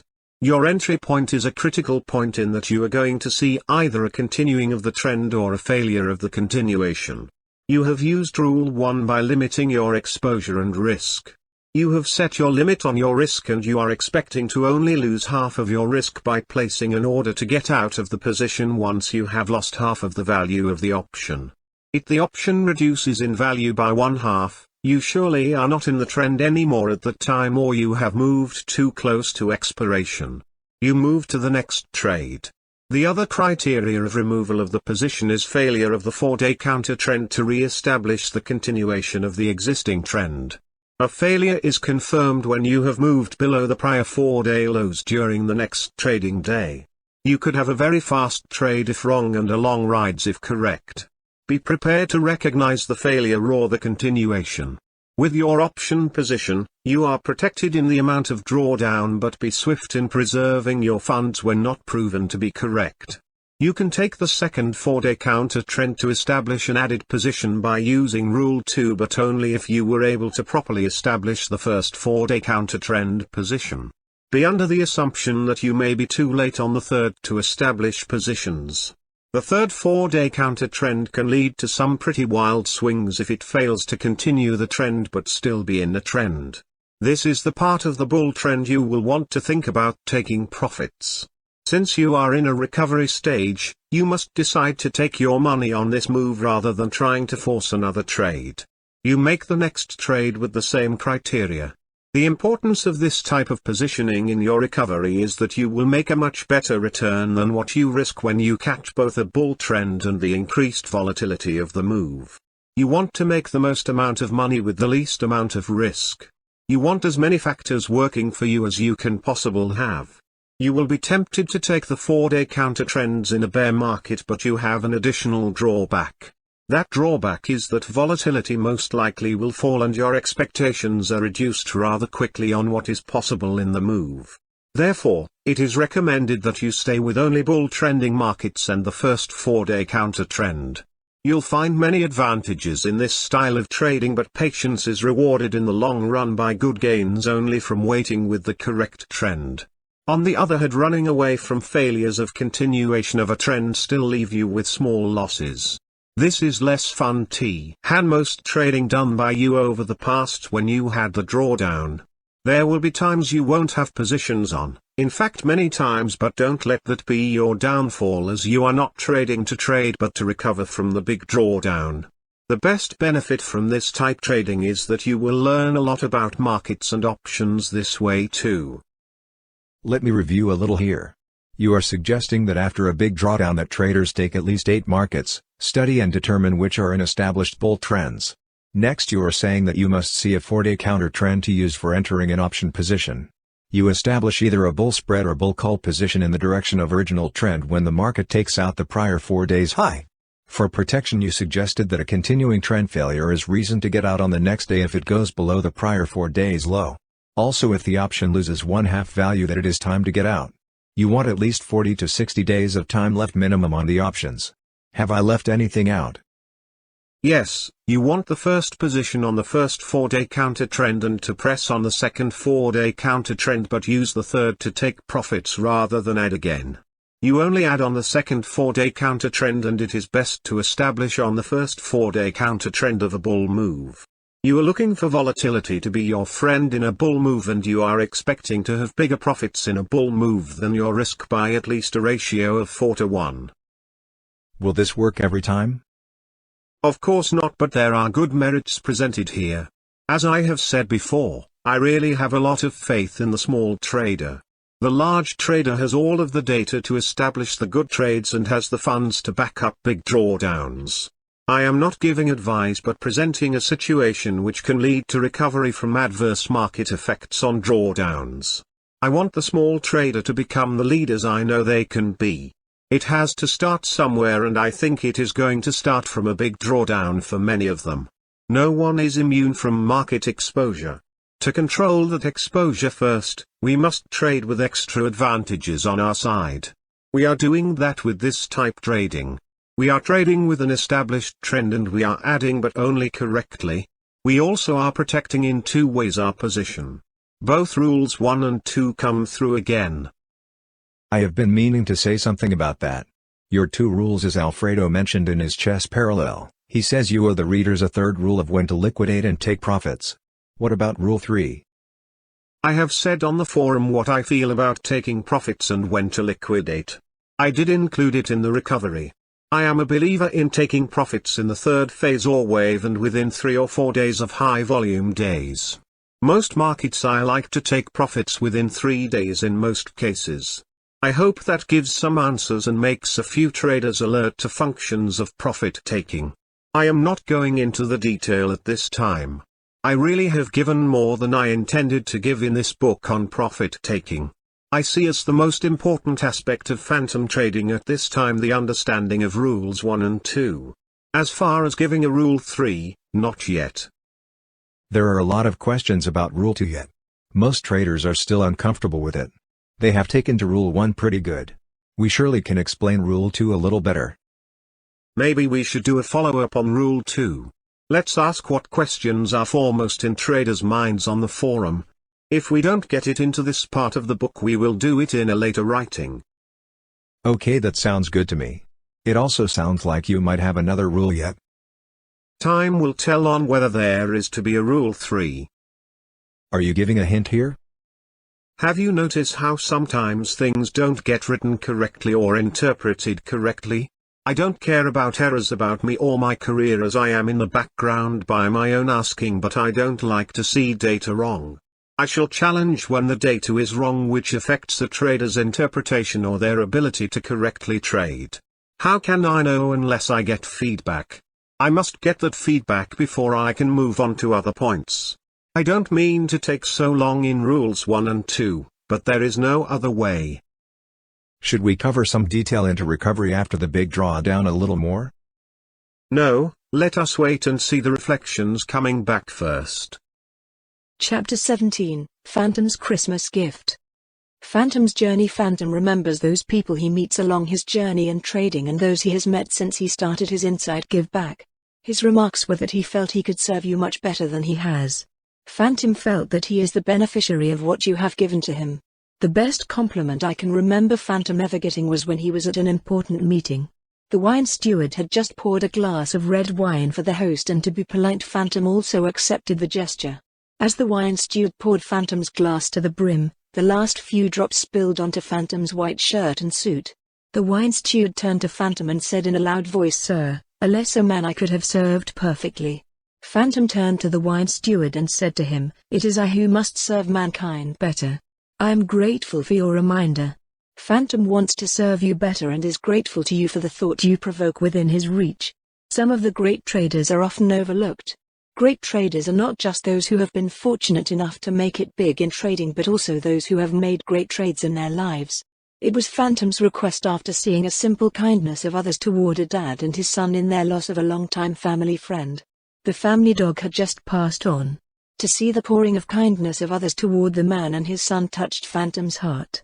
It is not just this random act of kindness which touches his heart but powerfulness of wonderful thoughts which can be extended by others.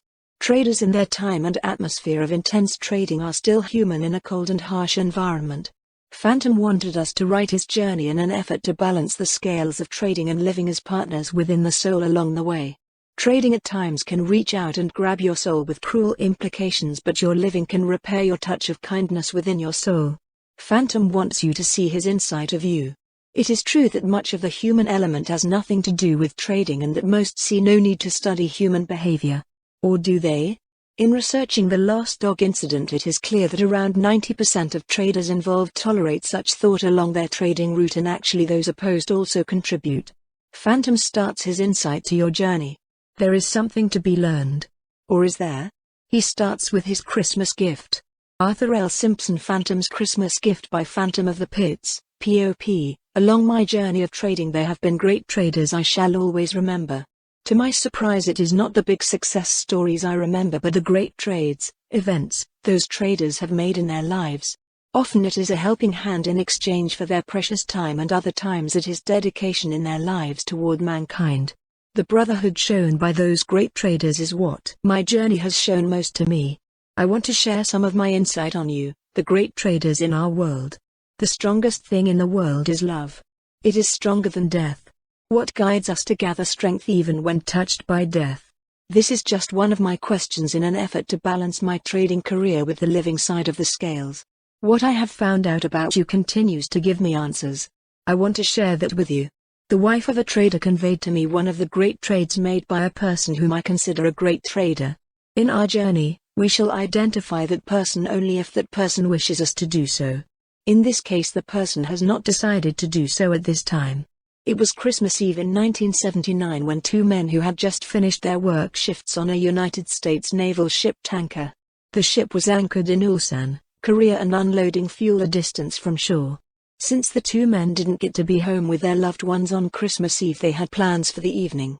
It was 8 p.m. and the two men took a boat launch to get to shore. Both men were carrying large bags ashore. One of the men questioned as to whether they should be taking anything ashore for fear of being thought to smuggling ashore. The other man pointed out that this was surely the time to take that risk, as it was indeed Christmas Eve and understanding might be easier if an explanation was required of them. After getting off the boat launch, the two men walked about 2 miles and the sacks were really getting heavy at this time. It was a cold winter night in a country foreign, but they had a plan and carried on with their heavy sacks. The two men arrived at a building and entered, as it was unlocked. A lady came and met the two men from the ship and asked them to have a seat. A short time later, a group of children came into the room and spoke in Korean. It seemed to be with great excitement that the children were pleased to see the two men. They had seldom seen others, and especially these two men. One man's name was Preston and the other man was my trader friend. The youngsters were laughing at their broken Korean language. Since the youngsters could not speak English, it was the only chance for communications. My trader friend, according to his wife, had caught the eye of two children. One was a boy about 10 years old and the other was a young girl about 6 years old. The only word the children were trying to convey to the men was the word von or one or one.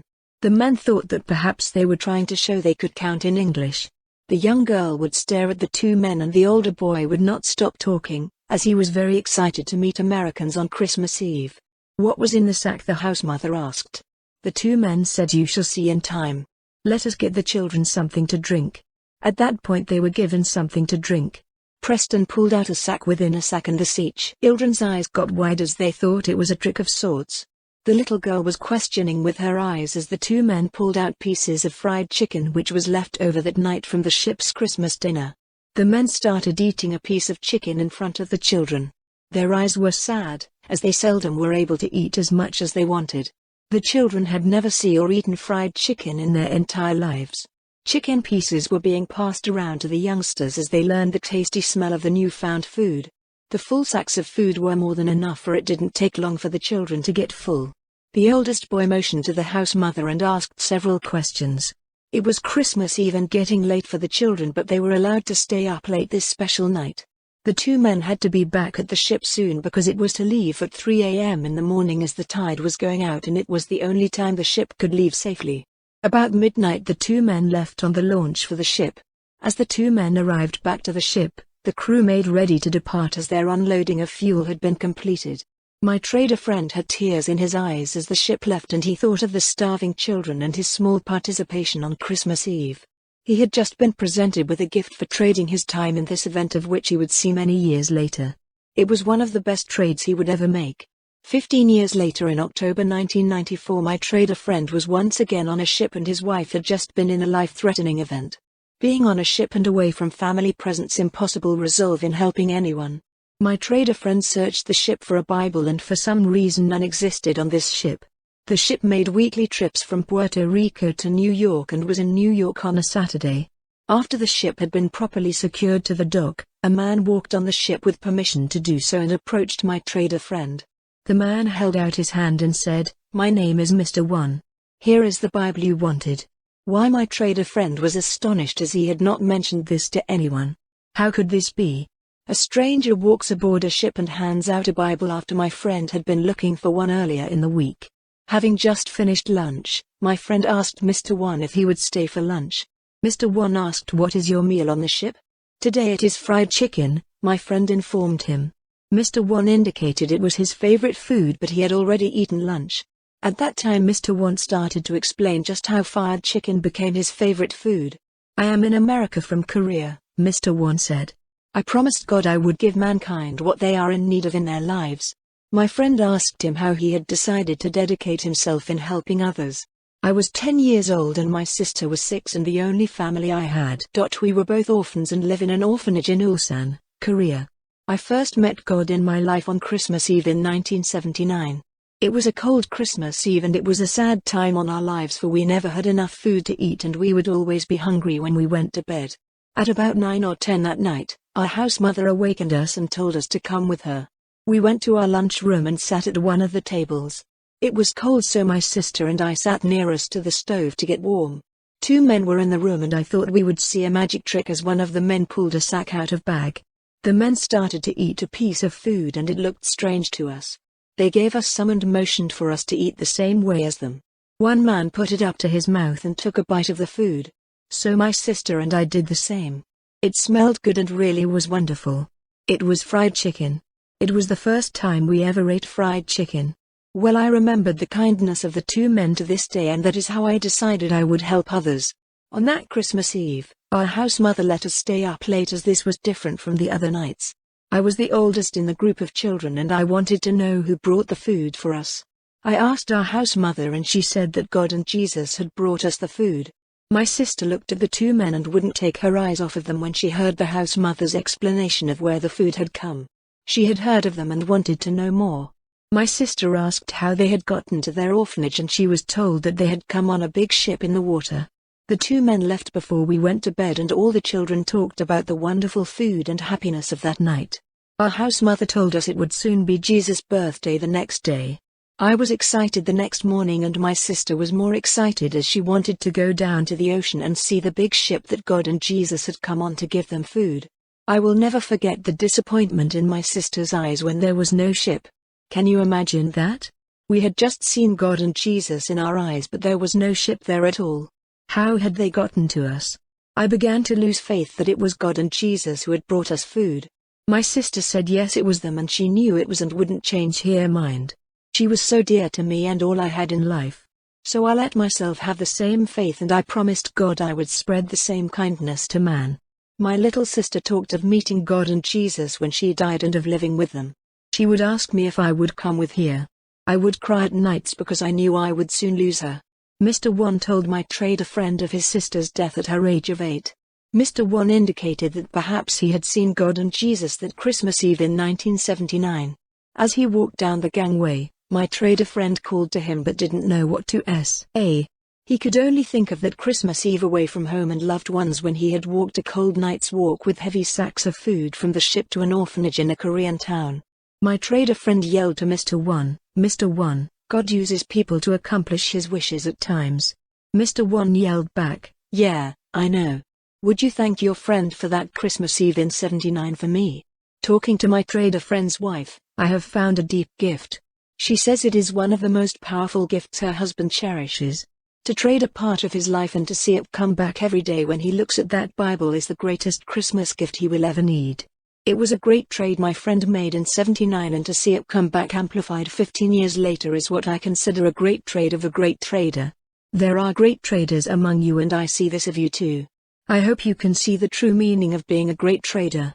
This one Christmas story of a ship's chief cook and an officer is just the beginning of your great future in your trading career. There shall be more along the journey, and I wish to share them with you. It's all about you. Phantom. Chapter 18, Rule 3, you say? I've noticed a lot of arrows drawn on pieces of papers, a few triangles and other strange dittos. I thought they might be new flowcharts for another one of Phantom's computer programs. It's not unusual to have scribbles that turn into worthless pieces of paper after the markets are closed. Shortly after the markets are closed, most of these odd scribbles get closed out to the circular file. These particular scribbles didn't get thrown away, and it made me more interested in them. Since they didn't make any sense to me, I decided to ask Phantom just what they were. He was a bit uneasy about them and didn't want to detail any of them. I decided to try and figure this out myself. Here is what I saw. In his first set of scribbles, there were arrows and 2 triangles. The first set contained 4 arrows. The first arrow pointed to the top of the page and the second pointed to the right of the first arrow. The last 2 arrows pointed from the other 2 arrows down toward the bottom of the paper, and the last pointed to the left side of the paper. In other words, what we had here was your old ordinary, to turn left make 3 right turns. The next set of arrows was but 2 arrows. One pointed to the top of the page and the last arrow pointed to the left of the first arrow. In other words, we now had the old turn left directly symbol. To the left of both sets of arrows was a triangle indicating one of 2 choices. It still looked like a flowchart for a program to me at this point. But wait, there it is. I see it at the bottom of the page. In very small letters are the words Rule 3. Great, I thought. Phantom is going to give us Rule 3 just like everyone had asked. Traders on the Talk forum had asked Phantom to give them Rule 3 and tell them when they should take their profits. Their feelings were that the circle must be completed. The traders were beginning to understand Rule 1 in getting into a position and whether to keep the position established. They were also beginning to understand Rule 2 better and what the purpose and advantage of adding to correct positions would do for them. Could it be that Phantom has had a Rule 3 all the time? Did he just not want to share this rule? I wasn't sure about Rule 3 in his trading career, as I thought I reasonably knew how he traded. How had he kept it from me? Why wouldn't he share his Rule 3 with us? So many questions ran through my mind. I turned the papers over and I was a little disappointed in what I saw. Nothing other than a big question mark was on the other side. There was nothing written on the pages except the scribbles and Rule 3 at the bottom. ALS-Phantom, about Rule 3, what can you tell me in order that I pass your insight on to our traders as we had agreed upon when we started this project? Phantom of the Pits, I am afraid I have let them down, Art. I don't have a Rule 3 as such. What the traders are asking of me is more automatic for me than a rule. When to take profits is not an easy and clear-cut rule. You see, my rules have been set up in order to address the nature of trading as a losing game and to keep losses small. This is the most important aspect of trading, and to add to correct positions in order to bigger when correct. To have a rule on taking profits is to have a rule, which is second nature most of the time. I can understand the point of view that taking profits must be done correctly also. Though it might be second nature for me, I am learning that important insight on that aspect is just as important to our traders. We will come up with a Rule 3. Did you notice I said we? It's all the traders, you and me, who will be satisfied with Rule 3 at its conclusion. It is not clear yet at this time, but we shall do what we discover is correct. If you take a beaker of dirt and water, what do you get when you stir it up? The clear water becomes muddy. Is the rule going to be revolutionary? Pop, okay, well, that is what taking profits become when it is time to take them. Revolutionary as you say, and I suppose revolutionary rule 3 will be the most liked rule of all. There are so many variables that we can't just have a simple rule to take profits. Most profit situations should be within the trade program, but I am sure we can come up with a rule that doesn't interfere with a good trading program. We will work on it. My rule 1 takes care of removing the position when not proven correct. And rule 2 takes care of getting larger when proven correct by adding positions. Back again we go to rule 1 to protect rule 2 after adding positions. Rule 1 usually addresses removing a position when it no longer continues to prove correct even though we have added positions also. Taking profits is never as cut and dry as removing positions that are never correct for me. It's kind of funny though, as most traders find it pretty cut and dry in taking profits. It is taking losses that seem muddy to most traders. The traders on the forum have a legitimate request for rule 3. I take profits within my programs and never gave it much thought that it would be as important a rule as they have pointed out to us. I can't give my programs, and it is going to be rather difficult to put rule 3 separate from the programs I use to establish and remove positions. I don't want to let them down either. Taking profits is critical to increasing equity in their account. They are right in wanting the rest of the insights into taking profits. Outside of a trade program, taking profit criteria is going to be a little modified. Because we have to modify when to take profits this way, we will have to have qualifiers as we did in understanding of rule 1 and 2. First, it must be stated that any time you take profits, you must be satisfied that this is the correct move. If you look back at any time, you will see that you could have made more money. Not that you would have taken the position off at a better price, but just the nature of hindsight.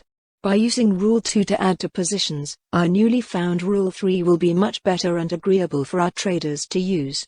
We need to establish criteria on the rule before we can actually set the rule into words.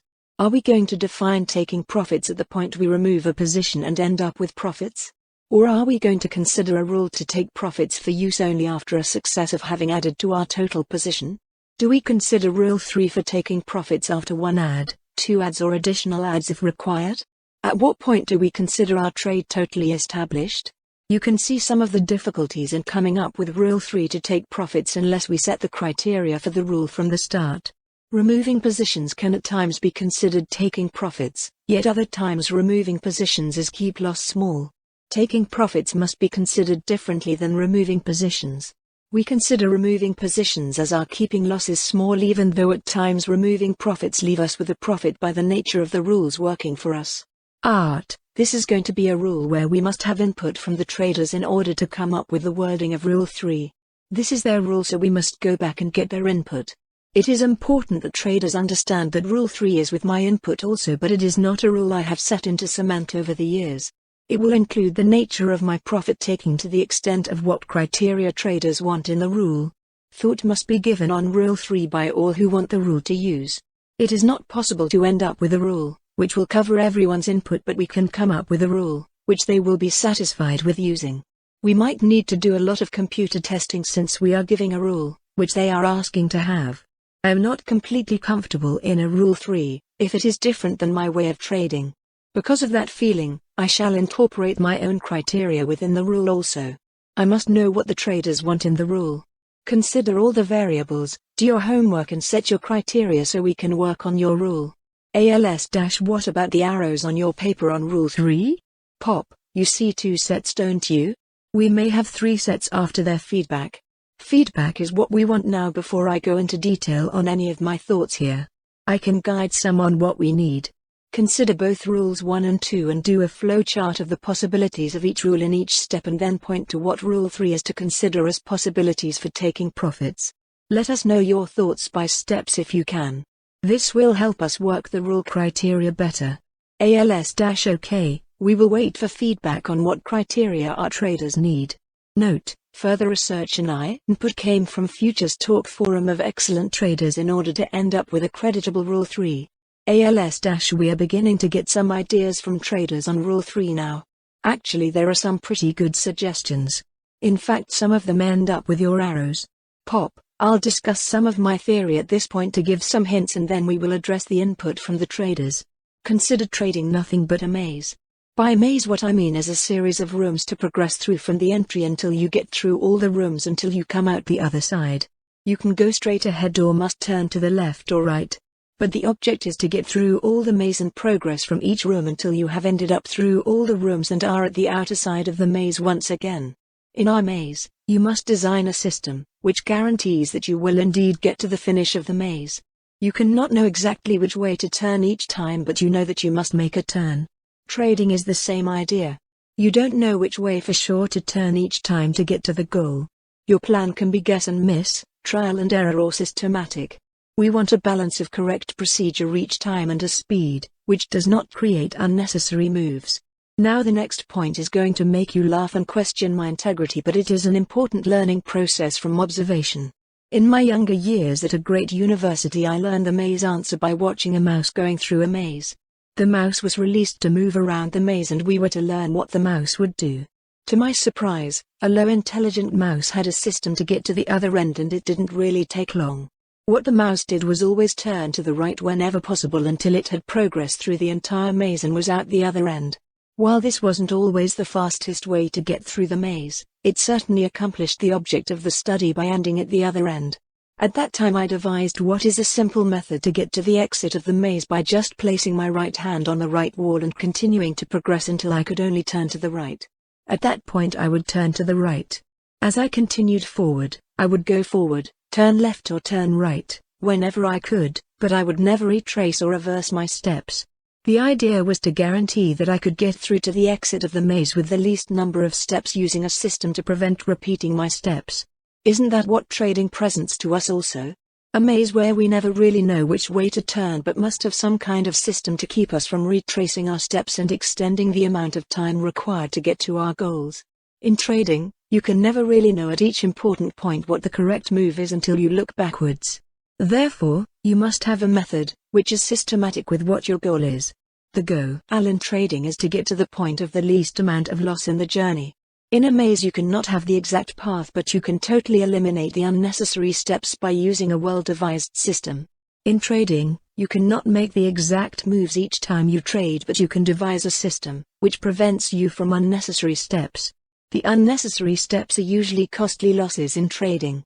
My Rule 1 and 2 give me part of my system in trading by allowing me to eliminate the unnecessary steps after defining what my goal includes. Let us progress forward with a forward arrow upon entry of a position.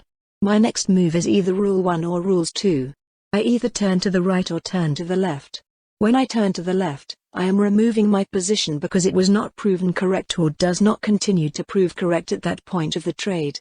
If I can turn to the right, I will do it, my right hand on the wall, because this is my Rule 2, adding to a correct position and the current position has been or continues to prove correct. I want to turn to the right whenever I can in order to get to my goal systematically without unnecessary steps. You see, this is in my maze system as well in my trading system. Pretty simple and elementary since it was learned from a lowly intelligent rodent. This in no way lowers the value of the knowledge. I sure don't want anyone calling my system the rodent system, so please have mercy on me. Now you can see some of my dilemma in getting to Rule 3. If I must either go straight ahead, continue status quo, or turn left, get out of my position, or turn right, add to my position, I have no room for turning around 180 degrees and taking profits outside of my Rules 1 and 2. That would interfere with my 2 rules and cause unnecessary steps in reaching my goal properly. 2 points I want to make here. First, I do not mean to imply that I must either use Rule 1 or Rule 2 when I make a decision. If the decision is to use Rule 1, I know I am either correct or must remove my position based on Rule 1. Just because Rule 1 is used and I now have a proven correct position does not mean I must use Rule 2 until the proper criteria is established. That criterion will not necessarily be to add just because the position was proven correct. We may not add until the next buy or sell signal. In trying to associate Rules 1 and 2 with the maze, don't forget that we turn right only when we are able to do so, add to a position. We turn left, remove our position, when we come to a head-on wall and cannot continue without turning left, removing our position. A head-on wall in trading is when the position has not proven to be correct. This is not the same as having been proven wrong. While trying to correlate the maze and our trading rules, don't overanalyze the comparison. I am only presenting it as a background thought in design of your flowcharts for trading. Should you want the simple arrow diagram for your own use? I am concerned that feedback indicates my insights are a little difficult to understand. Can you imagine if we had 10 or 20 rules? I know I repeat myself often, but it is necessary in order to continue to reinforce the importance of the rules we have established. I guess I could make a career out of better explaining my thoughts. I think it is better if the traders do more of their own thinking rather than try and imitate my thoughts in coming up with their own plan. Anything can be improved, and I feel that each trader has the opportunity to improve their plans by knowing my insights. While mine are not perfect, they work for me. Traders' plans must work for them to be of any use. I feel like I am leaving something out of my thoughts here, but I am not really holding anything back intentionally. I want to address some of our feedback so far. The first one we look at is from MT. In summary, his feedback indicates that Rule 3 seems intuitive, in a sense that Rule 3 is just an extension of Rules 1 and 2. His thoughts are that taking profit could be at a point of adverse movement back to, say, the last point of adding to the existing position. Pop, I've always liked his thoughts and writings. Since add-on positions are done in smaller parts than the initial position, his thinking can actually be successful if it was considered time to take profits at the adverse movement. But for profit-taking's sake, all positions would have to be removed in order to have a profit.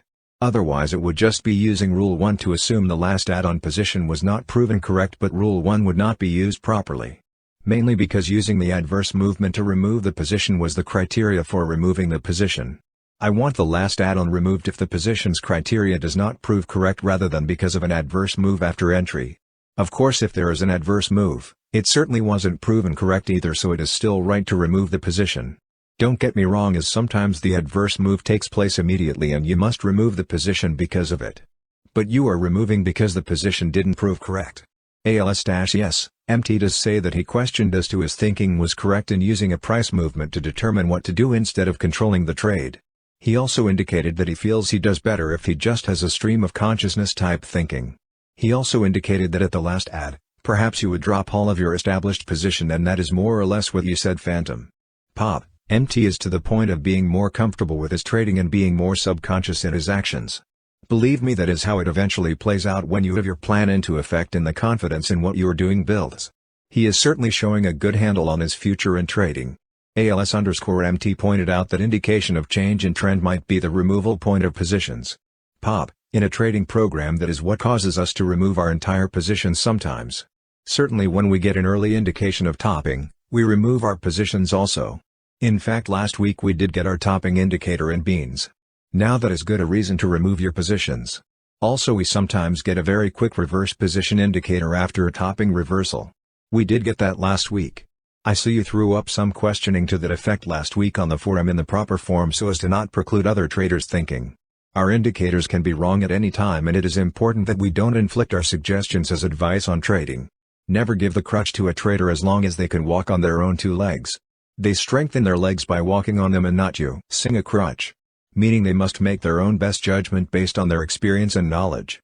Let's move on to the next feedback, as MT is pretty helpful in helping us drive down the road on our journey.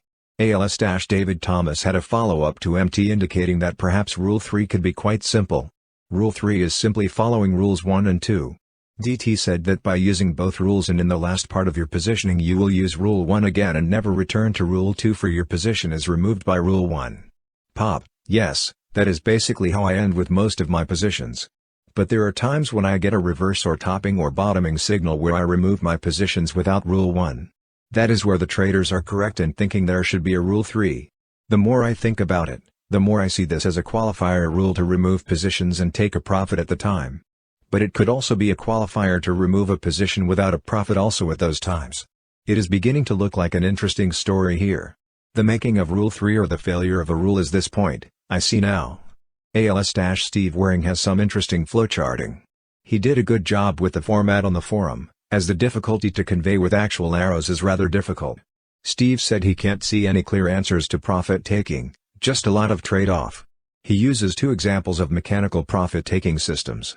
One system has a target price and one has a retracement of price. As you would expect, each at one time or another has an advantage over the other. They both seem to go against Rules 1 and 2. He picked up on your cheap and the price of what you have trick. As you always indicated trading to be like the ocean when the tide is either coming in or going out. He had good thoughts on how to use Rules 1 and 2. When your program indicates a possible plateau or reversal short-term to offset part of your position looking to re-enter at a better price and cheapen the price of your position. Steve also indicated his thoughts on positions as being a series of trades. Questions on cheapening your position price arose from some of the holes. If you reposition in this manner and miss the lower price, do you do it at a higher price? What do you do if the market continues to go against you and it gets to be a cheaper and cheaper place to re-enter, leaving your remaining position losing? How many attempts do you make to re-enter? All good questions, and the answer to each is along the same lines here. When using Rule 1 to tell you to remove an added position, it is possible that you may have held the position for a period of time and you have a good profit. Your trade program may look at the fact that the market is starting to plateau and you are not seeing your position to continue to prove correct. By this indicator and using Rule 1, you would remove the position due to the failure to continue to prove correct even though you have a good profit but have just stalled in the move.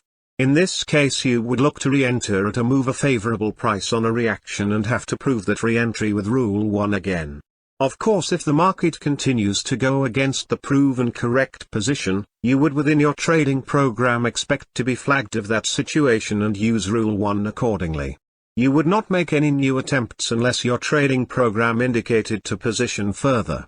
As far as how many attempts to reposition is up to your trade criteria and program. Rules 1 and 2 are not the criteria to position but only the rules to follow within your indicators from your program in order to have a mechanical system for doing what is required on both sides of the coin. In asking questions on different aspects of your rules, I think Steve is actually trying to cover all the bases on proper behavior in all situations of the rules. By asking the questions, he is actually devising a probable and possible scenario, which is required in addressing validity of the rules use. As I have said in the past, it is questions of methods and systems, which allow a trader to correctly simplify trading when the market is open by obtaining the answer to the best probability of a method or system. Does Steve see his points in his research as different than I see them? I don't think so at all, as I question every aspect before using my two rules in order to solve any possible conflict in their incorporation of my trading criteria. I think Steve is going to be able to incorporate his trading program without conflict after satisfying his program criteria to what he expects of it. We could debate the use of your rules more. Pop, I don't call it debate. I call it improving trading styles for our traders. They ask the right questions and they trade the right way after incorporating their knowledge. It gets even better after they incorporate their experience too. Steve indicates his feeling on catching a move as being willing to risk open position profits for the reward of the trend reasserting itself at plateaus. We still consider a profit-taking rule as a variable. Pop, my trade programs allow me to take profits after 3 adds upon a third wave of movement. The third wave usually is the strongest and that is where I get out of the elevator on the 14th floor rather than ride to the 18th floor if it seems to move rather far. I know it is going to stop eventually. The only question in traders' minds, I think, is do we get out at the 14th floor on the way up or the way down? The correct answer to that lies in our trading program. Using the criteria we have programmed in, let us say that on balance volume is telling us above all other indicators that on our way up we are seeing large volume on any reversal day and more so than on up days even though our OBV is increasing. This is conflict and perhaps our program will say get out on the 14th floor on the way up and not on the way down. Other times we will have a program which says to stay in as long as the positions continues the move. Ronald Adams had another good idea on Rule 3. He felt that you should never give back to the market if you can help it. In other words, keep what you have. He also felt there was really no need for Rule 3. Pop, it has always been easier to make money than to keep it in trading. Ronald has some good points. Giving back is the big problem after having profits. This really leaves us with conflict as to whether there would be a good advantage in having a Rule 3. I know a very famous system of trading over decades never had a Rule 3 until it was proven to them that they must have a way to keep their profits at least around 50% of what they had made in their positions. It changed their profits. Rob Platt climbed on board the bus on the Rule 3 thoughts. He is with the other traders on his thoughts too. Pop, we can let him drive for a while then. Maybe we need a Rule 3 completely outside of Rules 1 and 2 in order to keep more of our profits using probabilities based on research. I am 50-50 on this rule now. As you see, we are still in conflict as to what is the need or purpose of criteria for Rule 3. Go back to the traders and let us listen some more.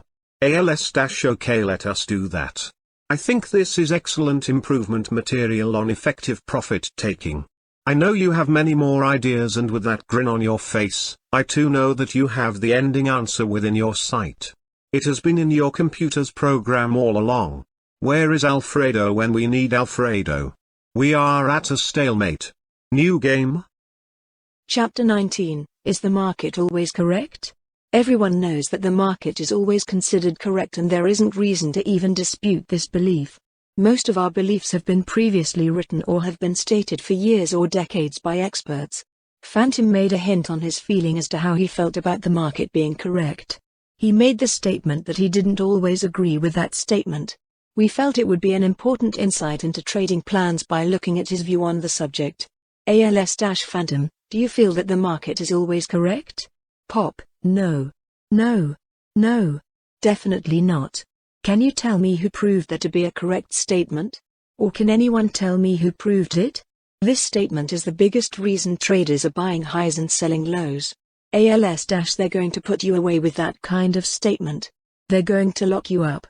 You are going to lose all of your creditability unless you can make a good case for your disbelief, Phantom. You are taking on a lot of people. Pop, I guess I appear to be bad with that statement. The experts seldom know or acknowledge that trading is a losing game. A trader expects it to be a winning game. It is the same with the statement that the market is always correct. Who ever thinks that it is possible that the market could be wrong at times? Why do as many as 92% seem to lose in the markets? I see the market as a continuing image of liquidity. A liquid market reacts differently to new situations and technical indicators than non-liquid markets. After all, what is the purpose of floor traders in the pits of different markets? It is to provide liquidity. Liquid markets are the leaders in determining price. Non-liquid markets tend to be sloppy in price determination. We have the reason for different markets and the creation of new markets. It is to provide liquidity and accurate price discovery. If a news item is bullish or bearish in a non-liquid market, the bid and ask spread is usually wider than in a liquid market. Now, are we to believe that a wide spread on bid and asked price is telling us that the market is correct? I think not. Sure, you can try and make the same demand and supply argument in the market being correct, but lack of liquidity is an artificial market condition of demand and supply a lot of times. Not having an offer to sell is not the same as not having any product available. Sure, it can have an effect on changing price, but it is an artificial condition. These artificial market conditions must be utilized in a good trading plan in order to survive. Our plan is to trade as long as you want. To not get caught in artificial market conditions requires criteria. Every trader has been told that the market is always correct. The market is always in a process of moving away from what it currently says about a price. Does that say it is correct? It only says to me a market is more than a day.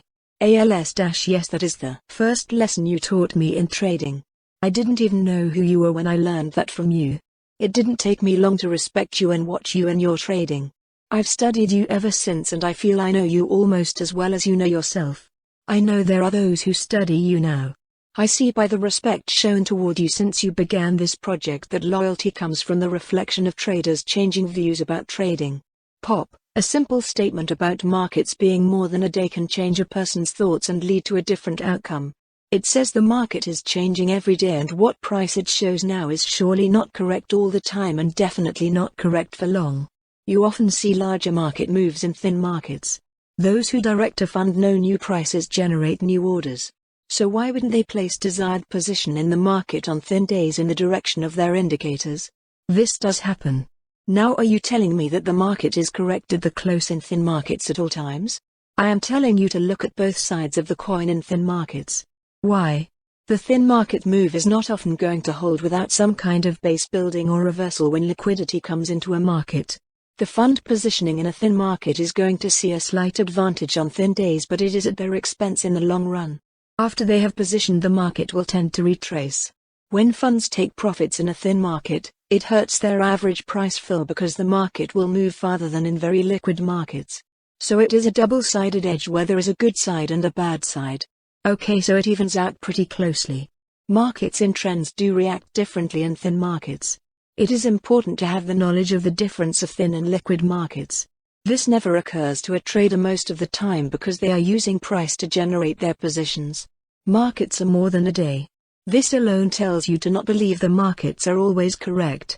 This is a good reason to use Rule 2. Not all of your position will be established until or unless the market proves you correct. Isn't this conflict to make the market prove you correct while not always believing the market is always correct? Doesn't this present an implied conflict in your trading plan? Pop, isn't this the same conflict that most traders use to get out of a position by getting stopped out? Even if the market was thin on the day they got stopped out. This is what traders think of when they say the pit is gunning for their stops. The fact is that when the markets are thin, a trader's chance is greater of being stopped out of a good position. Why shouldn't we turn this situation to our favor by using another rule in trading? Yes, there has been a third rule in my trading, but it has not been a written rule. Not everyone will want this rule. In the search for a third rule by our traders input, and they're looking for a third rule, they have come close but not exact on Rule 3. They wanted a rule to tell them where to take profits. This is their desired Rule 3, but they all have agreed that they just could not justify a criteria for Rule 3 telling them when to take a profit. You see, my Rule 3 takes into consideration both sides of the market instead of just taking profits. It also takes into account of when to take positions off totally. Sometimes it will be to take profits and other times it will be to offset any position when the market's criteria says to do so. Rule 3 uses the criteria of the market not always being correct. Do you want to state Rule 3 here? Pop, no, I don't. I want the traders' input now that they know they have been on the right track of Rule 3 but not quite getting to the important point in the criteria. I want them to think about it and give us input. We will state Rule 3 shortly. To just state Rule 3 without a lot of thought on their part will make the rule a little less useful to them. We need more information for them in order that they understand my view on the market being correct. I have indicated on the talk forum the importance of several aspects on offsetting positions. There have been those who have asked. I've passed it on lightly. Some who have read my posts to the forum are picking up on it. You'll be surprised at how punctual and accurate their input shall become after knowing that they have been correct about a Rule 3 all the time. We have traders for years and decades saying that they see the market reflects all the market conditions by just looking at the last price. They continue to trade based on that fact. They make their trade programs based on that thought about the market being always correct. Why shouldn't I use that to my advantage with a Rule 3? Why shouldn't traders take advantage of that knowledge by modified behavior in their reaction to the current price? I want to state again, it just never occurred to most traders that the market could be wrong. They think it is only their trading which is wrong all of the time. They continue to lose when they know they are correct. Just how can there be so much conflict in their trading plan? I'm saying the market is not always correct and that liquidity and timing are two elements which keep a market from always being correct. In making these assumptions, wouldn't this help in positioning and exits? It is not complicated, but another rule to keep the advantage of a situation from being unfavorable at all times. My rule looks at the liquidity situation of a market and uses that knowledge for Rule 3. Let us further explain our position on this thought. To review the statement as stated, is the market always correct? Let's start on even ground. Let's say we do not know either way that the statement is or isn't accurate. Do we say the statement must be always correct or always incorrect to be a legitimate statement? Why must we say always correct without exception? I start with the assumption that there are times when the market is not correct, and I will show you that side. It is important because I want to point out that you can trade correctly and lose money. Why do you lose money when you are correct? It is because the market is a true reflection of liquidity at any one time when the market is trading and not always based on a fundamental or a technical reason. I know many experts are going to say that liquidity is really a technical or fundamental aspect of trading and that helps prove the market is always correct. What about timing in a market? Is a market's timing always correct? Why does the market prove the most people wrong and make more losers than winners? Think about this very carefully. Is the market not as we had all been taught or thought? Let us research that further. By assuming that the market is not always correct, I am going to show you that you can devise a better trading plan by just knowing you must question the correctness of the market being correct. Most traders use either fundamental or technical reasons for trading. I like to use what I call tactical reasons, which include aspects outside of purely technical or fundamental aspects. Let us use examples of how markets can react in situations to better show our point. Say for example that a report came out on orange juice that it was the smallest crop in history, and the night before the report we had the worst freeze in history in the Florida crop area. Based on fundamentals, the market should go higher normally. Based on technical indicators, let us say the market shows a bullish trend being established. The public before the open knows no other information. At the day's open, the market opens limit down with locked-in sellers and offers, which build, and not one trade is made. Now the market is open and no trading is taking place, and OJ is limit offer 2 hours into trading. The experts and the reports in the news make the following statement: well, we see that the market is correct in proving that OJ was overpriced. How can you say that the market is correct when there are no buyers willing to buy? Any shorts in the markets are not willing to buy back. This does not show the market to be right in my book. It only shows me that there is no liquidity in the market at this time. Say the market closes limit offer. Now are we to believe that from close to tomorrow's open that the market is always correct? And that this situation is correct during the time the market is closed and there is no market? How can the market be correct when there is no trading? Okay, now we watch the next day's open in OJ and it opens limit bid with no trading the entire day. No additional news is available except the news reports stating, the market proved to be correct today and that OJW as underpriced. The only thing the news reports for the last 2 days did was to declare the current price correct. Let us say for example that the stock market moved to a point of being halted for a half hour. Is the stock market right because of the halted trading? While it is true we only have the current price to use to gauge our equity and balance our accounts, other criteria must be used to understand if the market is correct. I am not sure you are beginning to see my point here, so we need to use another example. When we say market, are we talking about the price of a contract currently, or does market mean what is or has happened over time in a market action of a contract? Pop, that is a very good observation and the question needs to be answered. You hear reports that the market moved up today. Is the market correct in moving up? Say it opened lower and closed higher than a low but lower than yesterday. Is this moving up a correct statement? Or what if the market opened on its high and closed on the low but a point higher than yesterday? Is the statement that the market moved higher correct? Is the market always correct? What are the reporters referring to when they say the market? Their definition is now, I believe. That is what they mean about the market, now. Correct can be different depending on their reference point. Timing can be different depending on when the observation is made. I hope you are seeing my point. Let me use an example of how a pit in a thin market might react to various situations, in order to explain better our thoughts on the market not always being correct. Keep in mind the market's price is a function of liquidity. We will use a small pit in bread futures, no such future contract. There are 10 traders in the bread pit and 2 are brokers, 5 are day traders and 3 are position traders. Yesterday March bread closed at 66 cents a loaf. Limit on bread futures is 10 cents. The 2 brokers have orders on the open and all are executed at 66 and 67 cents. The position traders in the pit have all kept their existing positions and not traded. The day traders have positions on the other side of what the brokers' orders were. Since little activity was taking place, the position traders in the pit decide to leave and trade something else. The day traders don't see any big volume, so they offset their positions with each other and the broker's orders when they come into the pit. When the day traders in the pit have offset their positions, they leave and go to lunch for an extended time. Effectively for this day no change in open interest exists at this point. The only 2 left in the pit are the 2 brokers. All of a sudden someone bought wheat and it went limit up within 10 minutes. Now the pit brokers in the bread pit get large orders to buy bread futures. The brokers bid and bid and bid and now bread is bid limit up at 74 cents. The locals are eating lunch and the position traders happen to be short.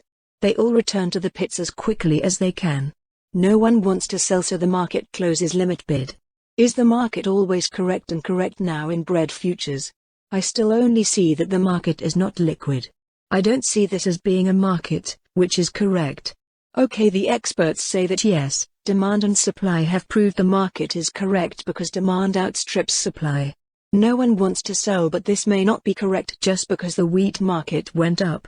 Traders think this way though, and that is why I always look to sell the weakest market in a strong up move. It is because of the similar thinking toward the bread market. When wheat goes limit up, that bread should also. Oftentimes there are correlations until the positions are or can be filled. At that point the true market takes over when there are now no buyers.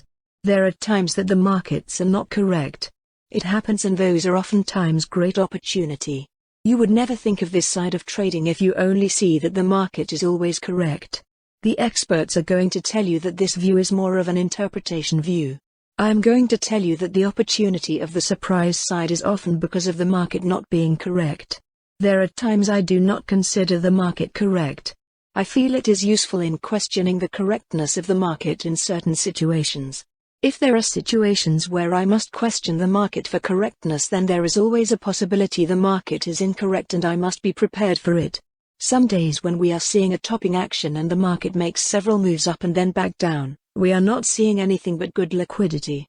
So can you say the market is correct?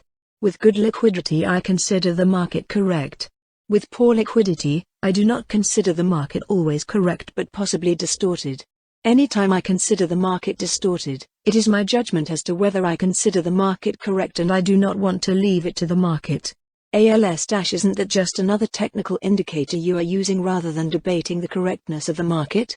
Pop, if a market moves limit one way or the other and no trade takes place and you have both a gap and lack of liquidity, you can call the gap a technical indicator, but the lack of liquidity is a different flag in addition to a technical indicator. It is impossible to trade without liquidity, and those times are flagged as not fit for trading and a not correct market. You could have several days in a row of limit moves without the ability to establish a position. Which day do you want to pick as the one where the market is correct? Would you pick all of them, none of them, or any one of them? Art, let's go back to the traders for our input on whether the market is always correct. They now know there is a Rule 3. Let them discover it as best as they can. We shall state Rule 3 soon. OK, we now wait for input. Is the market always correct? Note, the following was written after input from several traders. There are great traders and many great ideas. You usually can tell the great ideas from experience, and in our search for answers we know the input from Alfredo A. is always very worthy indeed. The following is the latest post by Alfredo A. We felt it important enough to put in this section, date, the 1st of December 1997, Mon, 10:30. Author, Alfredo A. Email, phantom/art/et al., was traveling the past 2 weeks. Am excited by your concepts and developments of an eventual Rule 3 relying heavily on volume/open interest/liquidity. I think you are definitely on the right tracks. I personally don't like and shy away from illiquid markets. We have all seen OJ go limit up for 3 days and then down for 4 sessions with no liquidity. You can get really hurt because you won't even have a chance to implement Rules 1 and 2. This is OJ, never mind pork bellies. I like to watch OBV and be wary of major divergences. But a market, OJ, which sometimes trades only 300 lots of the first future month per session, is subject to violent price fluctuations, not to mention eventual attempts at manipulation, resulting in impairment of liquidity.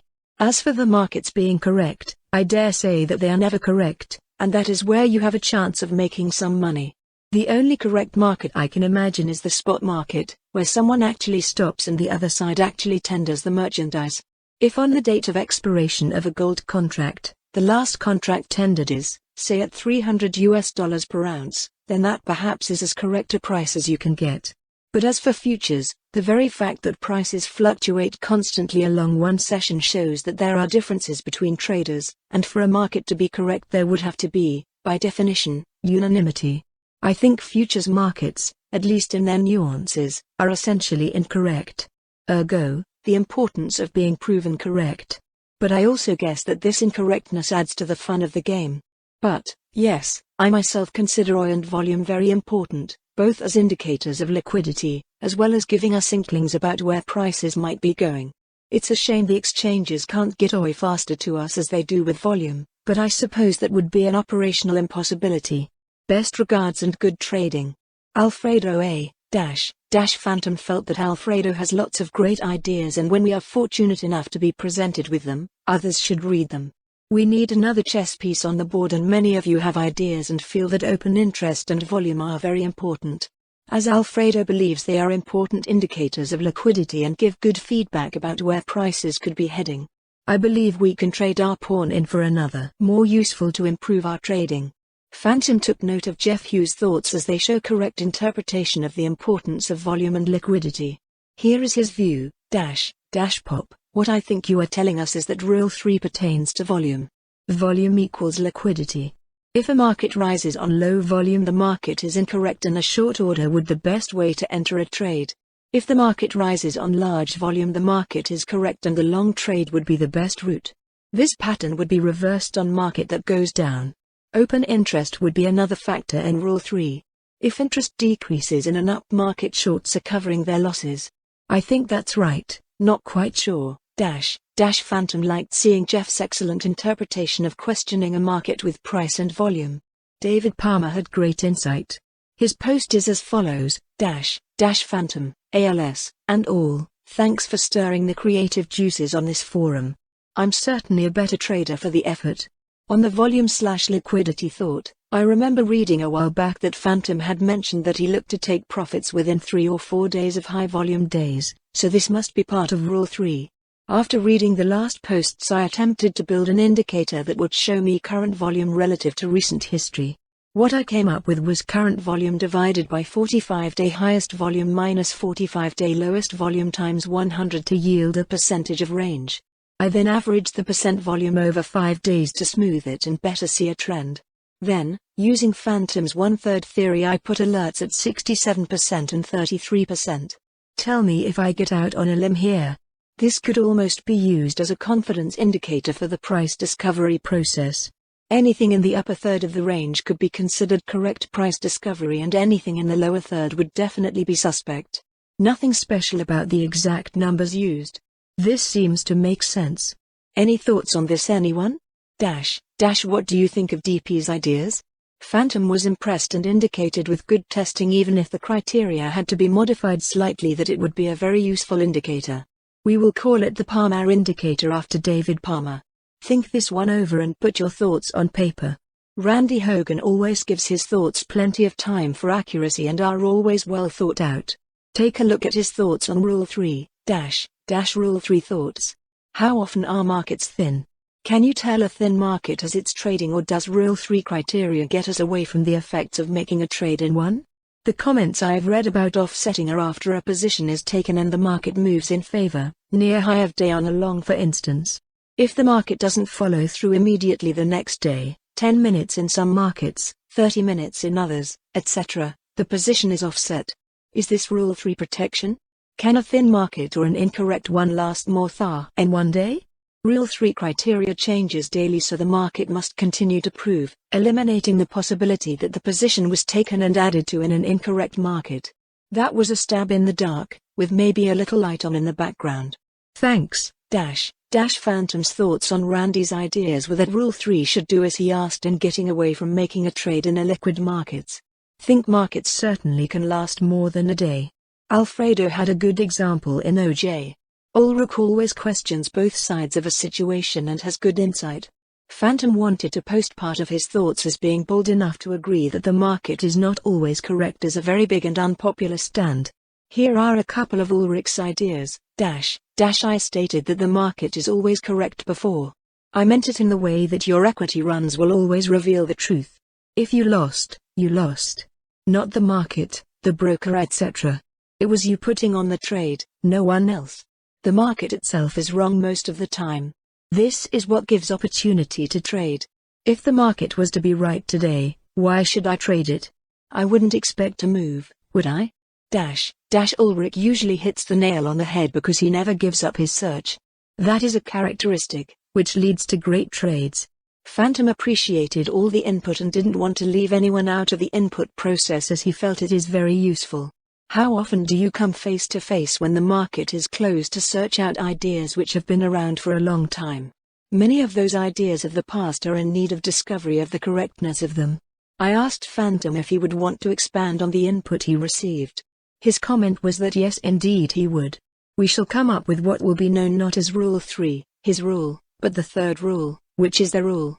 Thanks for your input and thoughts on improving a knowledge and behavior search beyond Phantom's Rule 1 and 2. Chapter 20, The Third Rule. Art, Phantom, you have indicated that you used Rule 1 and Rule 2 in your trading career to allow you to change your thinking and your behavior. Why do you now state a third rule? The third rule has not been a written rule for me but has been a second nature type of rule over the years. You know that I strongly disagree that the market always is correct. From experience I have concluded that to be the case. I use this assumption on my part to protect profits and eliminate new positions in illiquid markets. I'd like to point out that the third rule is not my rule and the credit goes to the traders that have convinced me that there certainly is a third rule to be used after Rules 1 and 2. I was very reluctant at first but I see that they are correct in this request. Let us look at everyone's rule here and not my rule. Almost every trader that read my Rule 1 and 2 felt there is a third rule.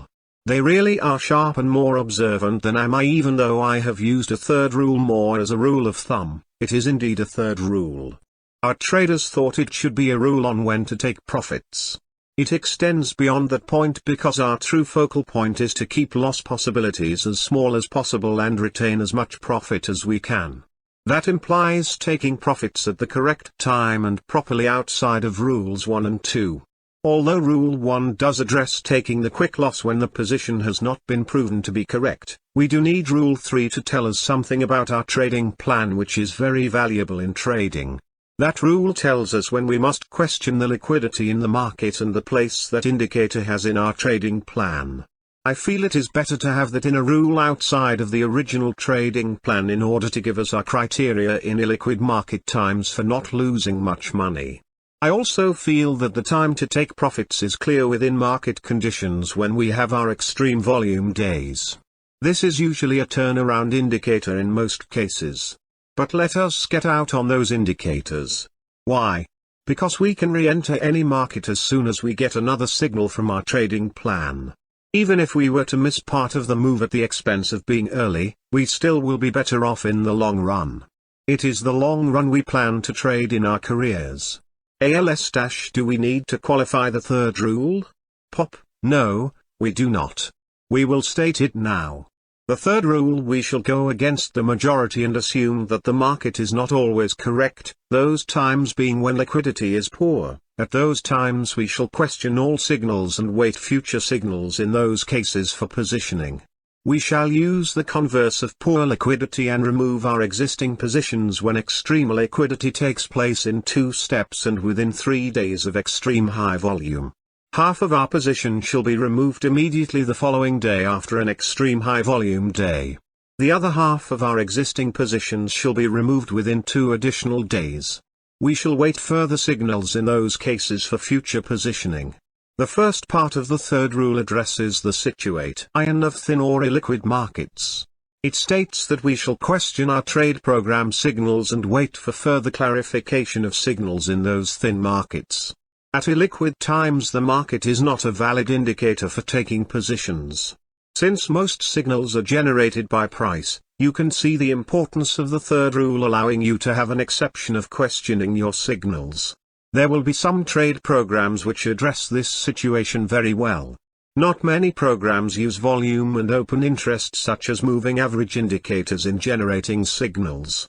I am not questioning various systems but only saying with the third rule that we must put an illiquid relief valve somewhere in the plan in order to preserve equity at those times. The second part of the third rule gives us criteria for taking profits or removing any previously established position. We do know when to take profits. Although we take all the profits and may miss some of the move, we shall await further signals at extreme high volume days. Additional signals develop quickly after high volume days and we want the benefit of that by not being positioned incorrectly prior to additional signals. Don't forget that a good plan will continue to give you signals based on market conditions. We are using extreme liquidity to our advantage by knowing that huge volume is the prelude of further correction possibility. Many times huge volume days are the very reversal days in bull markets. At any one time there could be an event, which causes extreme volume.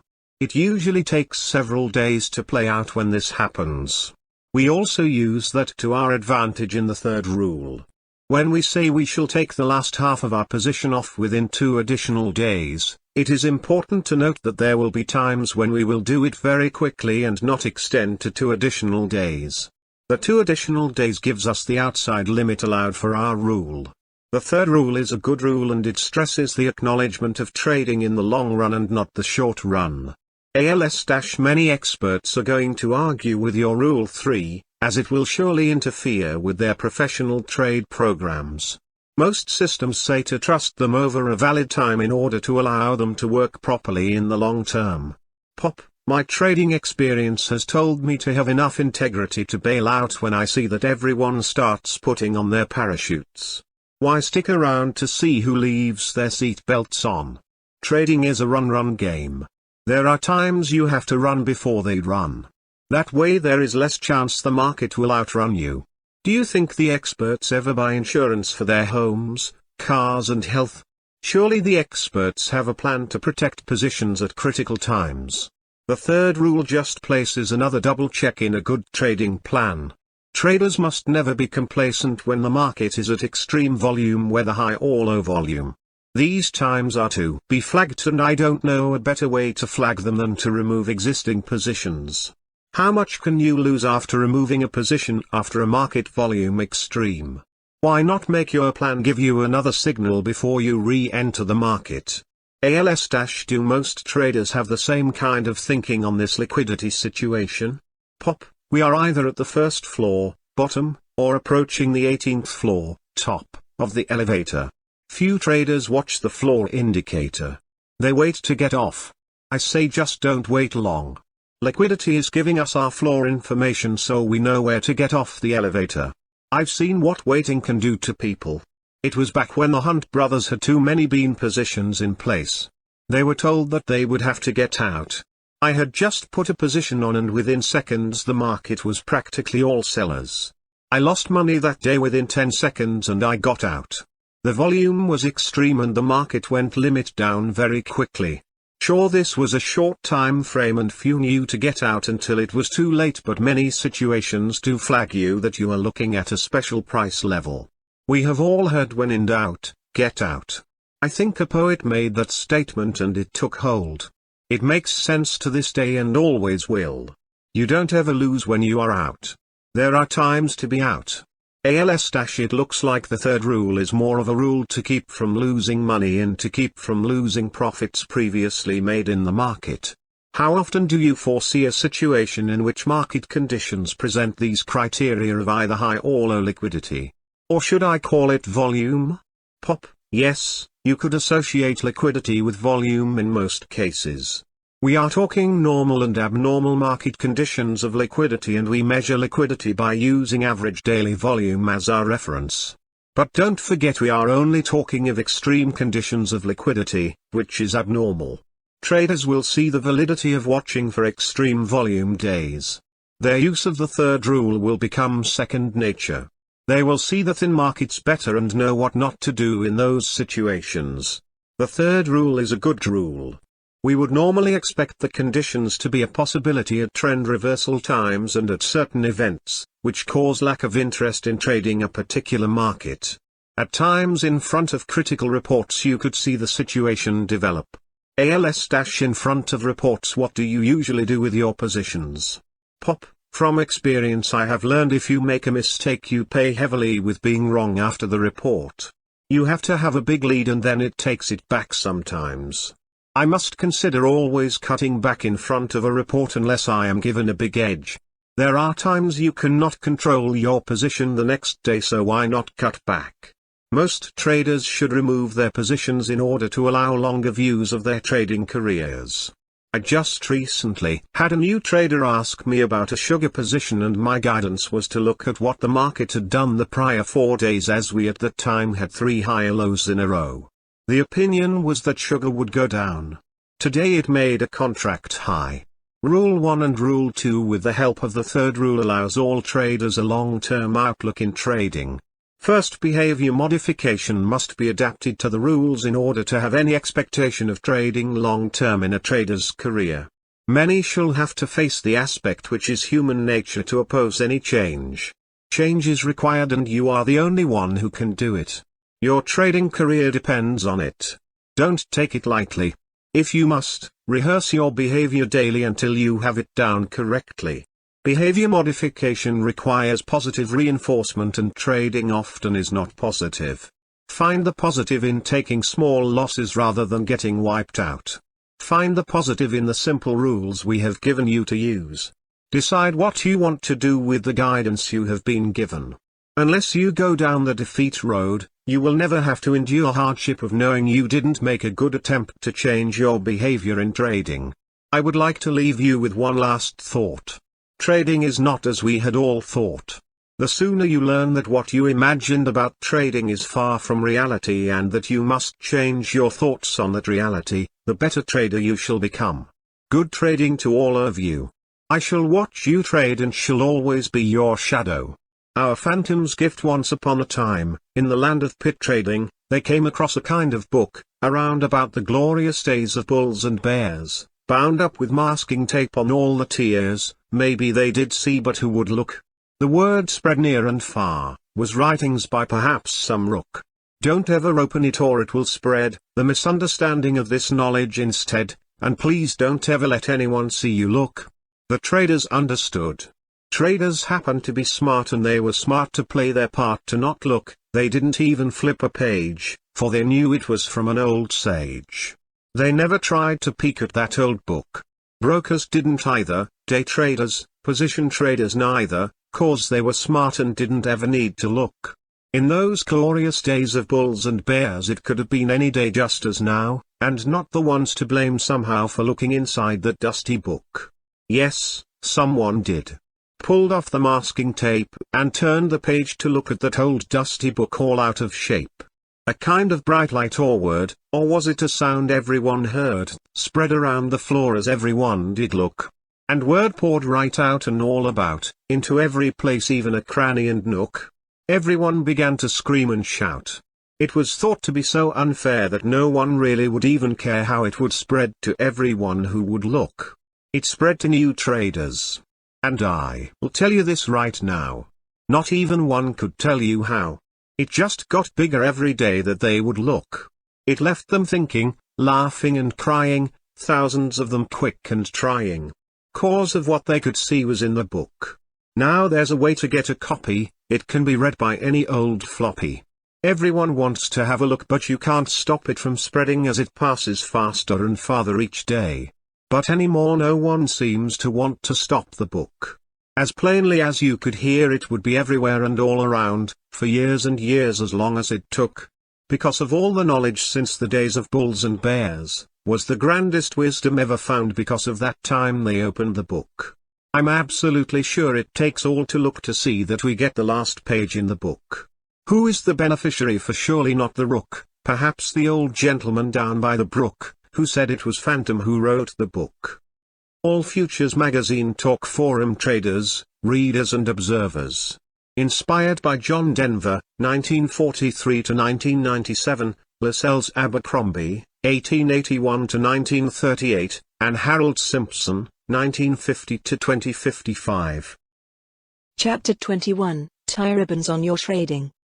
Just when you know you have everything covered to start your trading career or to continue the one you started, you find that you have a few more questions that you would like to have answered. We will get Phantom's view on a few of those important questions yet unanswered. Questions like a few of the following are perhaps in your minds. When you spill a soft drink on your mouse pad, why does it always soak in, but good trading methods take forever to soak into our brains? What kind of system should I use to trade? Should I buy a good system or come up with one of my own? How do I trade to not chase the market all the time? Why do I always end up with the bad positions but seldom get the good positions and the big moves?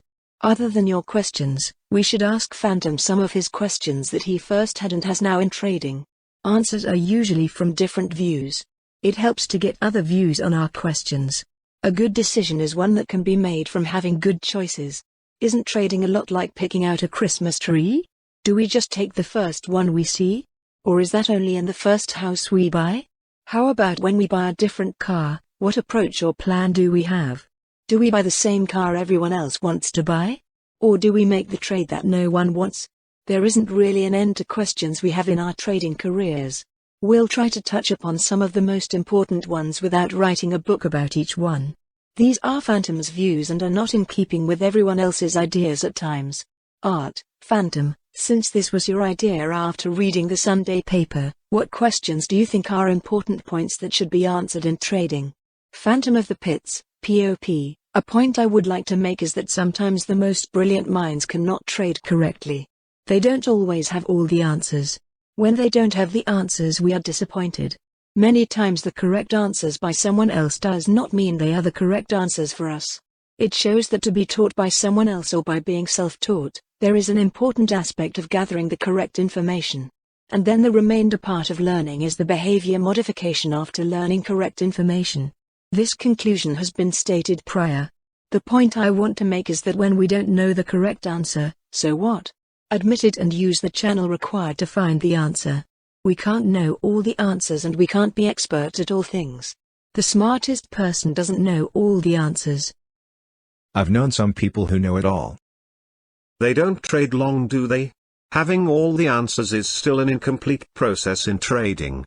Often in trading we know the logical answer but don't know the intuition answer. There are situations in trading when we don't want to take the logical answer but the intuition answer. To know which answer to take is the most difficult decision for most traders. I believe at least 90% of the traders lose money and that close to 80% of traders are logical in their trading and not intuitive. What do you now see about trading? Wouldn't you now look more at the intuition side of trading and do more research on intuition? Do you remember that many times I say second nature? What I mean is intuition when I say that. Intuition can come from known logical reasoning but with the emotional part removed. It is a feeling we have. Sometimes we can't explain the feeling with reasoning or a logical plan. Does this make trading seem more scary or open more thought in your mind? Many traders don't want to miss a move so they buy regardless of the intuition they may have. Other traders see a market move and refuse to jump on because intuition says they are buying a top. Who is right? Is the intuitive trader a better trader than the logical one? How do you know? How would you prove it? Those are questions which I had when I began to trade. I found the correct answer for me but it may not be the answer for others. I guess you will want my point of view on the logical or intuitive trader answer. I don't expect all of you to agree with what I have found to be my case. There is one word, which I have dropped on you at times in these writings, and that word is a very important one in the answer to the logical or intuitive trader question. I'll give you the word and let you use it to give some thought to the question. We'll answer that question as I see it along the way in this part. The word execution is our key to the answer. I saw an advertisement pointing out that you would never have to worry about buying tops and selling bottoms again. There are times when you can make an exception about any statement and you need a filter system in your trading program to help clue you in on these times. There are of course times when you should buy tops and sell bottoms. I do it all the time when I expect a market to reverse. Why? Because I use a method I call the best of a bad position theory. My theory being a learned one that my best trades are usually after correcting a bad position and getting correct in a market. This happens to me more at tops and bottoms than any other place. Some of the biggest moves take off from a reversal and if you miss the entry it causes you to be hesitant to position as the move gets stronger because you missed the entry. A worse case is when you had a plan and didn't get filled. Why does it happen you got filled when it went against you but a good position never got hit? There are good reasons for that to happen. I've always said to pick a range and not a price. The exact price cannot be done with consistency. A range is easier to pick and position when you have your signals. Most people think that the position of getting out is the most important. You know what, it is important but the most important position is actually the entry. How many times have you put an order in at a price and got the price but not the fill? Many more than you think. It happens to most traders. By knowing that most traders have put orders in the market and never gotten filled, what does that tell you? Inexperienced or uninformed traders are great market supporters and market resistance builders. Now just why should I say that? The locals lean on the orders, as it is only natural. It works like this. You want to buy the 10th of December corn at 268 because that is where the support is. Sure enough, that is support. Tomorrow on the way to 275 you ask yourself, why is it you only get filled if it continues to go down? Do you have any clues? Execution. You must guarantee that you are filled with every signal you get. Any signal you get when you don't position is going to be your money position. The market never waits for you. If you trade millions of bushels a day, then you should worry about the extra 1/4 cent. Even so, execution is still the most important step in your positioning. Your plan is the most important part of your trade, but execution is what validates your plan by giving you a position. When you learn to use Rule 1 properly, you will never worry about or hesitate to take your signal and position with the utmost execution. You will see that you must take all signals and make sure the market lets you in. How do you think the best way to enter a position is? The answer is based on how close you are to the market, how accurate and timely your quotes, and how quick your orders are to the floor are. You must guarantee you get all your positions on at all times. I can't stress that enough. The unfortunate thing about that statement is that it is completely true. The unfortunate part of positioning is that most trade programs or systems use price action, and positions are usually taken on strength or weakness. This causes buying tops and selling bottoms at the thinnest part of the trading day at times. How are you going to make sure you have all your signaled positions in place? I could give you a way, or you could come up with a plan of your own. Which would be the best plan? It has to be your plan. It is only my job to tell you what you must do. You must position according to the market characteristics. Sometimes you will have to buy the high and sell the low. How do you know when to buy the high and sell the low? You must have two plans in place at all times. I would guess that most traders have one plan, and when they miss their position, that is it for the day. You must be smarter than those who only support the market with their orders and never get filled. They can never make any money, but you can. You see, the market order support are the orders waiting to get filled but never will be filled until they are wrong. Same thing on the top side. Why would you want to position this way too? One of your entry plans will always be a market order. The other order will be an intelligent order based on the nature of market you are trading. We know that each day that there is a high and low and a range throughout the day. You seldom buy the low and sell the high, so don't even consider it. Your second plan for entering positions will be based on the fact that better liquidity tends to migrate toward the middle of a day's range. You don't want to chase the market if you can prevent yourself from doing so. This is the reason for your two plans. Your market order plan is your plan to execute upon failure of your first plan. Same as get me a soda, but if no soda, sometimes they are out, get me a glass of the water, lots of water around. This is all pretty elementary to most traders. What is not elementary is always having two entry plans. Some of your systems will ask you to enter a position on a stop. Okay, it is a market order. Throw out your other plan if the system is that accurate to expect you to enter on a stop. Other systems may ask you to enter on the close. Okay, execution is important and you have no choice but one plan at that point. I usually know within the last hour of the market what I am going to do. This allows me more time than to just enter on the close. The reason most entries are poor is because the systems are based on how you get your market prices and information. It can't be a system which gets data that you don't have the possibility of obtaining.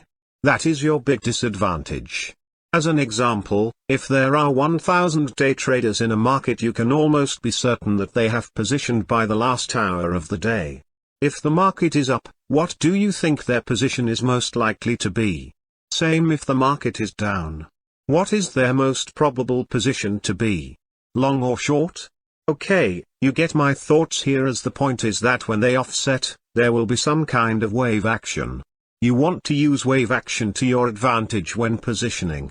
You don't want to chase the market, but you don't want to miss it either. So your two plans cover all the bases with your input of market characteristics. If each day the market tends to give you a range of say 15 points, then you surely must be cautious when the market is already up 15 ticks. But only be cautious for a short period of time. Don't miss the move and use your at the market plan after a period of time. Sort of like a stop, and I must say the best use of stops I know. How does it work? Today at 1 hour into the market day you get a buy signal. Your two entry plans are now valid to be used. The first one says to buy at the market, but you want to use that one last. Okay, so you hold that one because what you are doing is holding your own stop order to buy. The second plan is to buy as intelligently as your input allows for the particular market you are trading. You know the signal to buy is going to be based on strength and stops are hit going up when it kicks in. More times than not, you will get several waves of buying, and this can be to your advantage. Sometimes you do just plateau, but that is okay too. Use your second plan for entry and price based on your criteria, but do one thing more. Add MIT to that order and add 2 ticks. It will be the best money you ever threw away. You must guarantee you are in your position, but with intelligence. That is exactly what you are going to do. After a short period of time, if your position is still not filled, you will use your first plan to go at the market to get filled. So be it.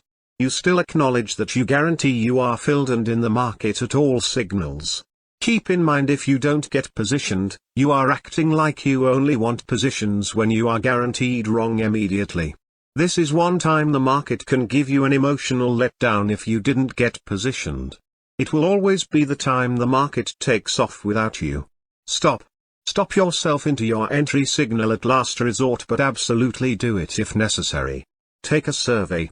How many of you have missed your entry? Don't let it happen again. Now we have your position established after you have a signal. Good and well so far, but what happens now that the position just isn't acting correctly?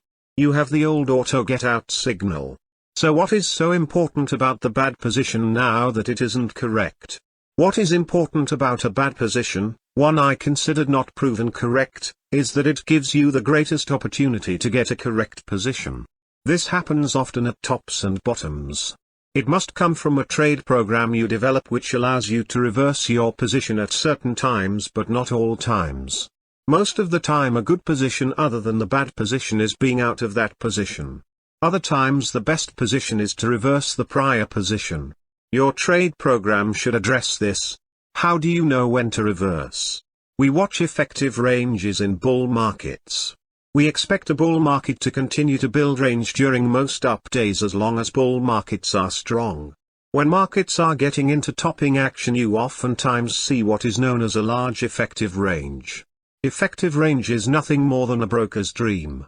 The market will go to a level, reverse, go to a level, reverse, and so on until you have a very large amount of price swings within a small range.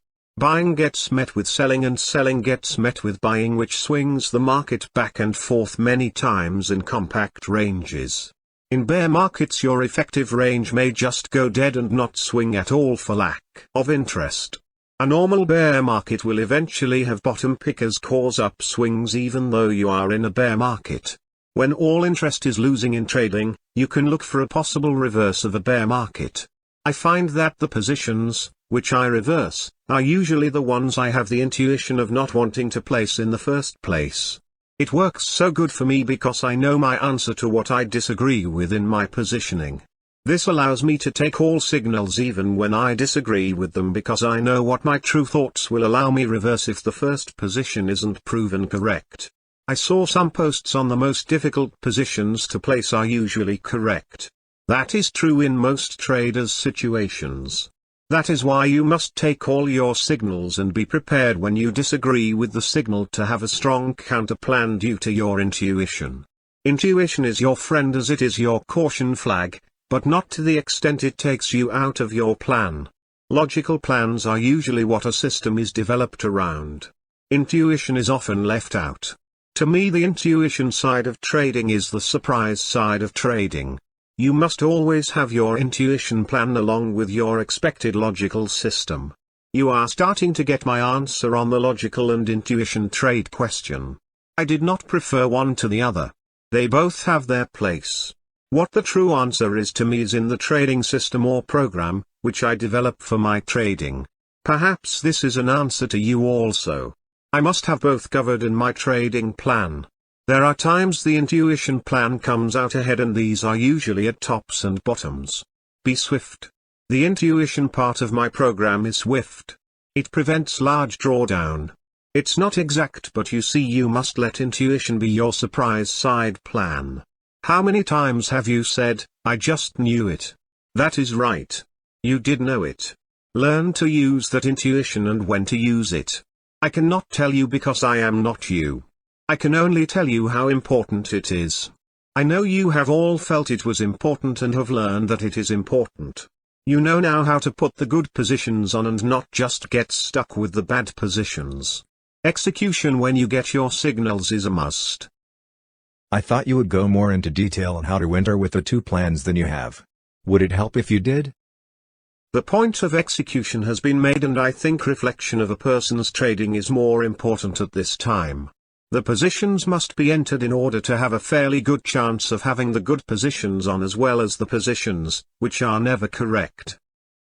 What kind of trading system should a trader start with in trading for the early part of their careers? First, it must be one that they totally understand. They cannot take a system, which they are not familiar with, and expect to trade it correctly. There will be too many conflicts if the signals and how they are obtained is not fully understood.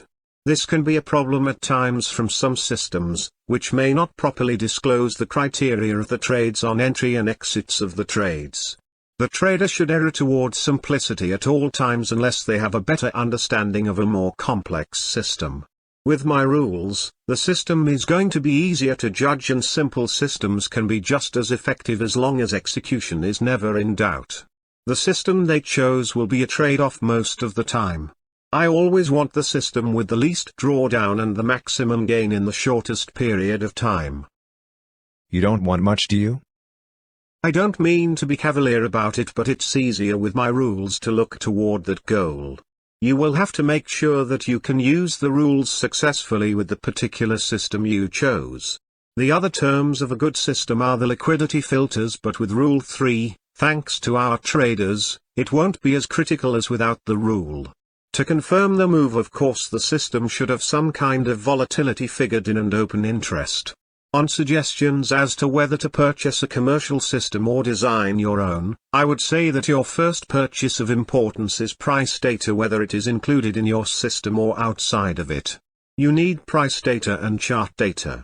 Without those two elements, you have a very large handicap to overcome. I've seen systems where they say just 10 minutes each day. What about systems where you only need a short amount of time each day? I don't rule them out. I am saying that you need the data to verify the validity of any system. Without it, you cannot be a good judge of any system. What about a long-term trade suggestions by various individuals or vendors? I don't know if you can remember my remark about not being able to carry a reputation. My reason for that feeling is that I know what has happened in the past is no guarantee of the future. I also know that I change my mind more often than the experts. It is extremely difficult for expert traders to convey with confidence to their customers that they know what they are doing if they change their minds often. I like the luxury of changing my mind. They don't have that luxury. I remember one day when I got at least 6 reversal signals in one day. How do you think a trader you are trying to help would understand your changing direction every time they saw you in a day? That is another reason I say it is not an impossible road but a lonely one. It is out of necessity. You must have the courage to do at all times what is correct. A good advisor is perhaps good at advice. There is conflict between giving advice and also trading. I do not accept conflict. Some can, but not me. Most new traders are better off without conflict of advice. I could tell you what I am doing every trade and you would not trade the same way. You could never be at my point in time when I execute my trades. We must always have the latitude of changing our positions based on our systems. My rules allow this thought for doing the correct trading. Good advisors are oftentimes trading funds instead of giving individual advice. Advisors have a harder job than I do. Think about how you explain to over 80% of traders that they have lost and been wrong in their trading. I am not saying anything against advisors, for I know the cards are stacked against them. You take the best advisor and there will always be those who are upset for one reason or another. It's the adult-child thing in trading. I admire those who stick to the field and move beyond the difficulties of being leaders in their field. The same also holds true of systems vendors. They are only as good as their data used for backtesting, and oftentimes it is past data being used for future prices. Any one event can change the entire picture. I guess that is why stops are so important in most systems. I think to not overtrade is more important than a good stop system, but most traders don't have the discipline to trade small enough that stops won't much matter. Everyone is in this game to get rich. Why, it's the farthest thing from my mind. Can you imagine trying to get rich by trading? There is only one way to trade and get rich. What way is that? 1. Trade your program signal, protect it with Rule 1 and add with Rule 2 when the program says to add, and take profits or offset with Rule 1 or Rule 3 when required. And then do it all over again and again and again until you have the confidence you need.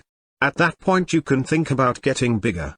You must have complete confidence in your trading.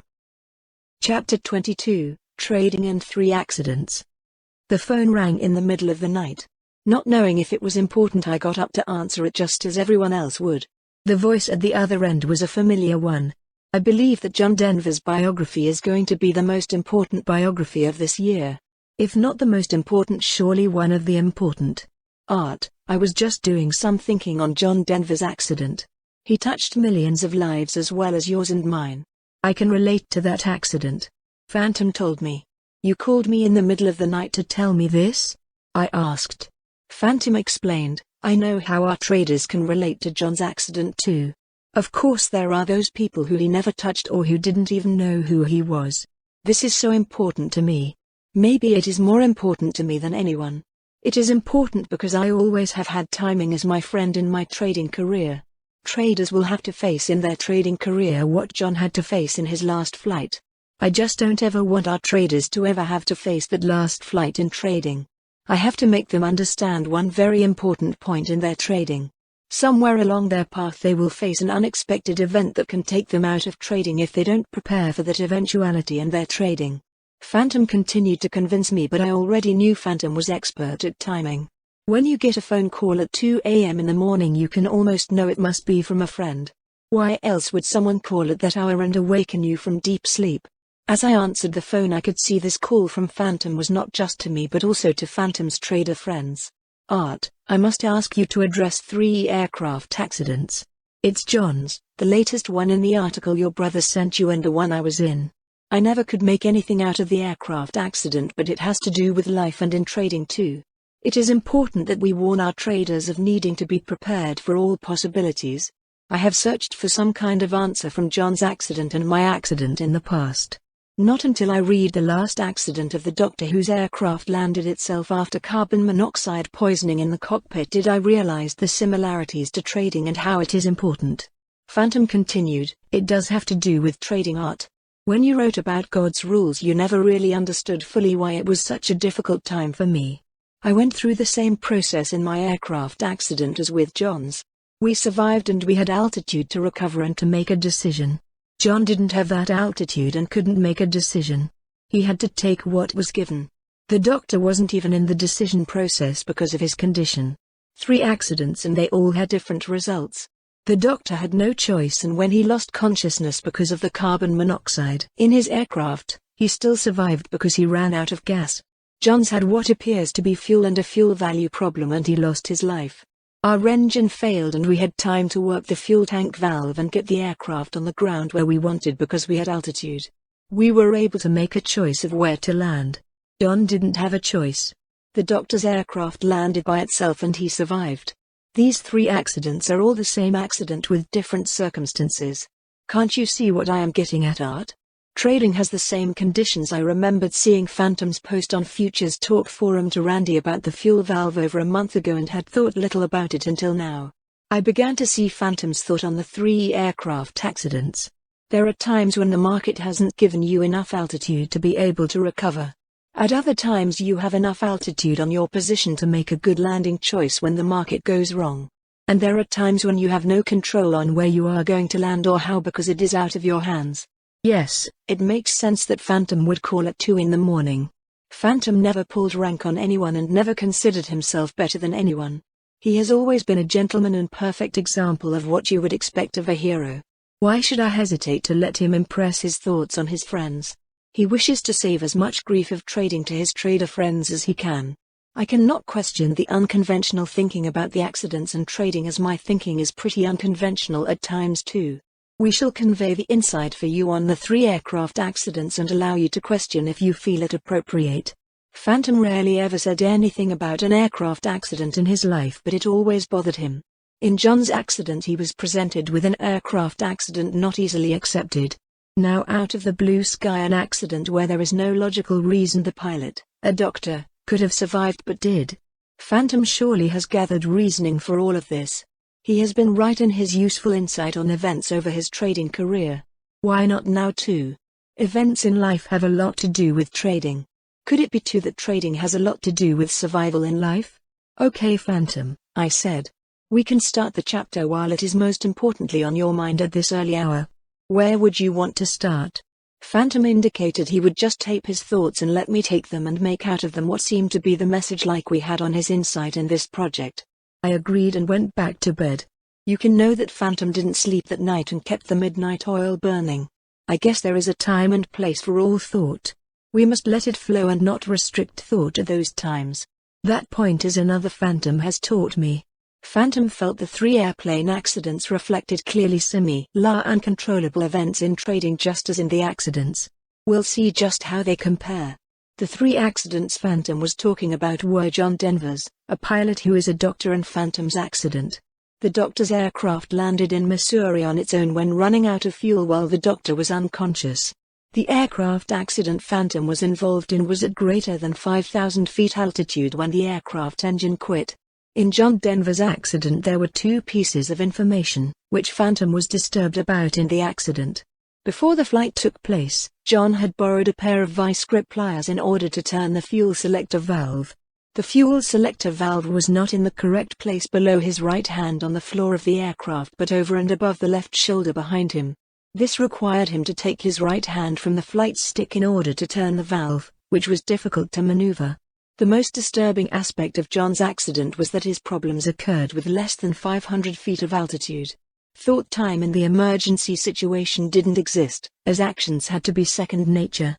Since John had few hours in the aircraft, second nature reaction with such little time wouldn't have allowed recovery in time. The doctor's accident, which Phantom referred, happened as the pilot was overcome by carbon monoxide, which entered the aircraft because of a faulty exhaust system. The aircraft was on autopilot when the doctor lost consciousness from the CO, carbon monoxide. He was flying to Topeka, Kansas from the western instead of a 150-mile trip made over a 300-mile trip to the Mobley, Missouri area as the plane ran out of gas. Surprisingly, it landed with the autopilot engaged and the pilot unconscious. The doctor walked away with only a broken arm. Had the fuel on board been enough to fly another half hour, the CO level in his blood would have been 50 parts per million rather than the 35 part per million. He would never have lived. Had the terrain been different, the aircraft could have crashed instead of landing on its own. The 3rd aircraft incident occurred to Phantom and he never wanted to talk of it before. At about 5,500 feet altitude the aircraft engine stopped. Phantom's explanation of the accident was that it required an immediate decision and that was where to land. The altitude gave comfort in allowing good amount of time for a good decision of where to land. In 2 of the 3 accidents everyone survived. The 2 aircraft made landings without loss of life. While the 2 aircraft had control in landing, 1 pilot wasn't conscious but still survived. In the other airplane accident, the safest aircraft, John's lost his life. The loss of life was in the aircraft, which had the lowest altitude and least amount of time for reaction and corrective action. All three were unexpected and all had different outcomes because of circumstances beyond control of what the pilot could do. It was these situations and different outcomes that Phantom wanted to discuss as it relates to trading. Phantom never had any value of learning from the accident that he was in, as he always wondered what reason or purpose it pointed him to in his life. He always felt other people's thinking of a person who is in an accident is that somehow they are to blame. As I see the way John was treated in the news media when he lost his life, I understand Phantom's view. Others too often look for blame rather than answers. Phantom has always looked for an answer in his airplane accident. He has found some answers to uncontrollable events in life and in trading. To relate the 3 aircraft accidents to uncontrollable events in trading, Phantom gave me his explanation. In our lives and in our trading lives we come upon a situation sooner or later where we have little or no control. We must at all times plan for that time. When a pilot learns to fly, they are always practicing emergency landings. In trading we must practice those same landings. Depending on the exact situation, we shall at times end up with entirely different results even though the situation may repeat itself again and again. We of course want the best result, but there are times we don't control the result. In your first situation as you take a trade, there is a time when it is just as if you took off from an airport and don't have a comfortable altitude.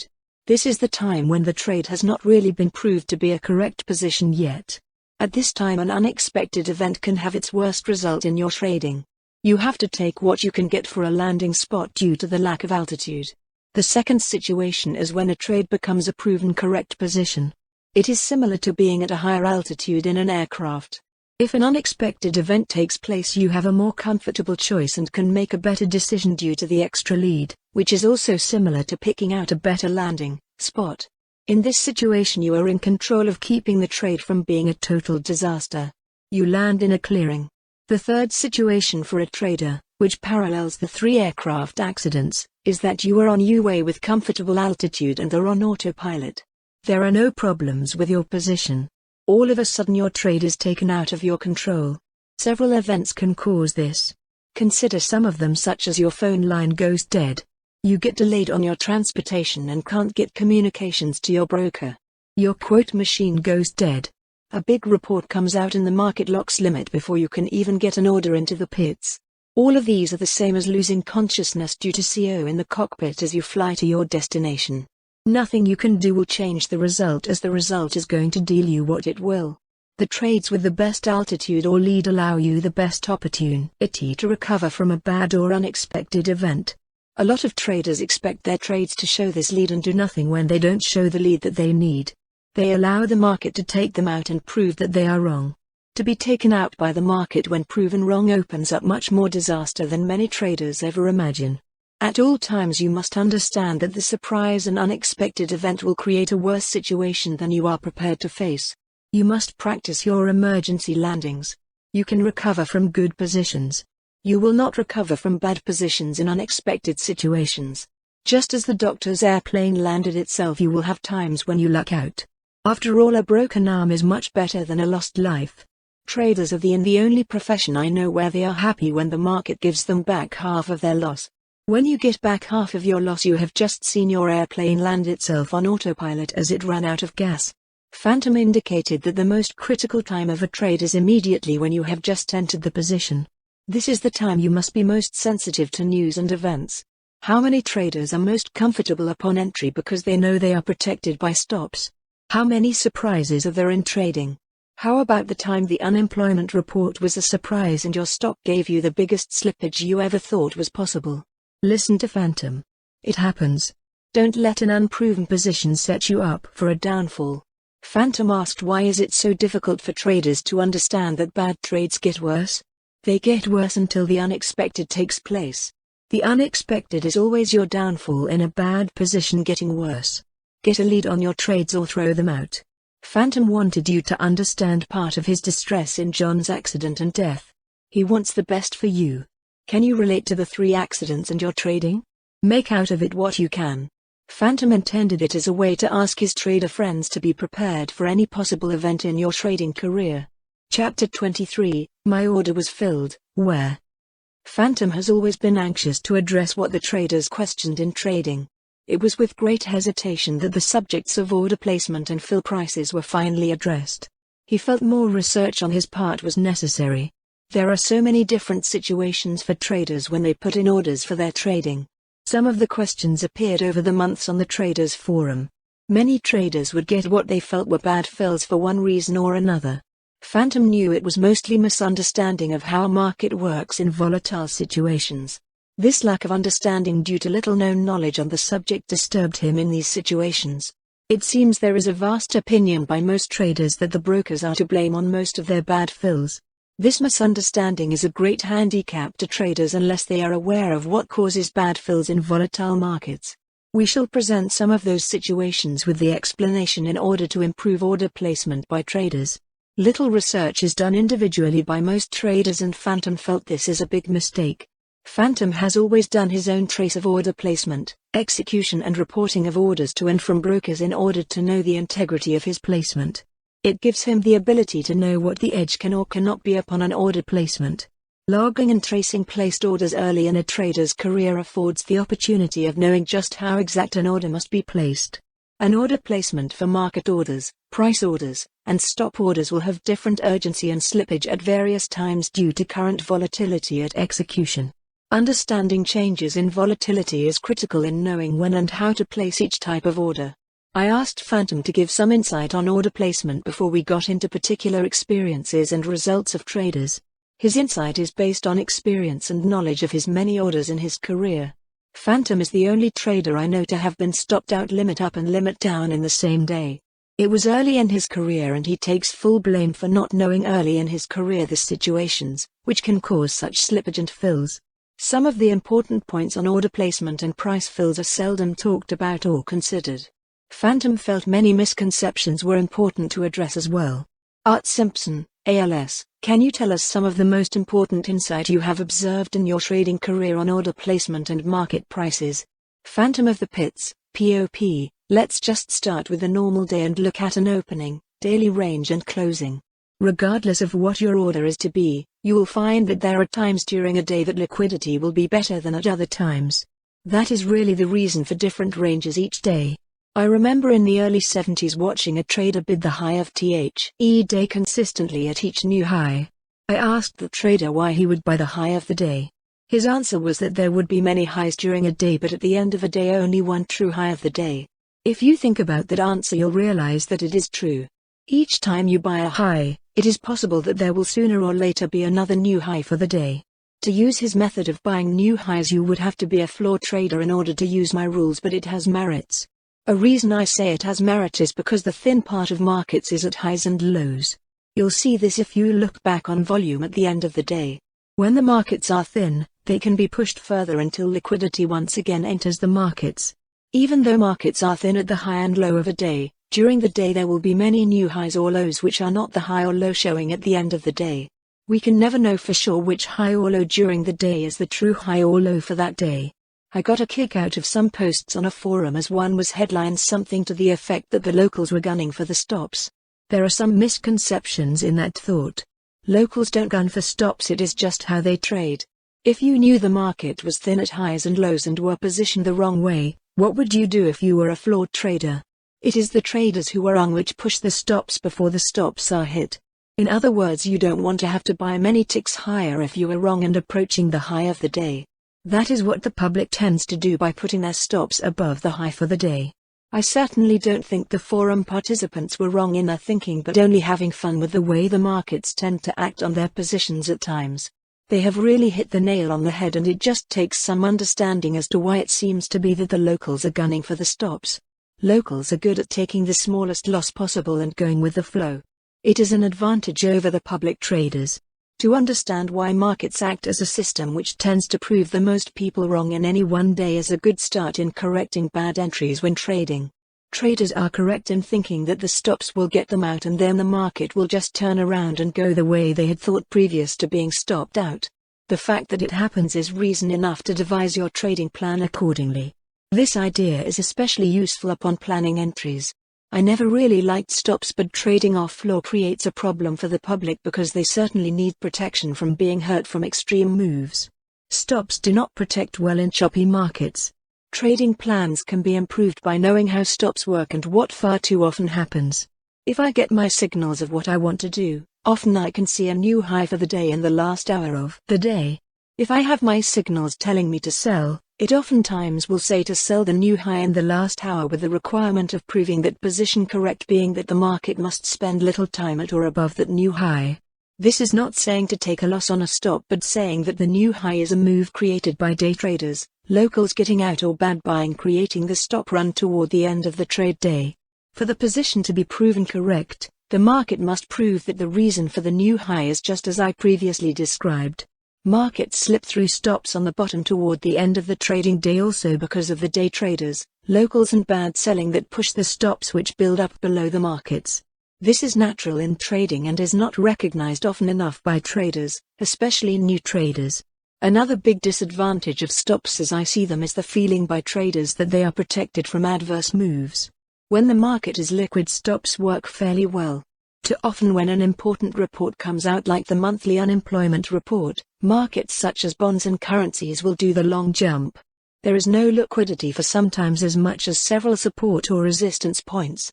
This means huge losses in a matter of minutes until the stop order can be executed. Keep in mind, a stop order is a market order whenever the price is hit. Most traders blame the broker for not getting the stop order filled at the stop price. How can they if the market has no bid at your sell stop price? How is the broker to fill your order on a stop when every order he has is the same stop order price and there are no traders or orders willing to take the other side? Everyone sees the same chart. Stops are grouped in the same place. After a big report, the stops are free game for anyone who wants to squeeze as much profit as they can. If I am correct, I know that it will often take 3 waves of effort before I have to worry about the market reversing and taking my profit back. Why shouldn't I bid the lowest price possible after a report my way? If the market didn't fall substantial on a big report, I would be adding to my position until I see the bad selling. The bad selling is the stop selling after a report. Same on bad buying, as the bad buying will be the stops buying at the market. By understanding the drawbacks of stops, you can come up with a better suited trading plan to protect yourself. Rule 1 does just that. Your criteria must include getting out if you don't want a flip of the coin at times. Big reports are those times. Another aspect of getting your order filled way out here is when you go at the market on the open. Order fills look bad to some traders just by the way some of the quotes get reported. Some quote machines show the open price, the price, which was the night trading open price. The next day the open may not be anywhere close to the night trading open. Many trade systems signal a position to take after the previous day's close is used as data in the program and position on the open. This alone can skew the opening price by good margins of price difference. If you are buying and you are on one side of the pit, you may get a good fill, but a large order may bid above your order in another part of the pit. The broker's job is to buy the offer when it is a market order on the open. They don't have time to look for the cheapest price when there are numbers to do. They take what is offered. If you wanted to buy a computer and you did, you bought at the offer price. Why didn't you wait 6 months until the price was half as much? It is because you wanted it now. It is the same in trading. Your market order on the open is saying that you want it bought now. Not after it went down or went limit up or tomorrow after a sell-off. Just because the opening call was 4 cents lower and you put a market order in on the opening, are you going to get the low of the day? You might get the high of the day, but most likely never the low. You may even be filled 5 to 10 cents higher on the day if news changes quickly enough. Or in orange juice, you might have no sellers at all on the open for several minutes. Orders are entered poorly more due to lack of understanding of how the market works at certain times in getting orders filled. It is seldom because of a mistake on the order placement by the broker or executing broker that you got filled way over there. Another misconception of being filled in left field on an order is that the thought is that the broker is trading for himself. I watch this myself and can attest that what I see has never been beyond providing liquidity by a broker in poorly liquid times. Brokers are position traders. They cannot attend to being day traders or scalpers. It is their primary job to fill your order first. The brokers I have seen do just that. They fill your order first. One more aspect of being filled at what looks like a huge slippage is the delay in quote prices and the delay in getting your brokerage runner to get the order into the pit in timely manner. They are allowed a certain amount of time in getting your orders into the pit, as it takes time to go to the desk, take the order to the pit and hand it to the broker who is filling other orders already. Repeat the process again as the runner looks for your order in order to report your fill price back to you. Sometimes you don't know that you were filled because the runner can't find the filled order before he has to run another order to the pit. Let me give some insight on this situation.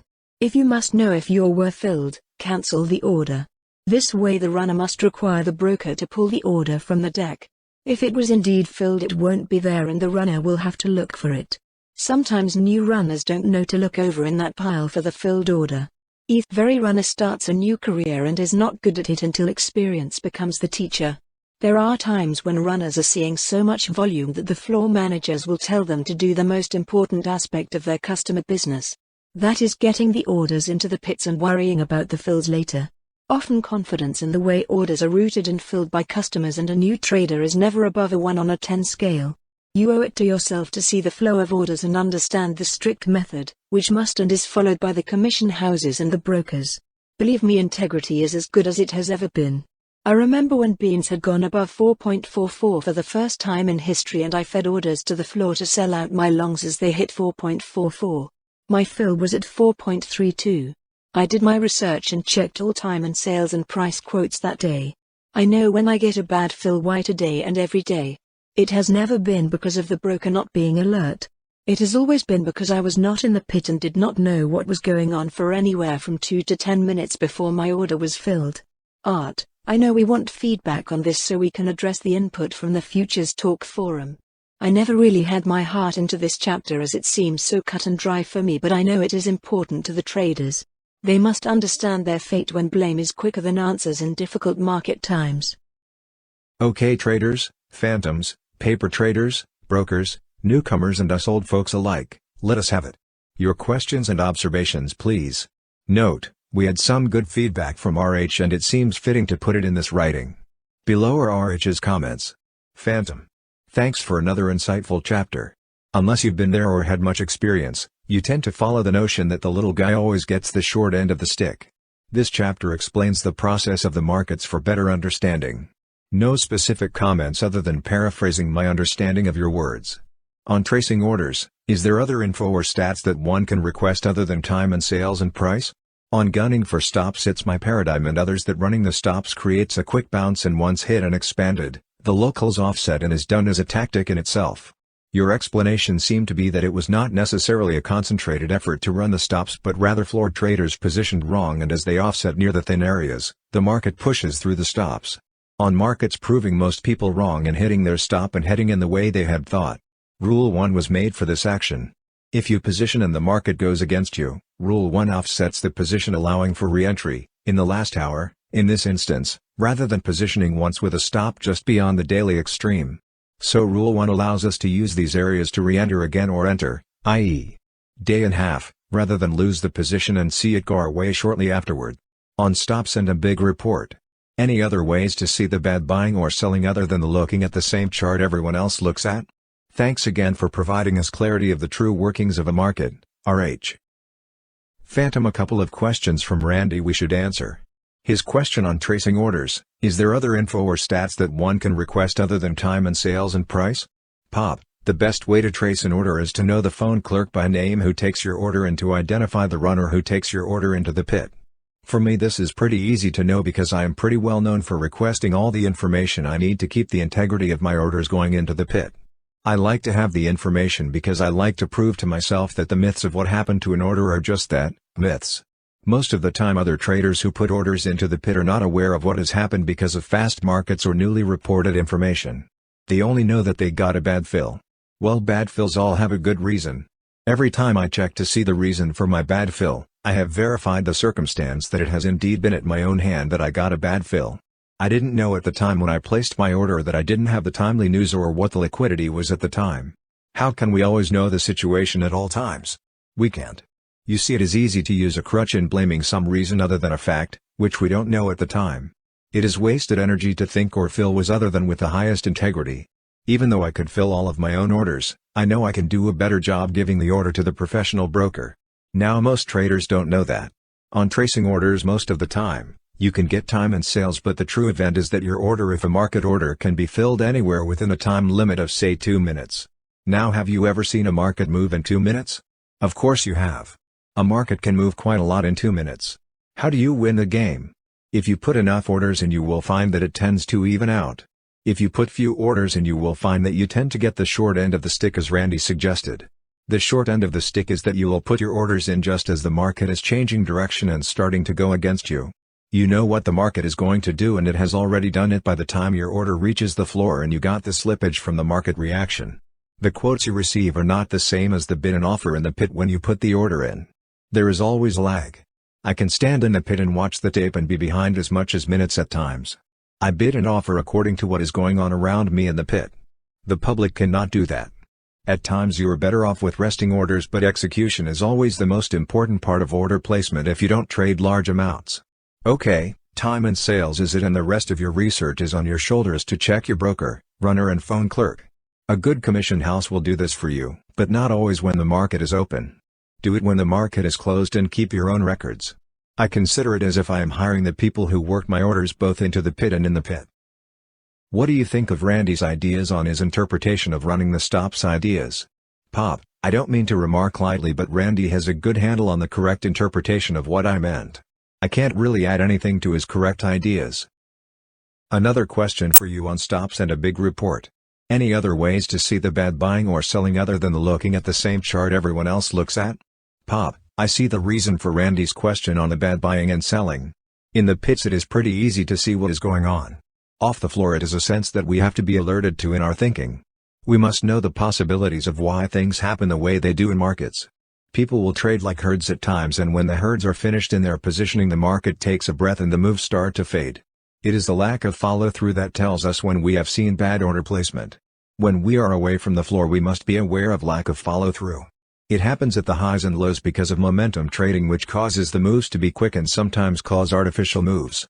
My suggestion is to be alerted as to how quick a move happens and then to watch for the follow-through in a proper amount of time. Each market is going to take a little different reaction to such conditions. Randy has my idea on Rule 1 and the way I trade correct. It is the criteria of follow-through with the combined knowledge of what day traders have done up to the last hour, which I use to help generate a trade during the last hour or two. It is more powerful for me to get the bounce in positioning.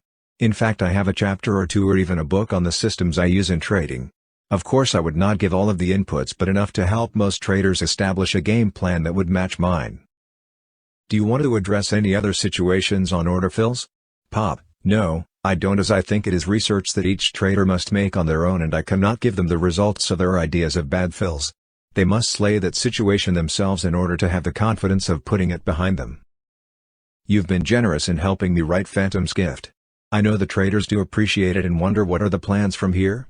Pop, you know I have been rewarded, and as I watch posts of forums I see the effect this project has had. Art, I think it is time to see how Robbie does in his trading. We must step back and be the observers again. Does this mean this project is completed? Pop, Art, you know that the project is not completed. I see the CD on your desk and I see Phantom's Gift in red on the cover. I also know we have the best for last. Now who wouldn't suspect that? We want our traders to make it big. So far they have had lots of insight to interpret on their own. You know the respect and expectation I have in the small trader. It shall happen that they are the winners. For how long I don't know, but they will be the unexpected winners. The next step is to point out where the pot of gold is. I recommend a good book on technical trading to add to your library. It is called The Handbook of Technical Analysis and written by Daryl Jobman. Unless you have seen Daryl Jobman's new internet video, I would suggest you take a look at it too. I see you can get the tape with Daryl's book free. I haven't seen it. What do you think of it? Pop, first class, just like Daryl. Do we go ahead with Phantom's Gift on CD with the rest of the story chapters? If so, what will it cost? Pop, only if our traders want it. Production and distribution will have a cost. It's up to our traders as to what they think it is worth to them. That will be the cost. It has to meet cost of production and distribution. It is all up to our traders. What's his next? Pop, I am a good observer. I know our traders. Some know me already. It shall get better for the small trader. To keep my mask on makes me pretty obvious, but the small trader has the best advantage this way. Let's keep it that way. Offers are offers, but I want to see my little phantoms grow up. So be it. Chapter 24, Your Trade Program. Phantom indicated that it was time to conclude the talk forum part of Phantom's gift and move to the sidelines in order to complete the first book of his Give Back project. There were a few hesitations on the forum, but only because of not knowing the further plans that Phantom intends to complete. The project has been very successful and well received, which pleased Phantom and exceeded his projections. Several comments were made to the point of wishing for a never-ending dialogue between Phantom and the participants on the forum. Phantom felt it was time for him to stand on the sidelines in order to see the results of his efforts. Trading is an extremely difficult business and research is always a demanding part of each trading day. While Phantom needs to complete a few other projects, none are as important to him as the efforts he has given on seeing the small trader compete successfully with the big traders. There are so many turns and new frontiers in trading, and only a few have been covered up to this point. For a trader to know what is required in order to stay in the trading game for a long period of time is most important and above other aspects. But without the other aspects such as a trading plan and a system to generate trades, trading cannot be completed properly. There are so many trading plans and systems, and while one trader may be able to be successful with the same system, another trader may have failed to master the same system due to different entry and exit points. It can be a very fine line. With Phantom's rules, it is a more even call with the same system. This is what Phantom intended to see in presenting his trading rules. To more or less level the playing field and improve the standing somewhat due to the quicker actions required by the rules than actions of the deep pocket traders is an improvement for the small trader. The small trader cannot survive unless equity is preserved first and foremost in trading. It can be done, but must be done with the skill required. This requires following closely the rules and knowing oneself. It is difficult to teach this method without a trader's own experience pointing the need for the rules which require the trader to run like a coward in order to survive in the long run. It isn't too much different from a professional basketball game in that if you missed your shot, you are running in order to defend at the other end of the court. You know that you will have another chance if you can continue to keep the opposing team, the market, from running up the score on you. It must be instinct, and practice is required in order to make it a reaction trained by your practice. Knowing the rules is just not enough. No one tells a good trader to make a trade, as it must by your own thought in order to properly follow the correct rules. Same at getting out of positions which don't prove to be correct positions. We proceed with a trading plan after we feel that our behavior and reaction to market conditions is in our total control. As long as we are prepared for any outcome and adapt our behavior to all possibilities, can we start to follow a good system. Phantom wanted to give the important step beyond the critical starting rules in order to give traders a better outlook in their trading. We include some of his writings over the years of his trading on such things as how to look for an entry and improve the edge upon entry. We shall look at ideas on system entry and trade signals. All traders feel there is a system, which is best. The best system is going to fail at one time or another, and that is why we need Phantom's rules. Bad systems can turn some good trades and be correct at opportune times. Many of these systems have drawbacks. Many systems assume that you will have the funds to cover what the backtesting indicates is required to margin your trades. Phantom has studied these assumptions and has his own ideas as to the difficulty with using backtesting as the criteria of system creation. Often system traders fail to see the entire requirement when emotion takes a seat on the team bench. This absolutely will defeat the system. What system is best? Phantom has thoughts on which system you might use to better survive. Which ones are they? Most of the book has required a couple of readings in order to interpret a lot of what Phantom has indicated in his insight.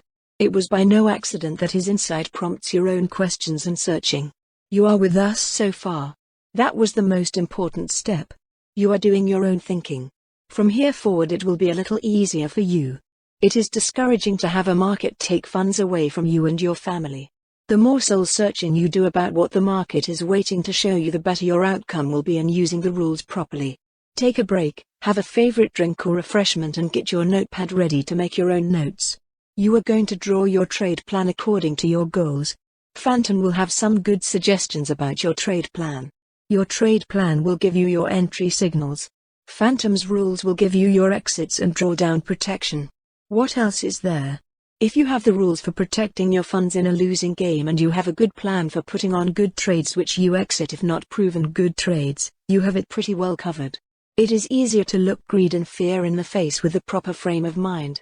You have to be your own motivation expert in your trading.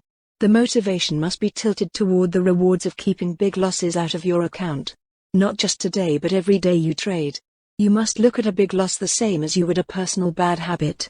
It is undesirable to ever have a big loss show on your statement. Phantom is going to look at your statements. If he sees big losses in your account, you will have to answer to him personally. It is his business when you have a big loss because he is going to see it in your face. Your tie will be too tight, your face red, and you will have a miserable day. Pop wants better treatment for you in your trading. He cares and you must care each minute your position is against you. Can you make that good fortune in trading? Only if you lose small and never let turnaround markets take you for a ride. It is your question to answer. Phantom has no one to answer to and nothing to prove to anyone. You must prove to yourself. Let your performance speak for you. It should not take you more than 6 weeks to know for sure. You can expect to be on your way not because you made some money but because you don't let much money get away from you. We have known some big winners and winning was easy for them. Only thing they forgot or never knew was that though it isn't difficult to make money, it is difficult to keep it. There is only one way to keep it. Okay, if it isn't difficult to make money, why didn't you understand before you make money that you must keep all money at whatever cost you can create with the word small? The biggest loser I ever saw was a trader who had a few outstanding months of trading in a trending market. You may have heard of the Hunt Silver slide. It can happen to anyone who does not respect the reward of a small loss.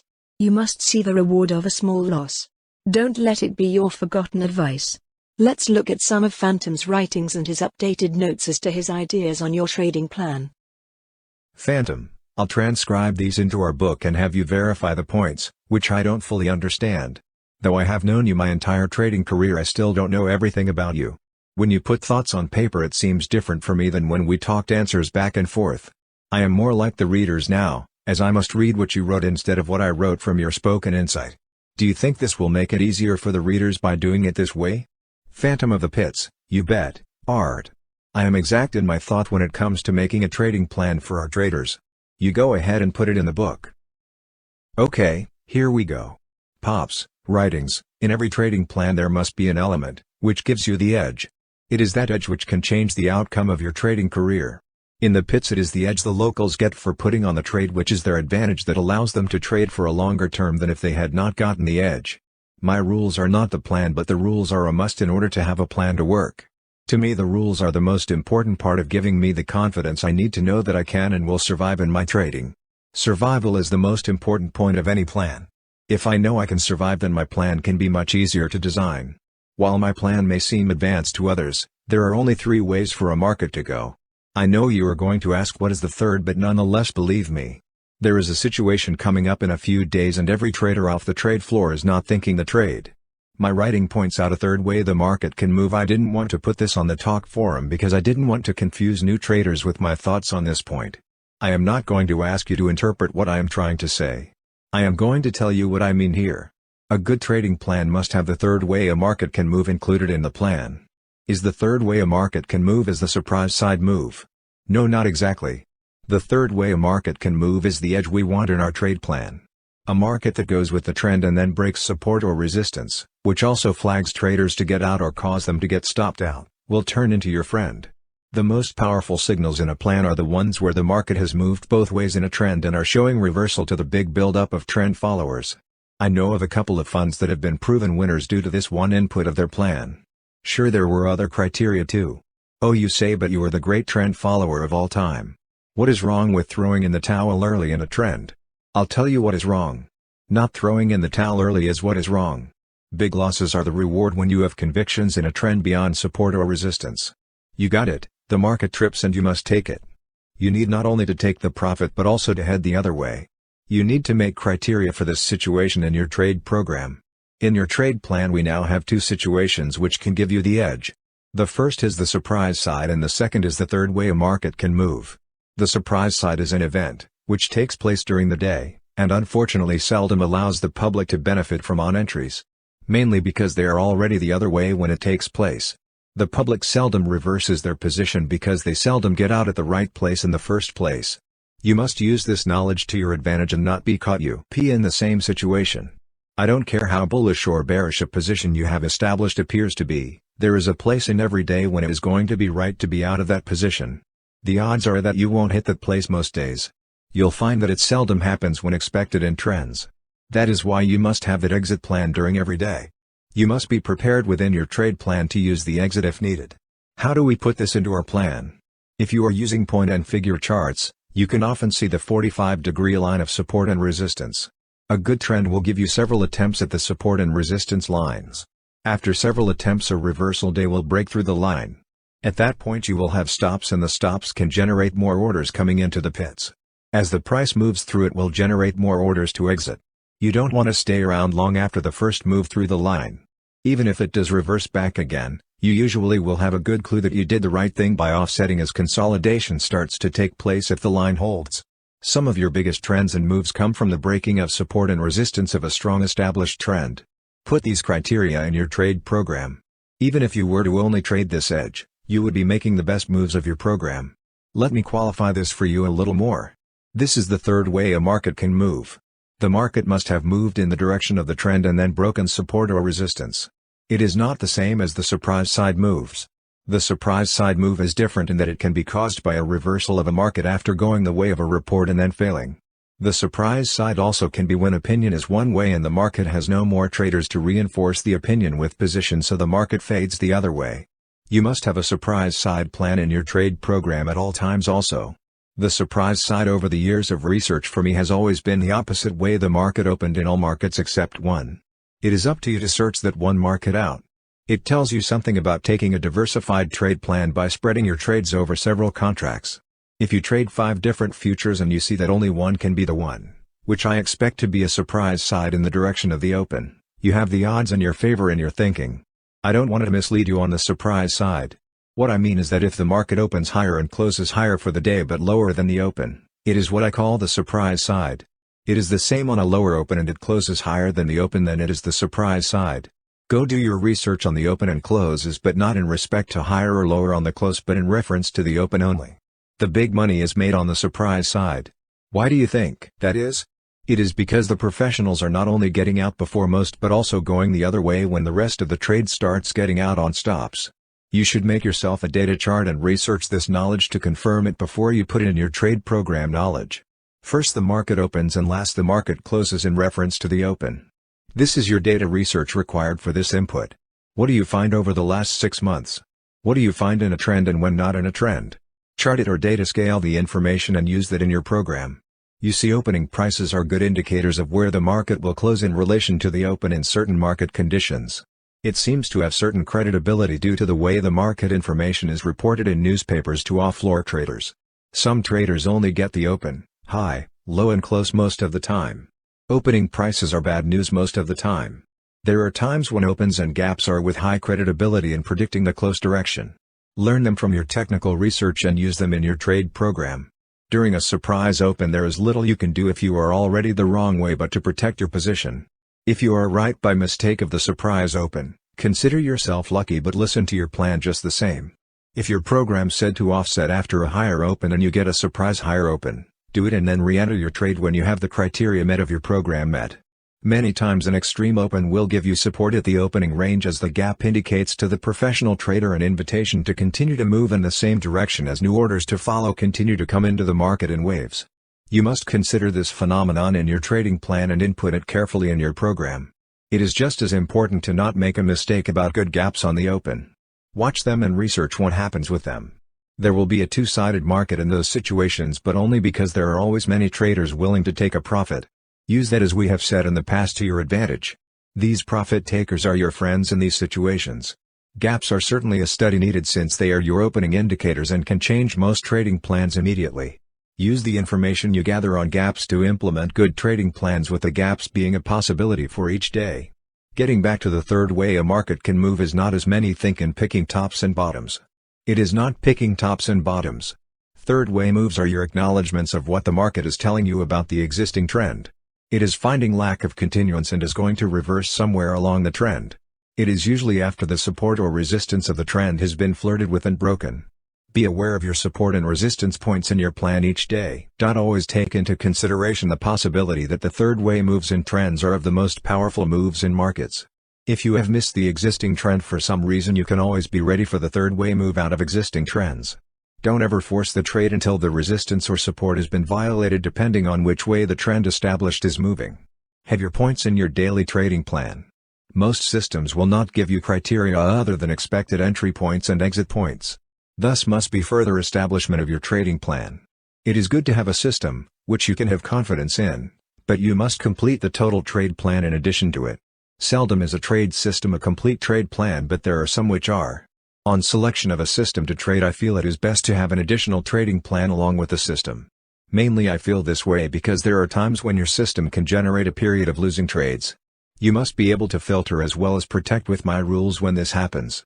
Look for a system, which allows you the opportunity to complete a trading plan along with the system. You should be able to find the needed criteria to allow the dual situation in your trading. Many systems writers say that you must follow them exactly at all times. What happens when an unpredictable event total changes a market from technical to chaos? How can you continue to follow a system on that event? This is why I like a trading program in addition to the system. And above all else, the rules of survival take priority overall. So we are saying that the best system is one which allows you the best lateral movement in your determination of trading throughout the day. We are also saying that rules of survival are much more important than the system. But without the system you will have no positions established. Many call money management the same as we call the survival rules. Don't rule out either explanation of survival. You can only succeed if you trade in the long run. This is not the same as saying long-term trades. Long-run trading allows you the opportunity to be around for good moves in both the present and the future. If you trade just for today, you had better just buy a lottery ticket. When you select a system, there are drawbacks to each one. Look for a system that backtests data currently. What I mean by this is that it must be current in the last 6 months or so. What good is the system if it takes the past 50 years into consideration but not the current 6 months, which reflect our current market conditions best? I like to see a system backtested in 2 stages, one for lots of data and one for the past 6-month data. If you design your own system, compare both sets of data from the long-term and 6-month data. If they conflict, you must refine the system somewhat to a better signal generator. If you can't refine it better, then use both sets of signals and throw them out when they conflict. This can be a good filter for you and your trade signals. Who is to say that times don't change in cycles just as do market swings? Use it to your advantage. More times than not, when you have conflicting signals, you will be better to disregard them. Your powerful moves come when all your signals tend to agree. Don't make the mistake of having too many indicators, as the more you have the wider the road must be and the more difficult it will be for you, and you may overstay the market because you entered too late. Too many indicators will cause you to enter too late many times. This also leads to staying in beyond the proper time. Most systems will not give you a good intraday reversal signal, as they tend to be more day-to-day signals. You need your trade program to flag you on third-way moves and trends at reversals. Don't be a hero and don't use a system which requires you to be a hero by holding on the extra day. If you do, you will find yourself missing the reversal signals and catching the bounce instead. This will change your outcome and sometimes invalidate your ability for the particular system you chose. This is another good reason you should have a trade plan along with the system chosen. I have covered the most important aspects of what you should include in your trade plan, but this is now a complete. There are unique inputs from each market you want in your system, like seasonal tendency, volume, open interest and other factors which are unique to each future contract you trade. Your plan can be generic with minor specifics of each future. Keep in mind that you still need a fairly simple program. The system is what will be complicated. It may include several moving averages or other indicators. Try to not use too many lagging indicators. You are talking about future and not past. Stay closer to leading and forecasting in your system choice. The reason I say this is because quick and extreme moves take place in trading. What kind of signals do you want to trade? Mostly you should use a trade plan to keep you from chasing markets. Your system may require you to buy strength and sell weakness or buy the open. I don't like this type of trading anymore. You must have a filter but keep execution as part of the trade plan. You can have 2 possibilities set as long as one of them guarantees that you do indeed follow your signals. It will only change and moderate your entry places. A system cannot know what the market is doing after entry. Your trade plan can. That is your edge. It is not second-guessing but intelligent gathering upon entry. Systems may be giving you a signal again and again. Does this mean to add it every signal? Your trade plan must address that. I have liked the 3 add-on points. Use your own ideas. I hope this helps you with your trade plan. The ideas are unlimited, but you must narrow them down and keep your plan relative simple. Phantom of the Pits. Chapter 25, Phantom's Chat. It's always difficult to get a group of people together at a time and place, and equally difficult to get Phantom to be available to work on a specific project, especially when he is working on so many already. We were able to set a time and discuss various aspects of questions on trading of interest to our traders. It oftentimes seems that much of Phantom's insight is more general when specific questions concerning his rules are presented. I asked him about some of his trading as it would pertain to long-term and short-term trading both. His answers were that while you may travel 100, 1,000 or several thousand miles, it is travel just the same as to whether you take a car, train or airplane. Answers to your questions may not be as timely as you wish, but we will try to elaborate on some of Phantom's aspects of trading as they refer to both long and short-term trading. Pop, give us some of your observations on your reflections of the reception of your trading rules since you presented them to the traders. Phantom of the Pits, POP, many remarks have been made as to the rules being more for short-term traders than long-term. I would like to dispel that notion. The big reason for that belief is that traders are still overtrading their account size. The rules work for both long-term and short-term if overtrading is not a problem. I have seen a couple of posts, which are accurate in regard to how large of a trade should be made. I think most traders want to be short-term traders or day traders. It is a fact that trading futures requires prompt actions, which leave the trader to feel that all trading should be short-term. Markets swing and reverse back and forth often in moves, which can wipe out an account so fast if overtrading is a problem. Nothing will wipe out a trader faster. The rules are a must in long-term trading just as well as short-term trading.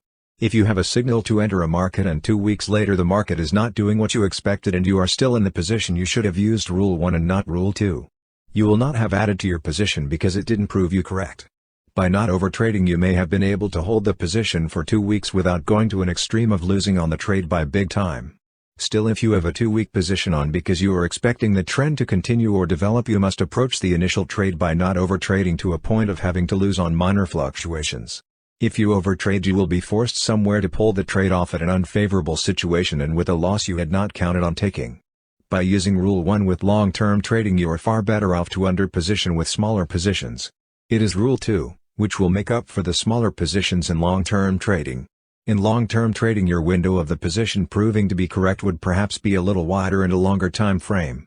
While this longer-term time frame and window may give you a greater chance of losing, you still have a better position by not overtrading the position from the start.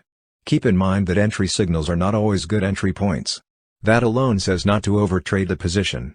You must also be prepared to pick a range and not a price, which leads us back to not overtrading the initial entry.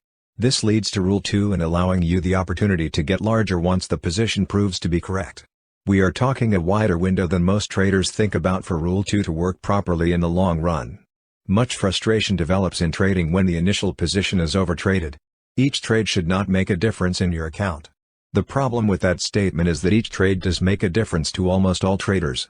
If the trade makes a difference in your account, then you are going to allow the market to make decisions for you, and that is always inconsistent with good trading.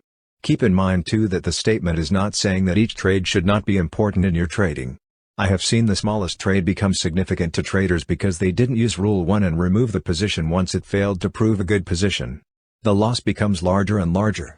Believe me that it will make a difference if not protected properly. It is much easier to follow the required rules if your plan has a plan for removal if not proven to be a good position when your position is small and not larger upon initial entry. I have had several email indications from traders telling me what works for them.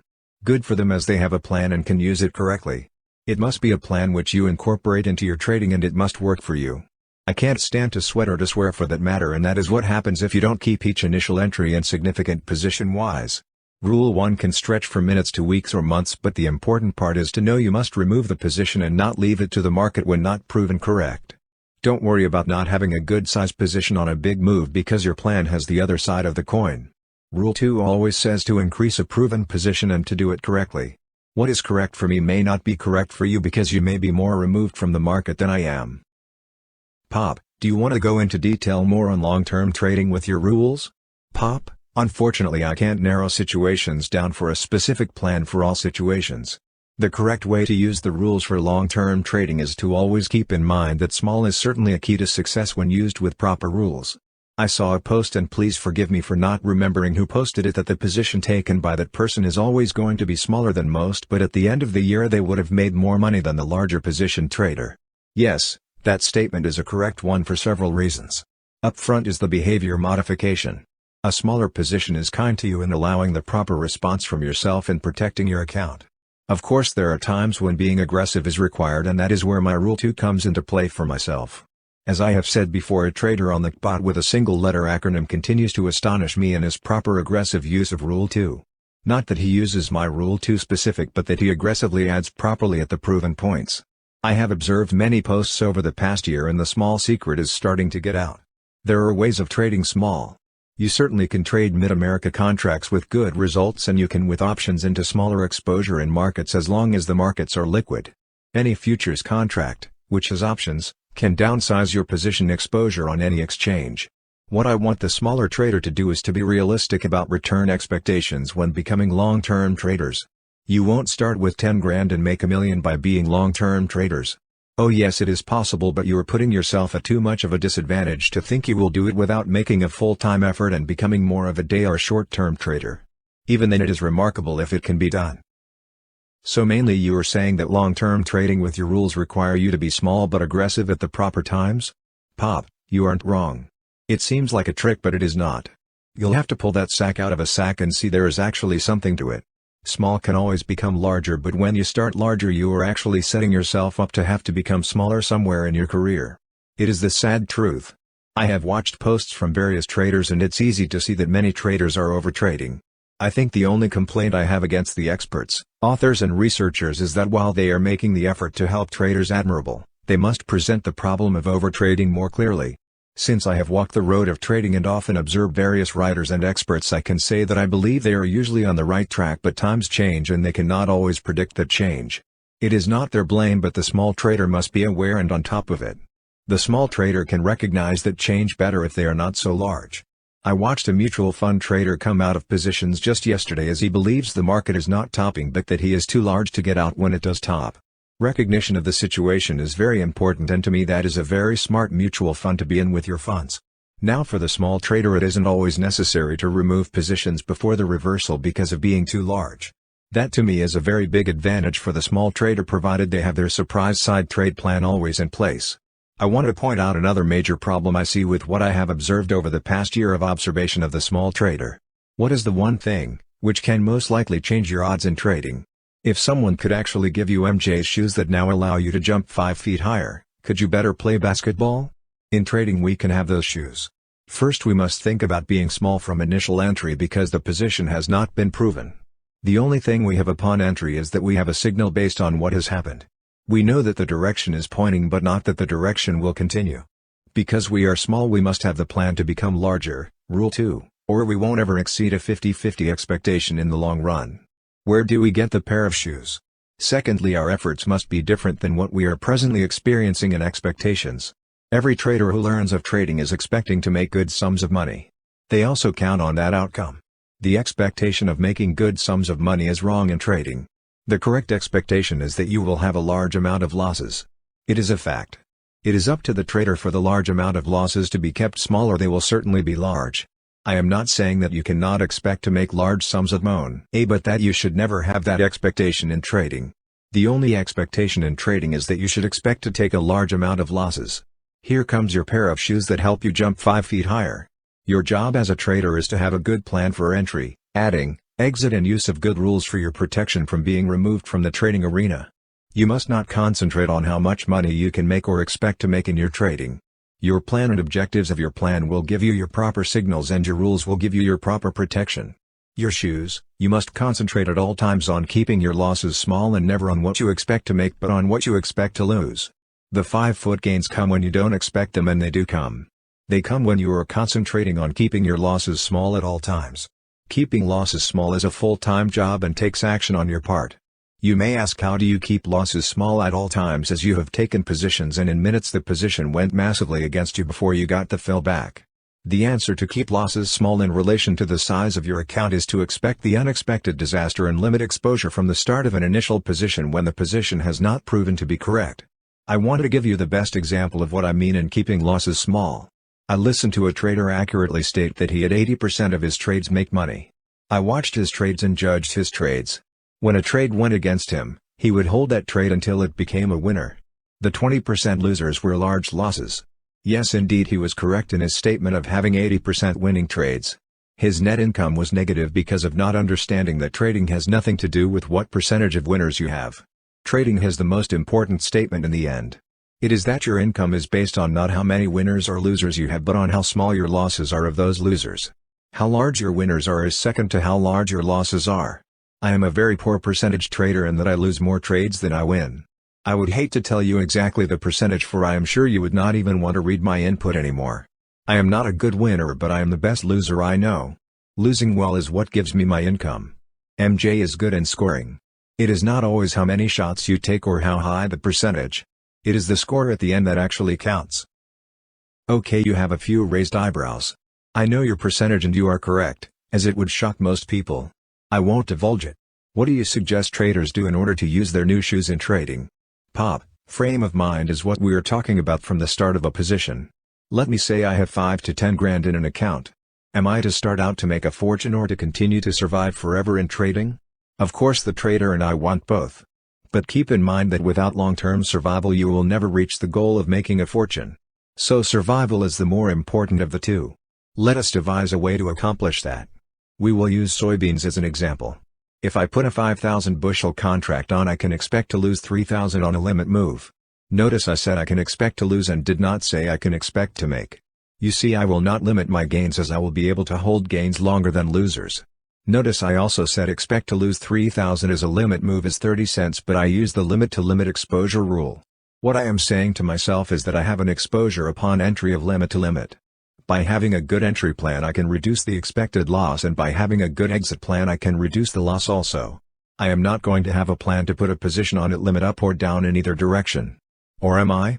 Perhaps at times with the use of Rule 2 I will add at limits if I can, but we are talking about initial entry here. With a possible worst-case loss expectation of 3,000 and an account of 5 to 10 grand, we are looking at 30 to 60% possible loss from the start. Even so, we want to trade the entry signal in beans. What should we do? How should we trade? First, reduce the exposure before putting the trade on from the start. You can reduce it by trading smaller. You could trade a one contract of 1,000 on the Minimum exchange. Another method is to look for an option with say 60 days to go before expiration and a delta of 20%. In a breakout, and that is what your entry should be looking for in a trend, you will have the opportunity to participate without the trade making a difference in your account. If you are worst case loss in the first day, you will lose 600 and not 3,000. Okay, so we have the exposure to less than 600 of a 5 to 10 grand account. Next, let us reduce the exposure further by knowing when the position has proven itself correct.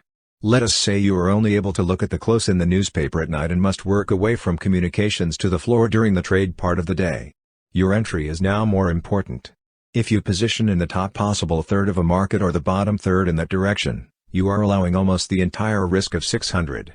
By having a good trade plan which does not allow you to position the top third of a possible trade range, you will reduce your risk by 1/3. In this case, your allowed risk is now 400 at most. Yes, you will miss some moves by not buying the top third or selling the bottom third of a day's possible range, but the survival aspect is worth a lost trade. This also keeps you from chasing a market, as we know markets have highs, lows and ranges each day. Use it to your advantage by not chasing markets into the hole even if you miss the trade at the cost of long-term survival. The next part of your entry is to limit your loss possibility. There are positions that during a day should be removed for the sake of protection of being limit locked into a larger possible loss the next day. You are going to have to accept the fact often events can take a market limit one way or the other, and at times they will reverse from that limit. You must never allow yourself to be locked limit against your position. The only way of doing that is to have a plan to remove the position before it happens. If you are long in beans and the market is in the bottom 5 to 10 cents of the possible range for the day, you had better have a plan for removing the position even with the possibility of the market recovering after you get out. Let us say you went long 10 cents higher and now the market is 30 cents lower and only 10 cents above limit down. Since your plan says not to sell the bottom third for entry, the only reason for selling is to limit your losses. At what point do you give up the opportunity of recovery in a position now showing bad? When the market in beans has moved within 10 cents of limit, you can pretty well accept the fact that any recovery is going to be a fluke most of the times. We will consider the bottom 10 cents too much risk against us, so our plan could be to exit on a stop when the market is in the top or bottom 10 cents against us. This 10 cents on exit with a stop can reduce our risk now by another 10 cents. So now we have a total possible loss of 300. This is 1/10 of the original size contract risk.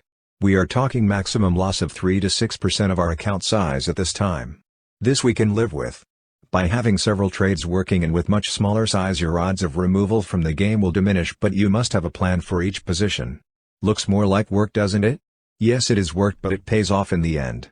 Keep in mind the above example can be suited to your trading, but keep your initial position small enough so it won't have a chance of affecting you emotionally or financially in your trading. Your new shoes are your expectation of taking that loss many times but controlling your size of loss. How much will you make? Who knows? Better yet, who cares? It is when you don't care how much you can make that you will better serve the aspect of how much you can lose and how much will you lose. Only then can you judge whether you can control your account properly. Nothing precludes the importance of having trades that will give you the positive expectation of outcome. You won't take any trades unless you can have a positive expectation of being able to gain more than you lose. I am only pointing out to you that a high expectation of winning trades over losing trades will point you in the direction of larger drawdowns and, worst of all, holding trades for too long when not good trades. Limit your thinking on trades to limiting losses at all times. If you trade small enough and decide you are going to try and lose 300 on every example of the bean trade but follow rules 1 and 2 correctly, do you think you could do it? I mean, lose 300 on every trade. Of course you couldn't lose 300 on every trade unless you have a real bad trade program and entry signal. Most traders think the other way of trying to make 300 on every trade and then the losses become larger than any possible gain. Not only the larger losses but the failure to add to correct positions is overlooked. I challenge your thinking on trading as a game of limiting your losses. By properly knowing your worst case loss you can actually do better than you think, because your trade plan also has a criteria of telling you when you have a proven correct position based on market conditions. This means that oftentimes you are taking even smaller losses than the worst case and sometimes removing positions which don't prove to be correct at a gain. Phantom, I know you wanted to bring up many points and I know you have given a time limit on this. We will continue to drive down the road and look at the signs along the way from our traders. It was great to be able to get together on this again. What are your plans forward? Pop, Art, I intend to watch the forums, the websites, complete my other projects and when time permits to continue what we started with our traders. No time limit, but I do request patience from the readers and our great traders. I would like to change the image I gave our wonderful trader friends. I have learned so much from them, and what I hold highly from them is their loyalty. So much good input from all of them. I don't want to leave anyone out, so I won't name them. I know that seems like a cop-out, but it isn't. If only traders can imagine how important it is to being a good loser, then we shall see many more phantoms appear in the future. I am beginning to see a few already. Thanks, Pop, you have the rest of the day off.